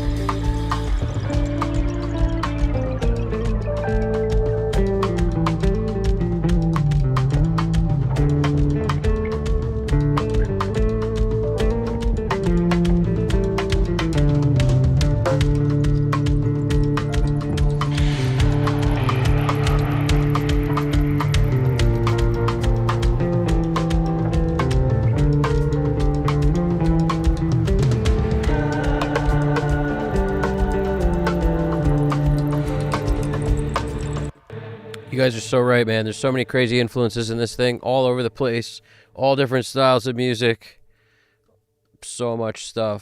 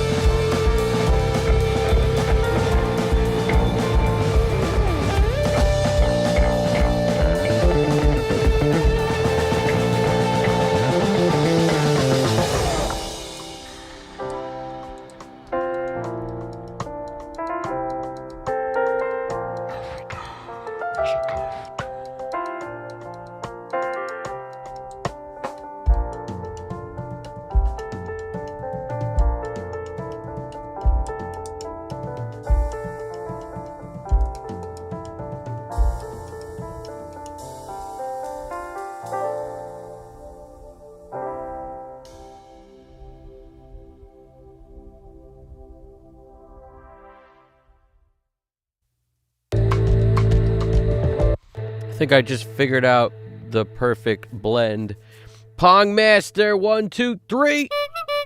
How you doing over there, man? Woo! We're making it happen over here, and it's just about automation time. I'm feeling like I can get through this song tonight if we do automation right now. So that's what I'm planning on doing. Crazy song, Groove City, all sorts of stuff going on this particular track that we had to deal with.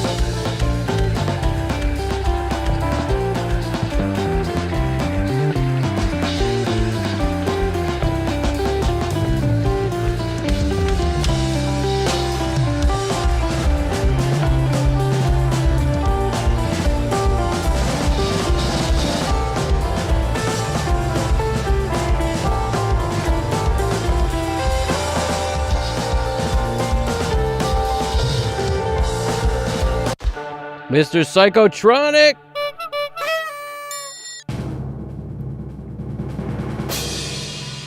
You, my friend, are the winner of the 6 sound effect roll froll. That's what happens at 3 a.m. and it is now 2:59 a.m. and 48.7 seconds, I guess. And we are doing it. We are just making this thing happen. I'm a fan of the sauna. I'm a fan.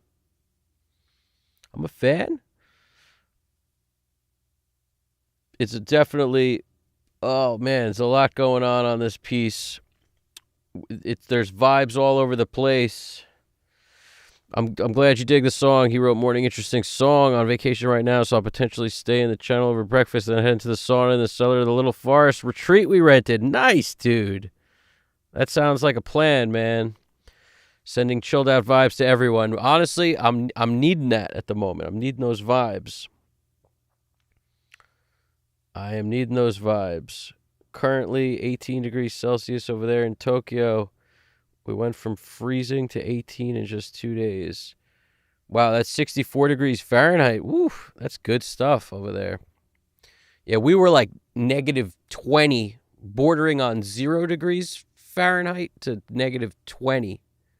And then recently it went up to like 30.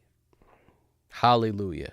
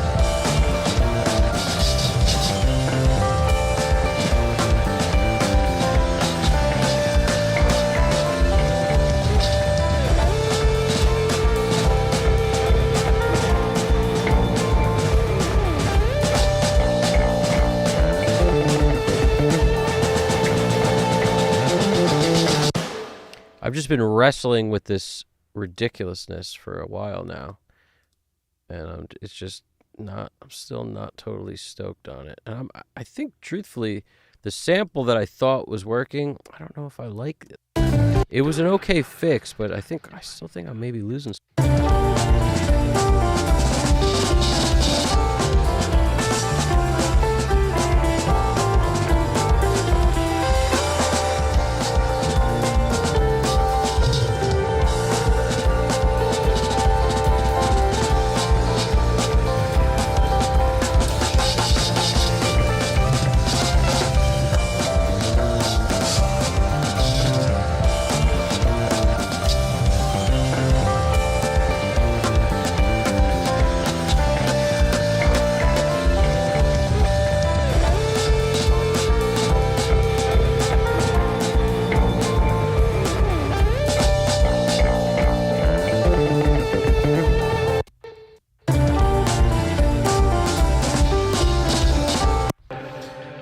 It's almost like we need the sample to blend in this aggressive, short sound of the snare. It's like we need it, because without it, there's just no way to choke that thing where it doesn't sound unnatural. So this trigger is helping us blend.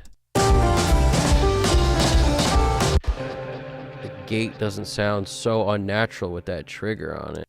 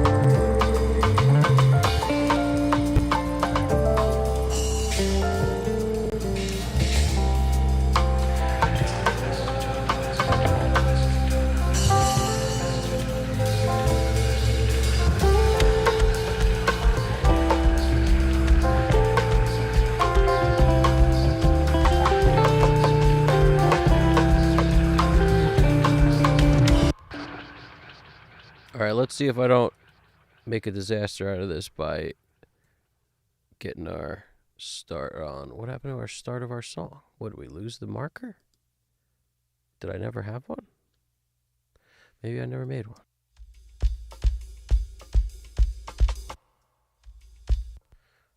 All right, we're going to make one now.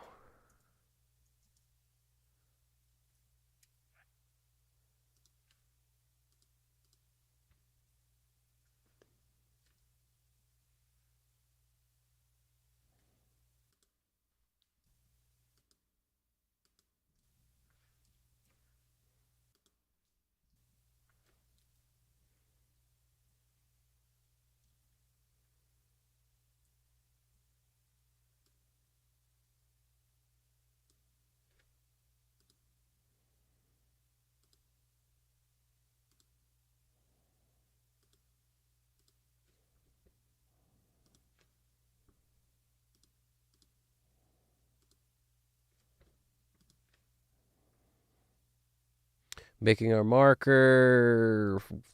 We're 4 seconds in, and now we're going to slooch back to 3 seconds-ish and make a fade.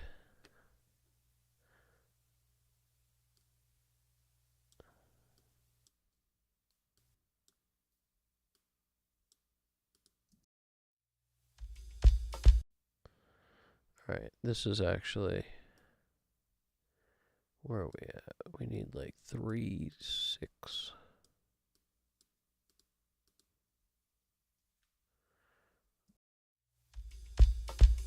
Probably want wherever the drums are to, like, you know, they seem like the first thing we're hearing in this track. So let's just fade those a little differently.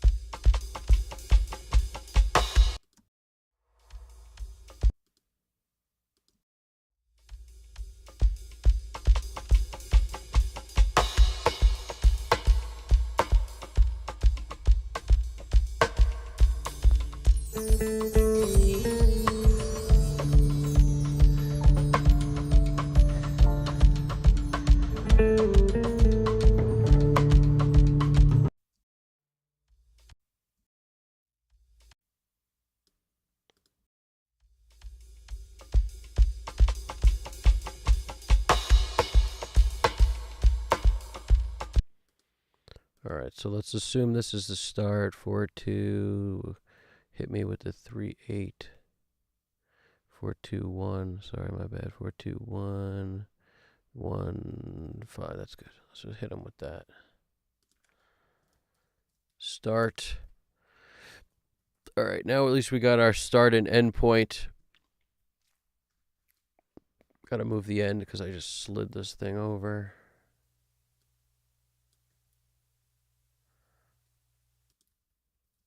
That's the one thing that doesn't move when you slide stuff. The markers don't move. Everything else moves. If you have automation written, that all moves. It's just the markers don't move. 4-1.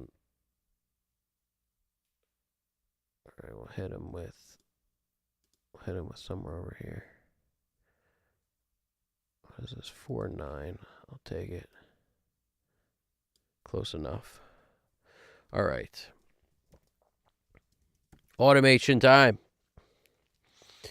What band are you hearing? This is Sunset. Well, the band is called, this is Nicholas Desouza and Hairbrain. That's the band. The song is called Sunset. The last stream I did was another song of theirs, and it's all sorts of cool influences in this stuff. You know, like the thing that hit me first was like, sounds like Miles Davis in a silent way. It just sounds so good. And trying to put it all together now in the automation stage. I literally have everything on. I'm just going to automate into everything on my mix bus. We're pretty much dialed there, and I'm just going to come in here and hit them with a little bit of love on the touch automation front and see what it gets us. So let's see what's really good.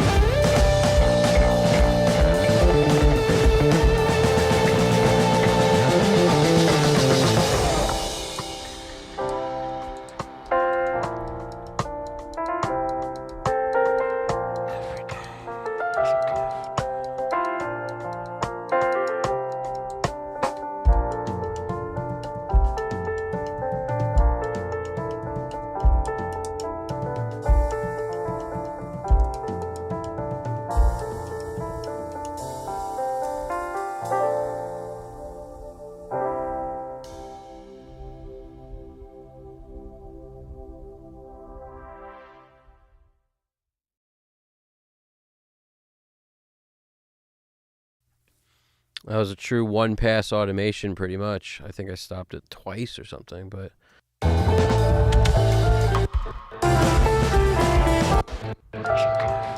Bass never automated more than like 1.5 dB, which is fine.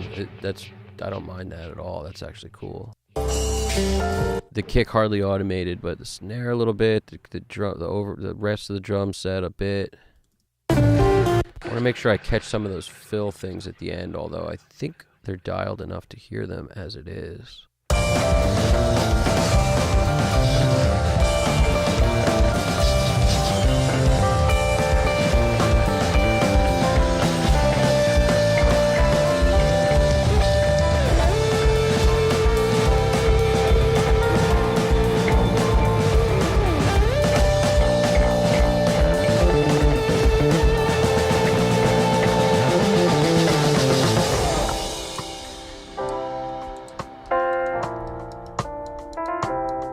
It's so crazy that, like,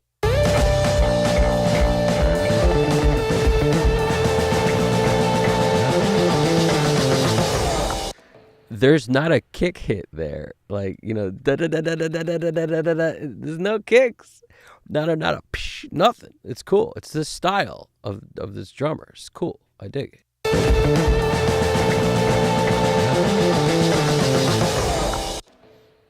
And if there are kicks, they ain't really here. Maybe we do that. Maybe we'll hear them. I still don't think those are kicks.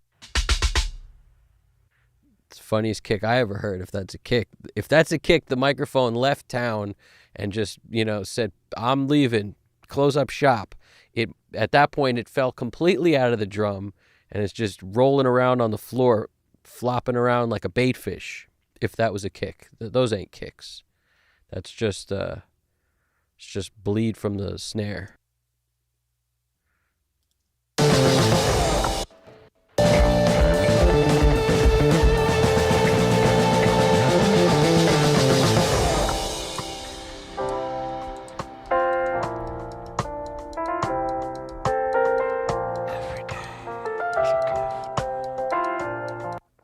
Good call on the sunset music. I feel like that is what it is. This is sunset music for sure.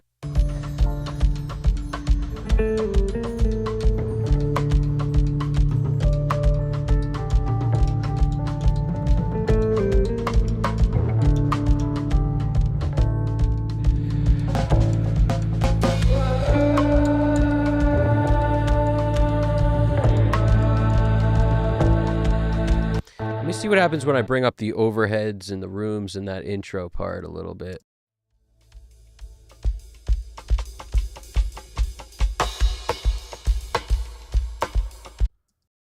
Let's actually start from jump and do it. So the first thing we hear won't be kicks.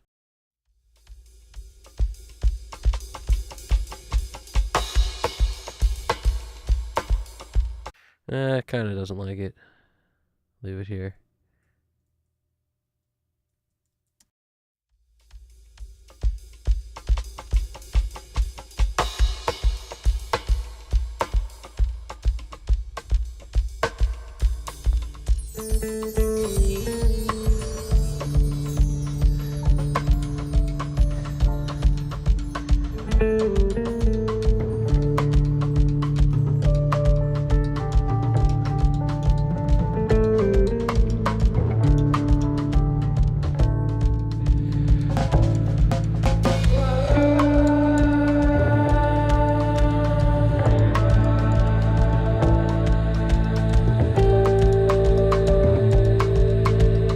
Yeah, we're gonna have to give the drums some more love on this part.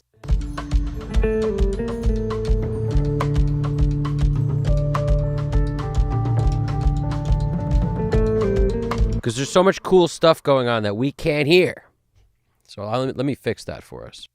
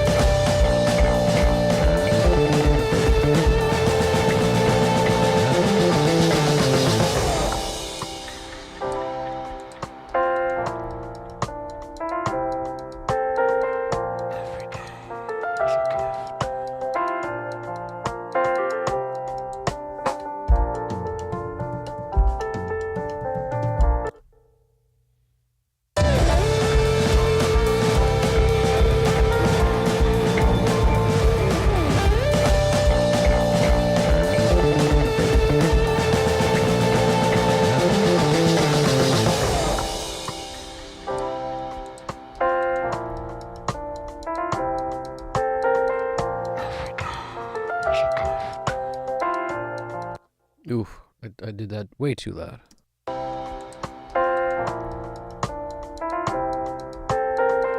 Every day is a gift.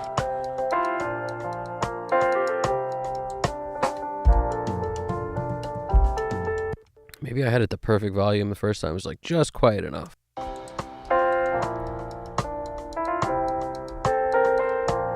day is a gift.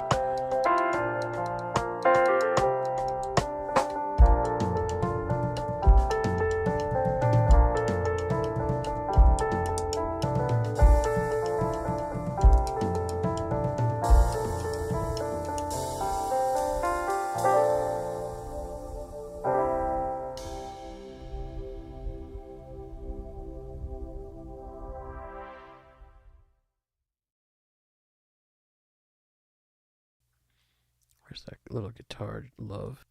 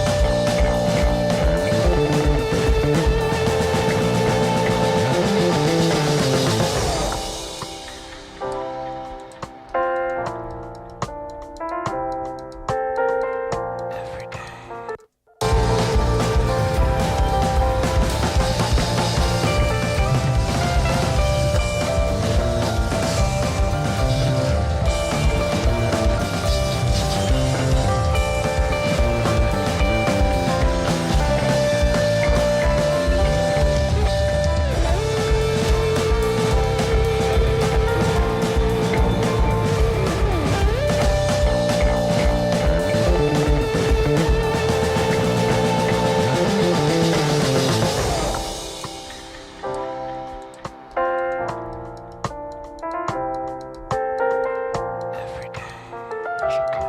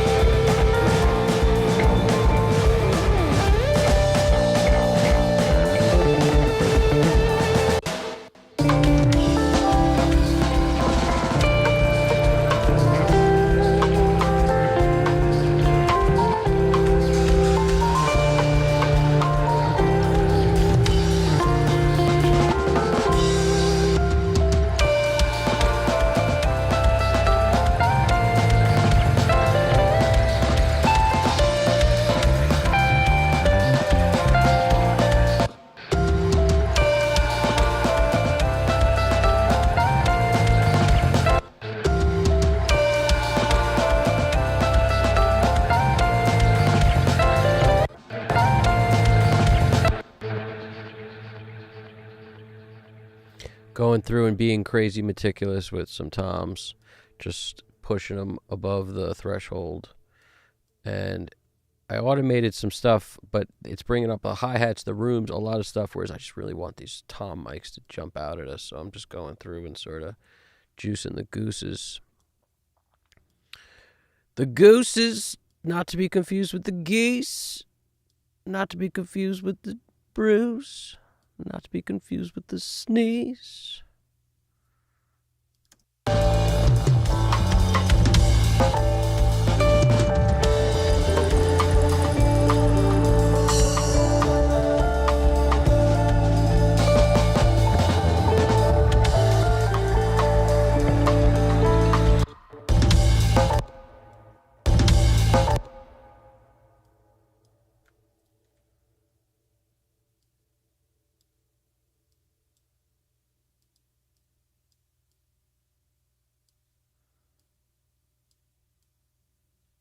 All right.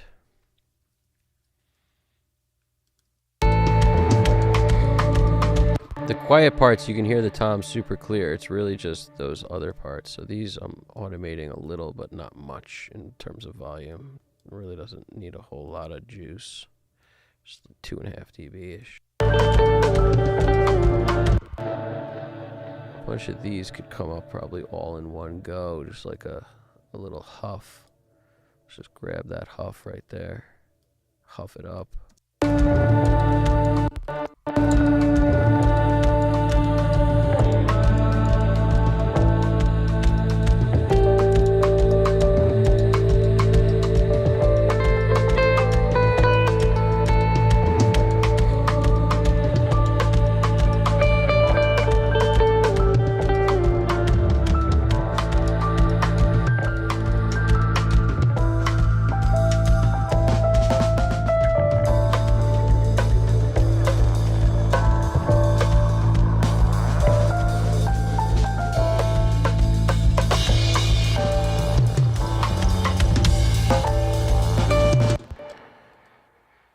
I'm actually going to do what I've done before for the toms so I don't have to bug out.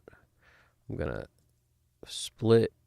We're going to treat the front part on this one differently, maybe just with clip gain, but I need it to cut through more because we're not hearing what he's doing.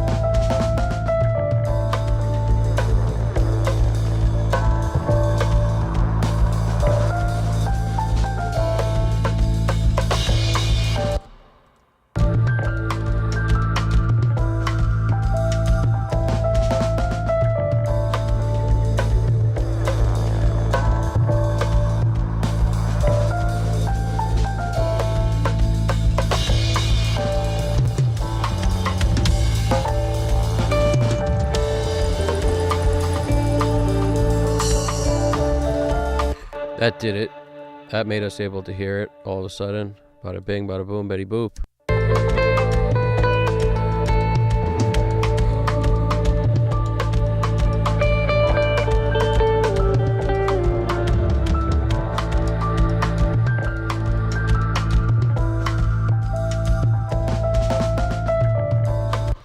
Toe man. That's hilarious, dude. You get the DJ horn and the bicycle because that is hilarious. Toe man comes in with lyrics, but what's he going to do? Be like, how's he going to type that? He can't type it. So bada bing. No lyrics. Lyrics generator fail. Nah, there's lyrics, bro. There's a couple different moments of lyrics. There's these doing my best lyrics, and then there's this thing at the end. This part. Where is it? Where is it? Let's get us your lyrics, Toe man, right here. Every day is a gift. Just drifting in there. Every day is a gift. I love how that's just drifting. We gotta bump that a smidge. Now that I wanted to hear it, I couldn't quite hear it.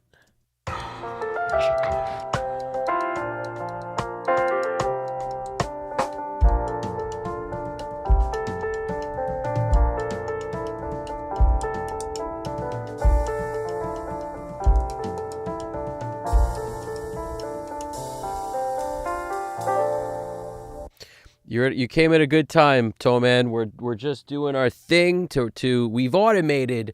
We've dealt with the toms, being able to hear all the intricate, amazing tom stuff this guy was doing. I couldn't call it done without doing that. So that's where you see Tom Work City up in here. Tom Work. You better work.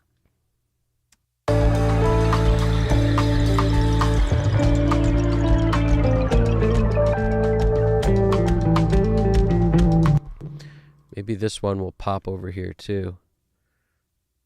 Maybe we'll pop this one down here.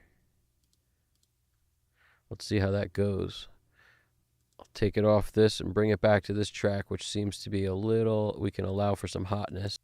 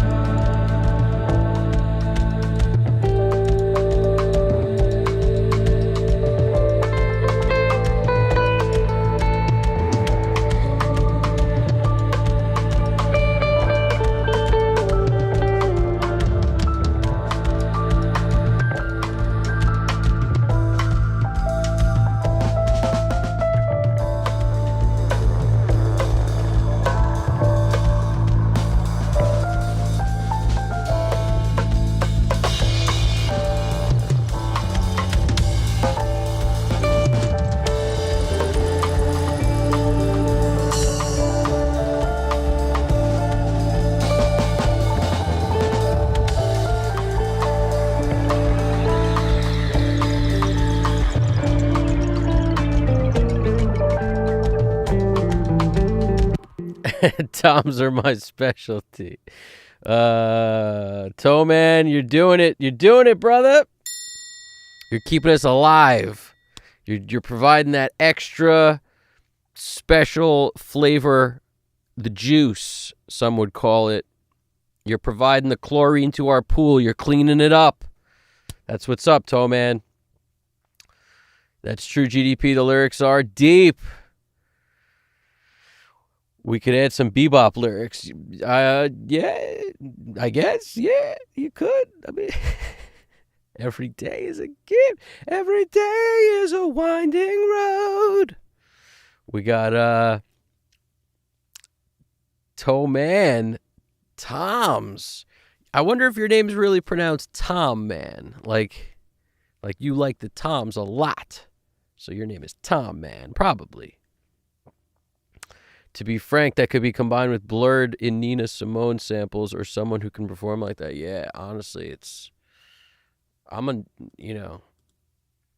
like Nina Simone.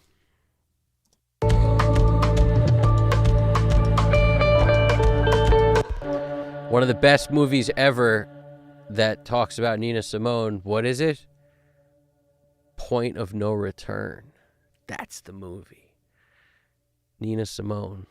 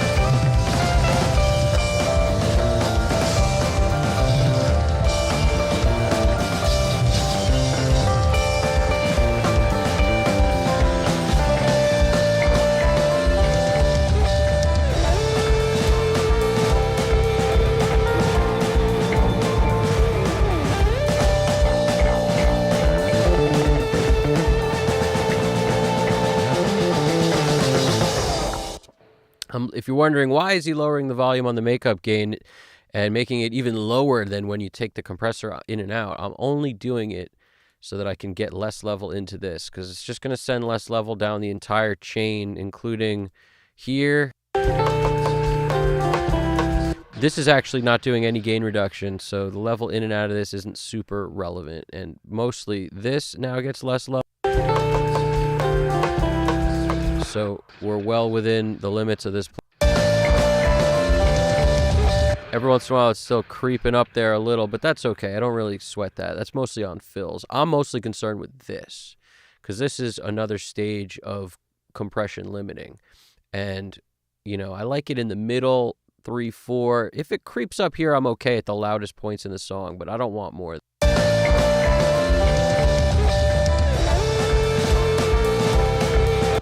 And it's not just the number, it's because I can hear it that I'm just like, it's doing a little more than I want. So that's why I'm just inching down.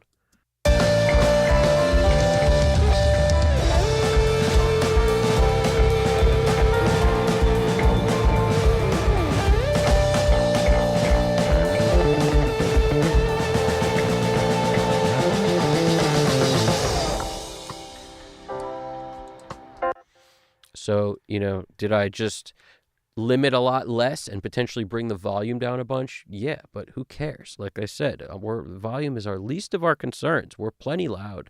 And this is such a dynamic song. Like, I want it to not be smushed at the end where I feel like I'm going backwards. The energy should be there. If you smush too much, you ain't going to get it.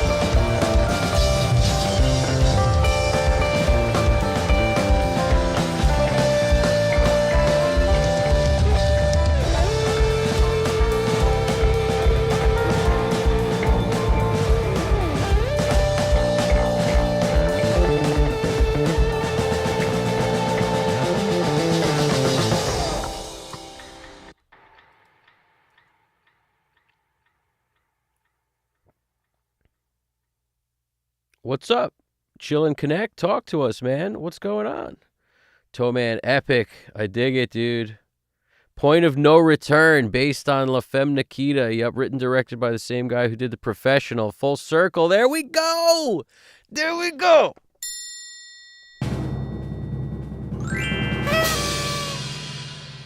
Full circle, full soundboard swoop. And that movie needs to be seen. Also, Bridget Fonda at her height. That movie was epic. Agreed. Best movie, one of the best of all time. And the fact that the whole thing was about, like, you know, her thing was Nina Simone, so her code name was Nina. The whole thing is worth it. Worth it. Worth it. Worth it. Skynet, worth it, Skynet. Skynet, worth it. All right, so I'm going to print one of these because now I'm fairly satisfied. And when I say fairly satisfied, I mean without fresh ears, nobody knows nothing. So in the morning when I listen one time through, I'll know anything needs to happen. But I'm pretty stoked on where I'm at the moment because it took a while to get here. And I'm convinced I've captured the life of this song. I know that we've got a handle on it. We wrapped it up. The freaking thing's on display.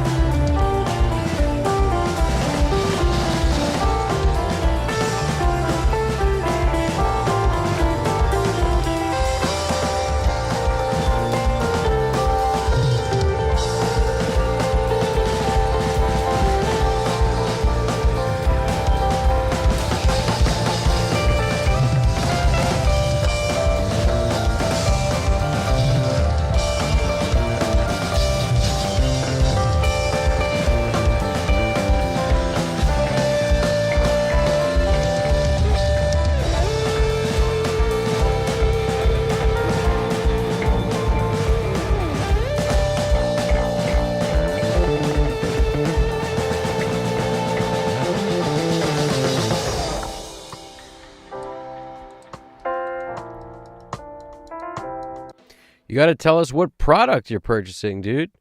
You can choose one free item with my purchase of a product, either stem separation or Juno style plug-in. What should I go with? I don't know anything Juno style except for the movie called Juno. I know that movie, and it was a good movie. I don't know anything. What's a Juno style plug-in? What does that mean?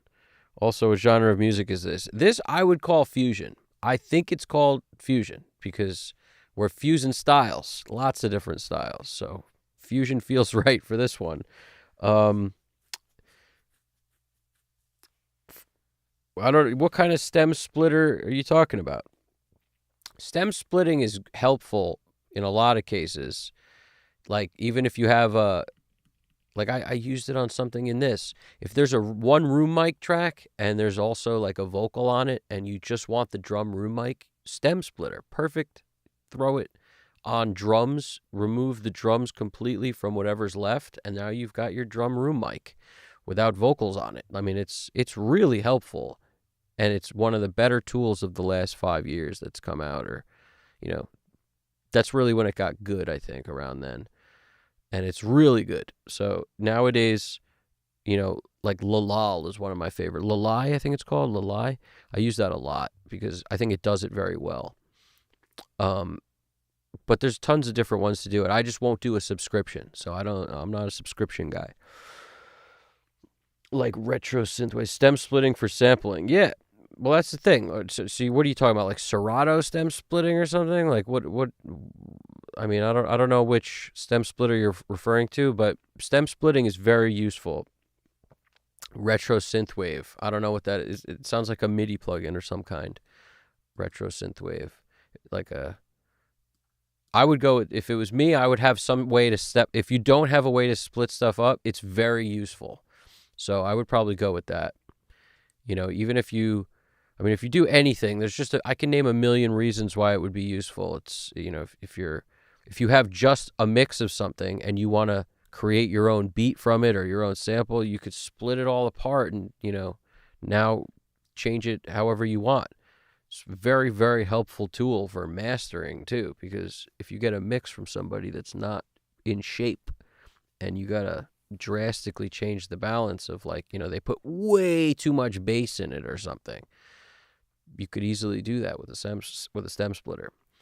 You know, if you got a lot of feedback on some mic on a live recording, you could take the vocal out and without the feedback. You could do a lot of cool stuff if it's a good stem splitter.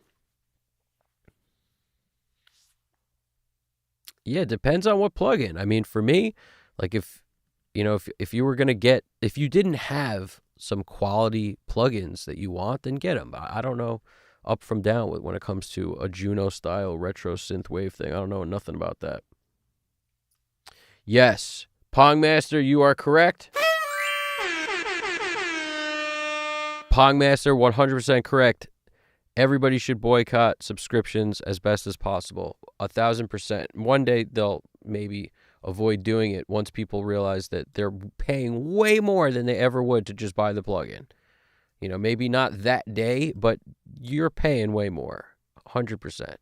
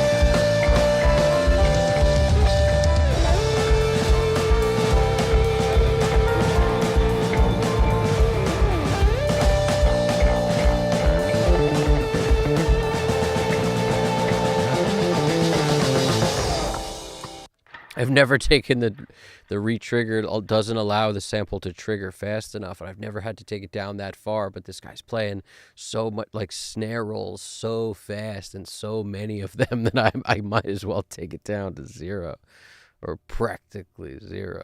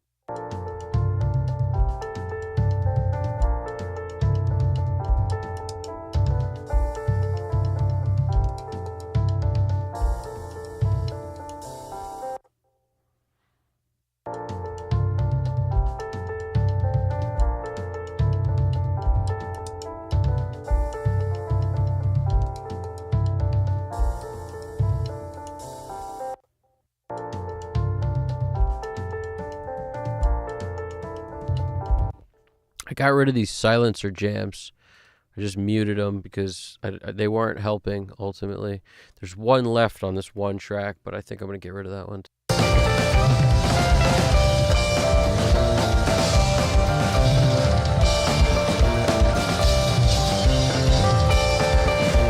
I might have to leave them on this one because it's closest to that crash cymbal, I think. So that's why we hear the most bleed in this one.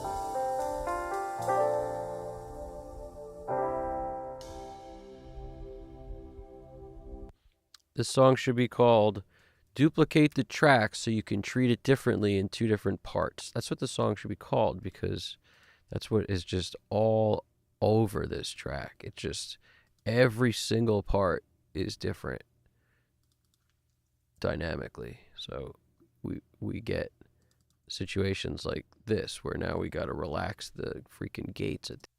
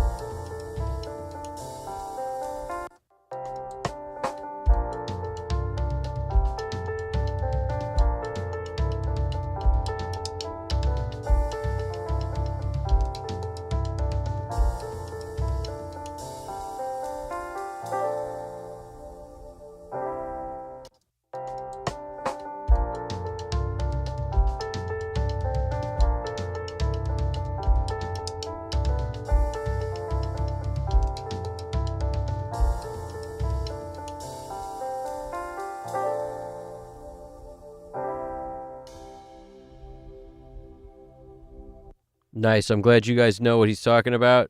You're hooking up Chill and Connect One. You guys are awesome. That's my crew right there. That's what's up.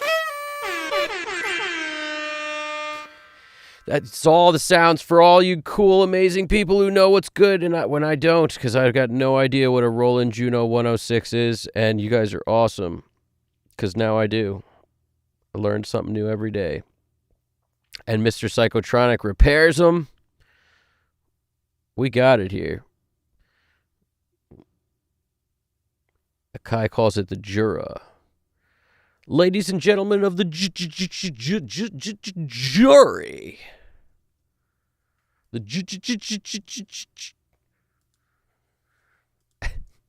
Another one of my favorite movies that I quote all the time.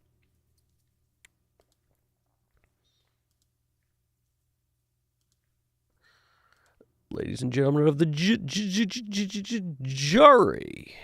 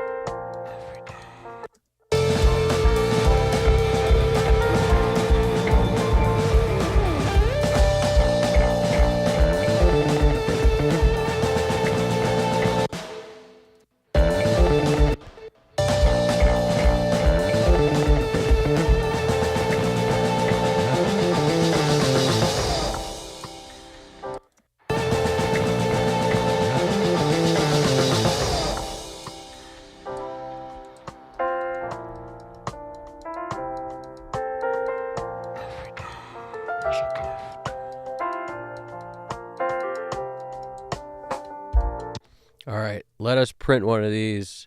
Now I'm feeling it. Now listen to those toms.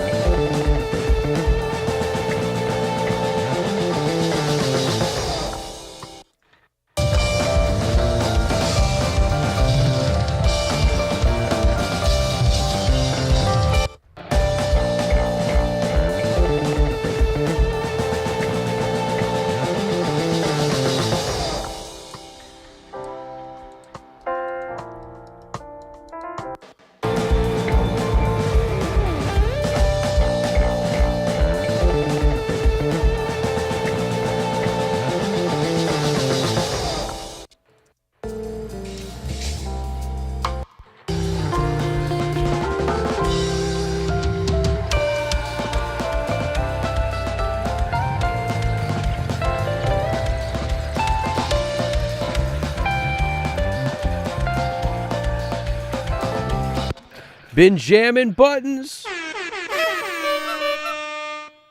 We got those triple horns for you. What's going on over there, dude? We are rocking and rolling.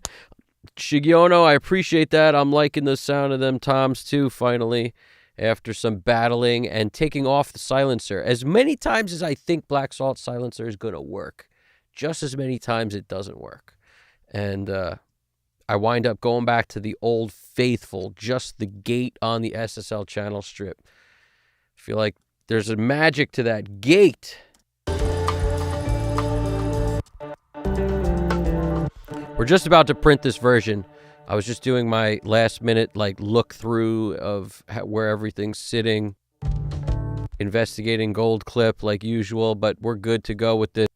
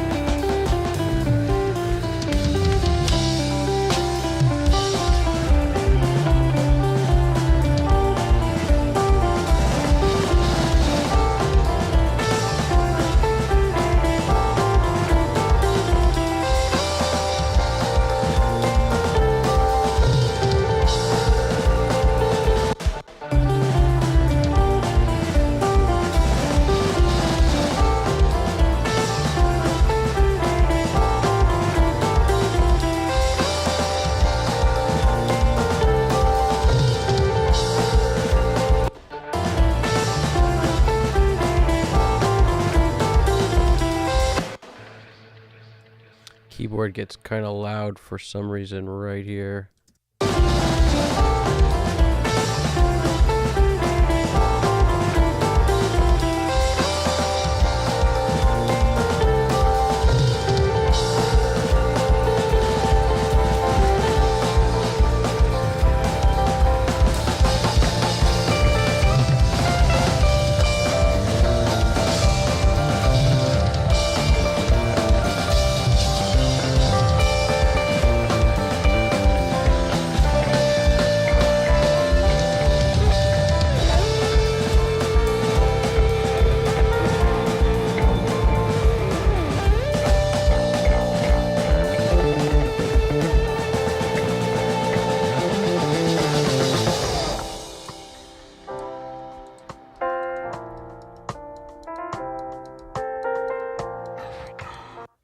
We're there now, guys.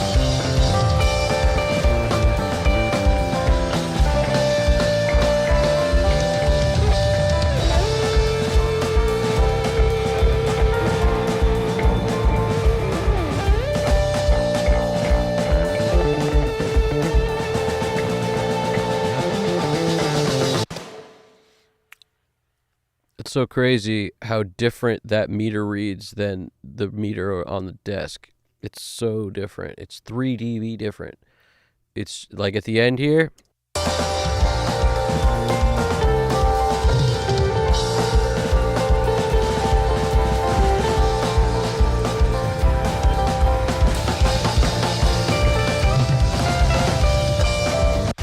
Negative 7.4 lufs right there where I just stopped it.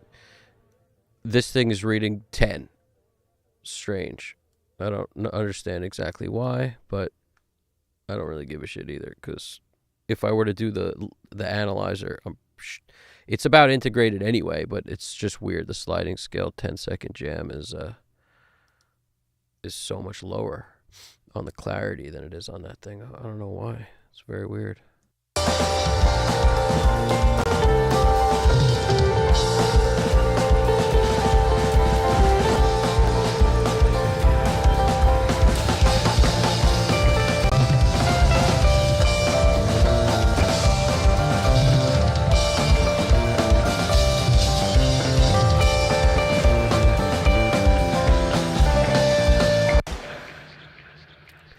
It's reading.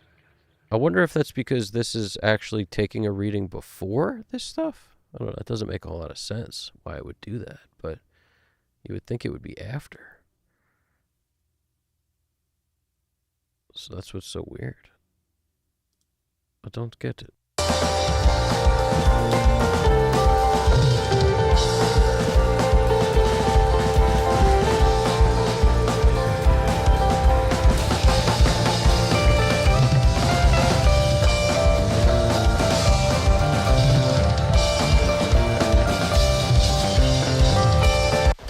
It's showing -6.9, -7, and that's showing -10. I don't get it. I don't give a shit, but I don't get it. I don't get it. Very weird. Usually it's the same. It's pretty accurate. This is, I don't know why it's doing that. It's weird. Anyway.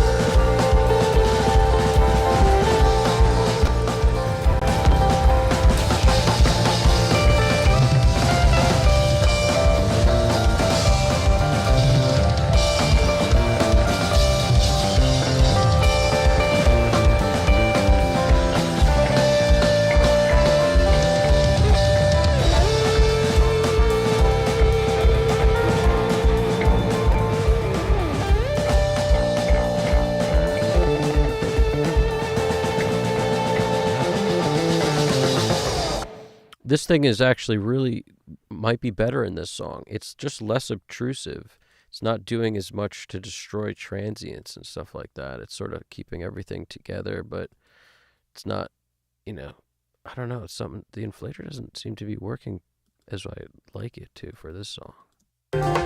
It's like that part is just too dense for the inflator.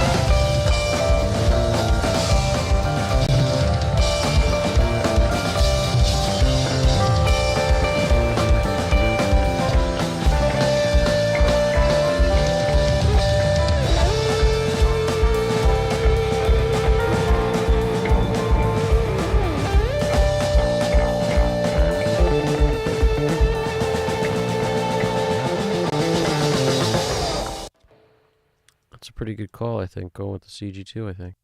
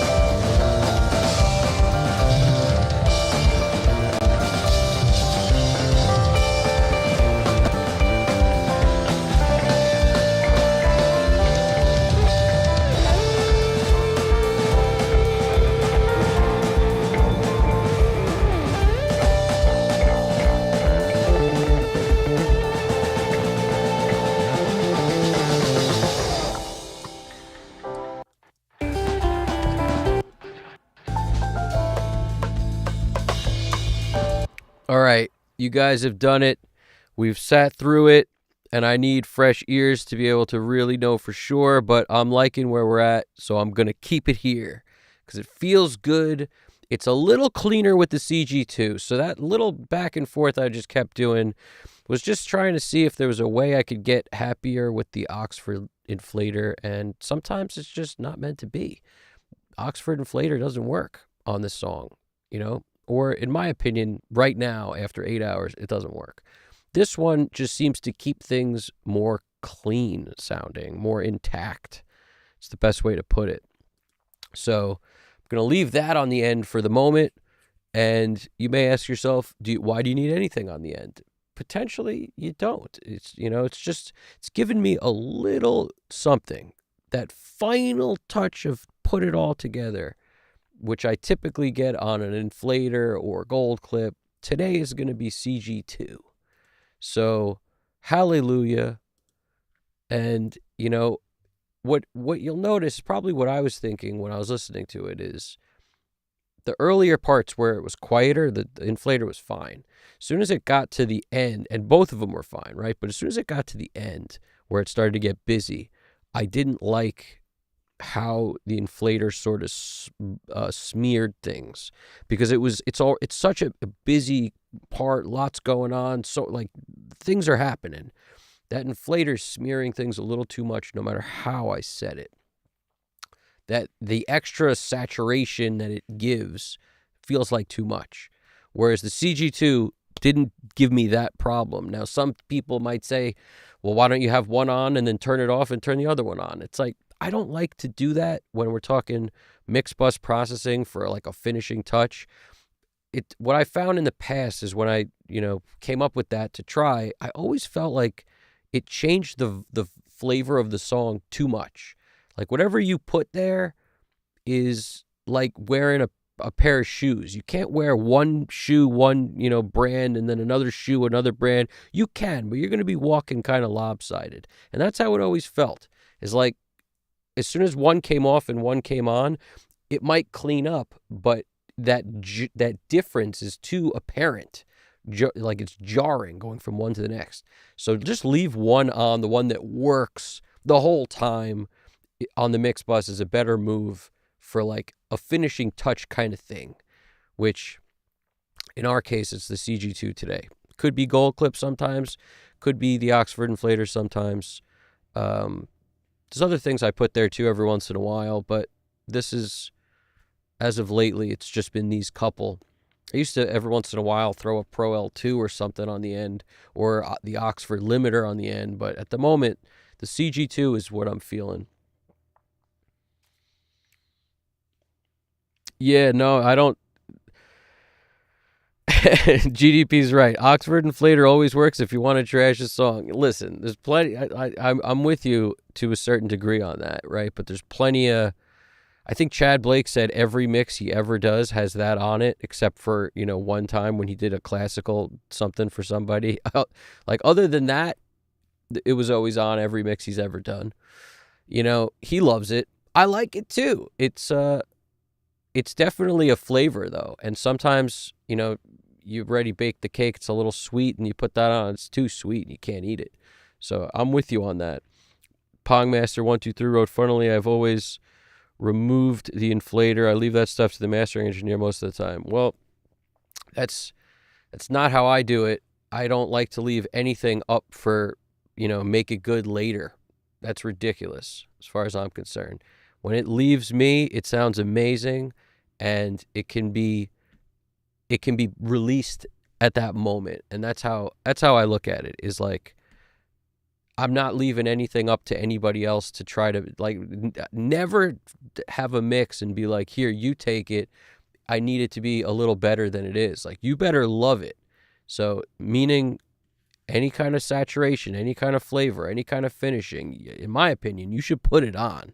Make it sound good to you, as good as it can, before you let go of it. I don't believe in that leave it to the mastering engineer to mess it up stuff. I've dealt with too many mastering engineers that didn't, that took things in the wrong direction or overcooked it or whatever. Whereas when it's done, it should be done. Like, if they don't have to do anything, they're happy. So that's always the move if you're coming from where I'm coming from. And it's multiple schools of thought. That's the Shep's way of thinking, is the same way I think about it. And as far as I'm concerned, that's the move. It's a whole different approach to only use like an SSL bus comp. That's it. Mix the song like that and then give it to a mastering engineer. That's a whole different approach, and not the approach that I take. I finish the song. As far as I'm concerned, it is finished.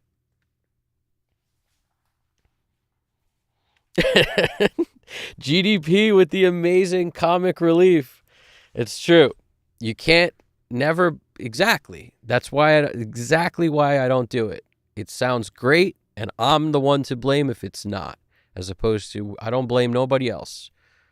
If the mastering engineer takes it over the edge, we find another mastering engineer. They got to keep it in play. Bada bing, bada boom, Betty boop. And that's what I'm saying is like, I love Andrew Shep's way of thinking about it, and I think that's how people should think about it. In my opinion, that's how it should be done.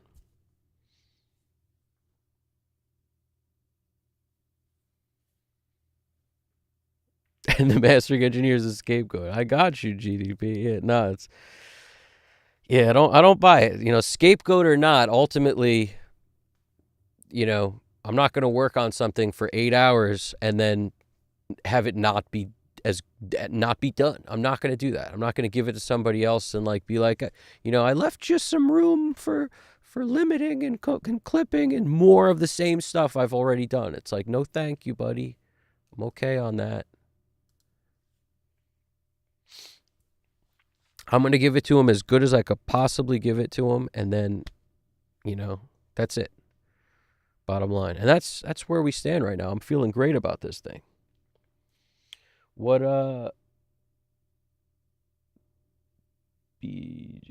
Benjamin Buttons. I just got an audio, what is that? Audionics broadcast limiter from 1980. Nice. It's amazing. Broadcast limiter from 1980. I dig it. Some of the Orban stuff was the stuff used for CBS.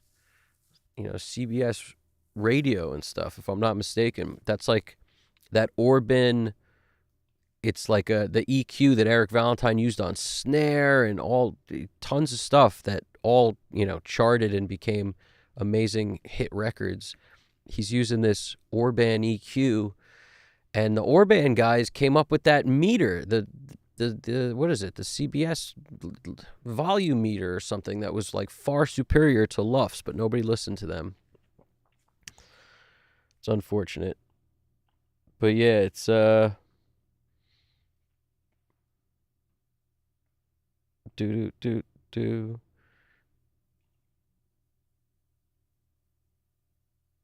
do do do do do do do. That thing costs $400. Nice, dude. You should check that out for sure. So let me print one of these things. Time to print. Print, print, print.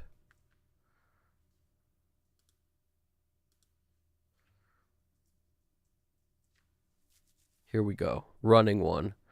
Let's get us saved up first. M1. It's the first print of the night and the last print simultaneously. After I get done with this, we'll jump back in. I'll answer any questions, wrap up shop, and all that good stuff. All that good stuff, and we'll do thank yous and all that thing. And I want to hear about that compressor thing. That's cool. I like weird sounding old school compressors. A lot of those, like, I don't know, every compressor algorithm fascinates me a little bit. So that's all pretty cool. Let's run one of these things. All right, time to boogie.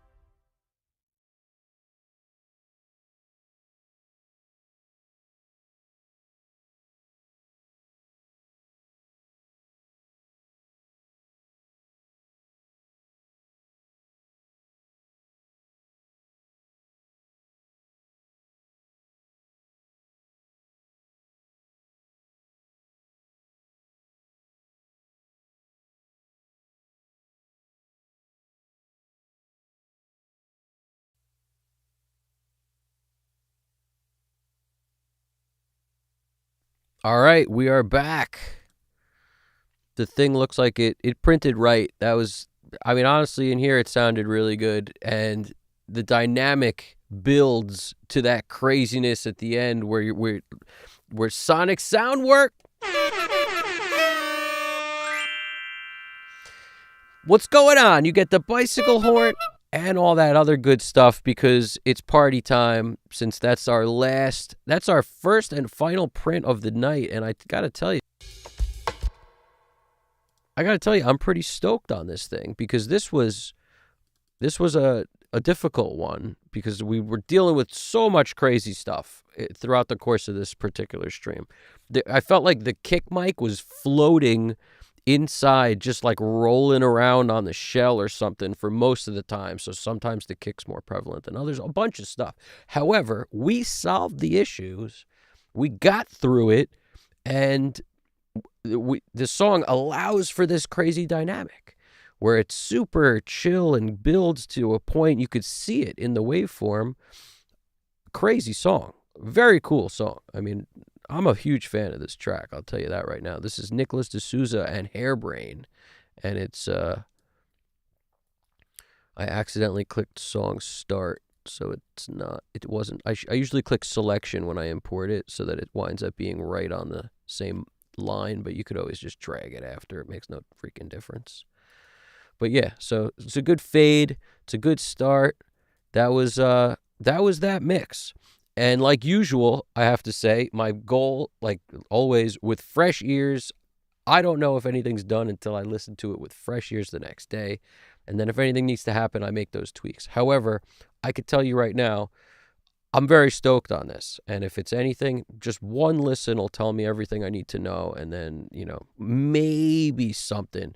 At the moment, I'm feeling good about it. So I wouldn't be able to tell you what it would be at the moment because I'm liking what I just heard.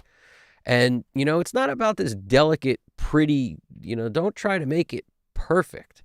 And it's easy for me to say that after 8 hours, right? But at the same time, moments that could be a little too loud or a little too low, that's good.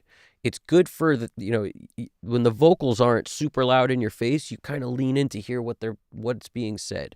When the part's building to a chaotic craziness and something jumps out a little loud on you, when that happens, that's okay. When the tom fills coming, you can hear them nice and clear, that's all good. Like, don't be so, delicate about the moves.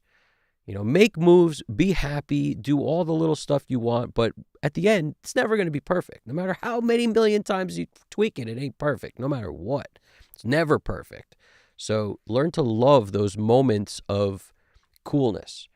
The guitar ends the phrase and it kind of jumps out at me and it grabs me and it makes me excited. It fills me with some excitement. And that's what we're going for here. That bass fill at the end where, right as it ends the chaos and we hear the bass player do his thing. I love that. It's like things like that. Interesting, cool moments.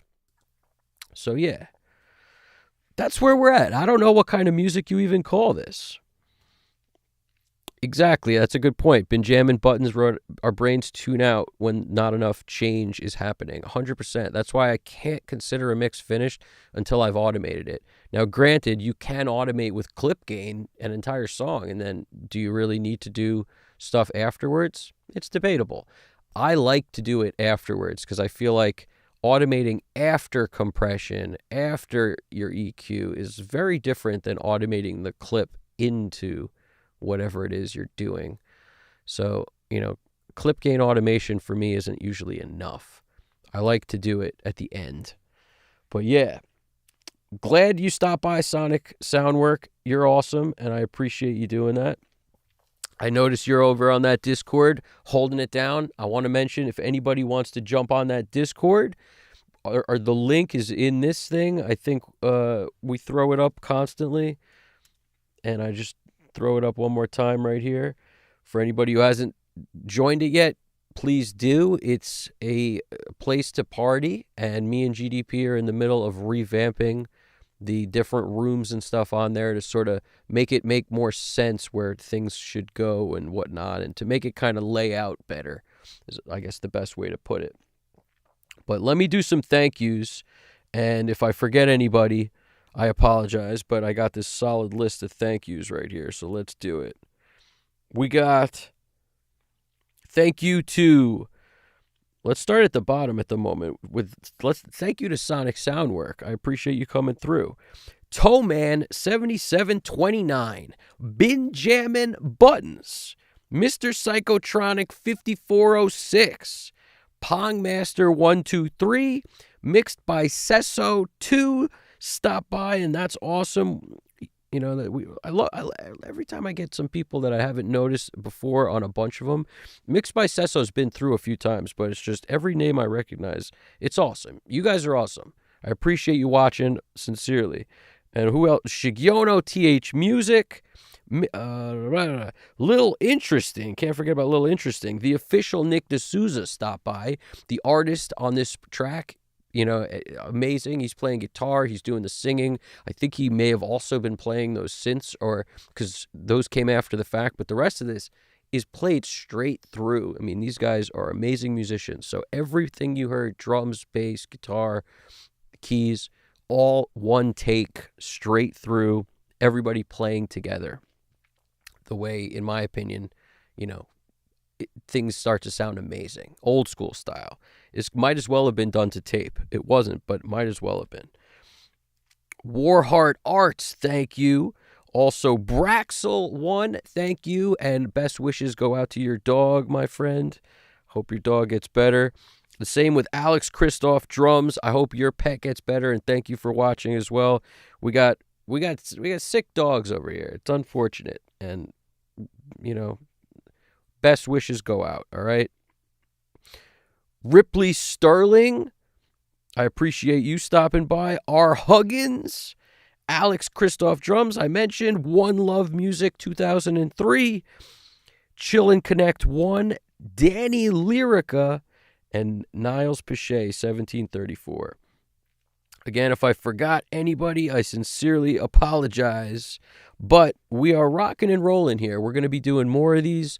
And also, if you notice, we're going into some different genres nowadays.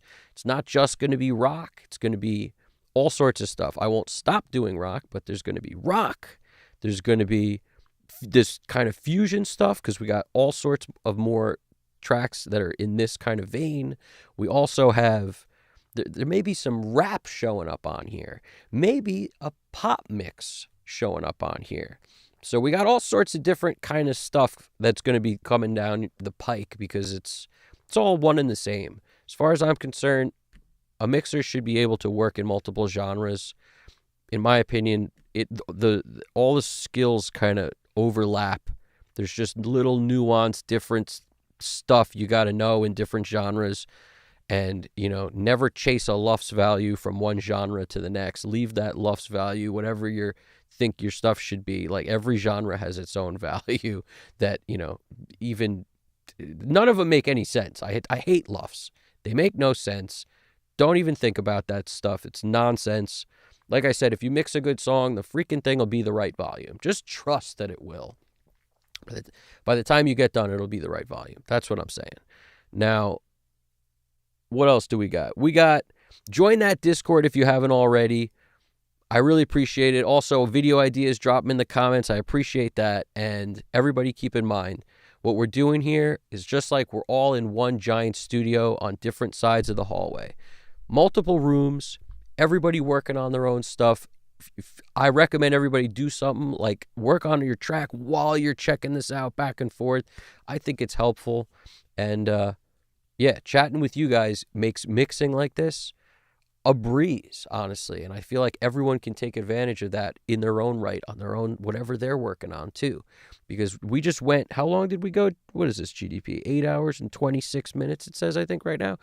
That was a long one. The last one of these I did for the same artist, and it's going to be on the same album, was 4 hours and 45 minutes. So granted, some of it is taken up with chat and this and that, but a lot of this one was also fighting some of the stuff that was, part of the track. There was some fighting going on, and we, at the end of the day, we won. So We made it work. We made it happen. And I'm feeling the vibe in here when I listen to it. So that makes me happy after, I always want to get to a stopping point that I'm happy. That's usually, it's like, why do you go so long or whatever? That's why. Because I want to get to a stopping point that I'm happy. And I know if I take breaks and talk in the chat, my ears get a rest. So that's the way I do it. If you mix low enough, you won't be ringing in your ears and all messed up by the end, and you can get through it. That's how I look at it. And then at least you'll have less to do tomorrow. Like for me, I'm just going to check it with a one play, and if I need to do anything, I'll know. But at the moment, I'm feeling pretty good about this freaking thing. This was a one of them. This was one of them. And the thing is, that's the other thing. Some of these songs on this, like on this album, you never know which is going to take you longer to mix or not. I looked at this and I was like, oh, that could be quick. But ultimately, once I got into it, like dig in, you realize what's there and what you got to do, and how the songs that have crazy dynamics, lots of dynamic between quiet to loud, are usually a little more difficult to do, because you're going to have to dial things in multiple times in different sections. So if you got one thing from this mix, that is what you probably should have got, is that don't expect, to always use the same sound from a quiet part to a loud part. And it could be in any type of song. It could be in a, chorus to verse, in a rock song, whatever. Don't be afraid to dial the stuff in differently to get it to punch through or be heard, or to get the gate to work better, or to get the compressor to work differently. Don't be afraid to dial things in. I wouldn't have them both play at the same time necessarily. That's not what I'm saying. I'm just saying dial them in separately, on different tracks. It's way easier than trying to automate the knobs. That's crazy talk. So I hope that helped. I hope it made some sense. What do we got? Ben Jammin's talking about it will be like -9 and -4 RMS. Yeah. Yeah, this thing was pretty loud. It's something like probably, this type of song with all these dynamics should be about -10 LUFS, -9, -10. Like that's what it should be, because there's a lot of dynamic in this. There's plenty of quiet parts for those meters to be crazy, for everything to get really low, and that averages in, because it's an average. It's the worst measurement ever. It makes no sense making things LUFS, freaking integrated LUFS makes no sense at all. It's a terrible measurement. It's a terrible measurement, and I blame it on why movies are impossible to listen to. Why is it the music's always so freaking loud and you can't hear the dialogue? Why is that? Why is it? Because there's explosions that are crazy loud in the dialogue, and then they take an average. Perfect. Can't hear nothing. Anyway, just an old man yelling at clouds at this point. I think I just gained 2 gray hairs from that. Bass genres have such different LUFS. Yeah, LUFS. I need a shirt that says F these LUFS or something. That's what I need. Just something. LUFS and RMS kind of semi-correlate on some genre and oppose on some others. Yeah, it's terrible. It might as well not exist. Sonic Soundwork, I'm glad you like different genres, man, because that's the thing. I feel like it's cool because, you guys get to hear different stuff. And, since I switched over to doing this kind of thing, I'm loving this for the live streams, because it's kind of a little bit of a different mental approach. Not lyric driven stuff, like not vocal driven, music driven. It's so much dynamic in it. I honestly love it. The sound moves a lot. Very cool.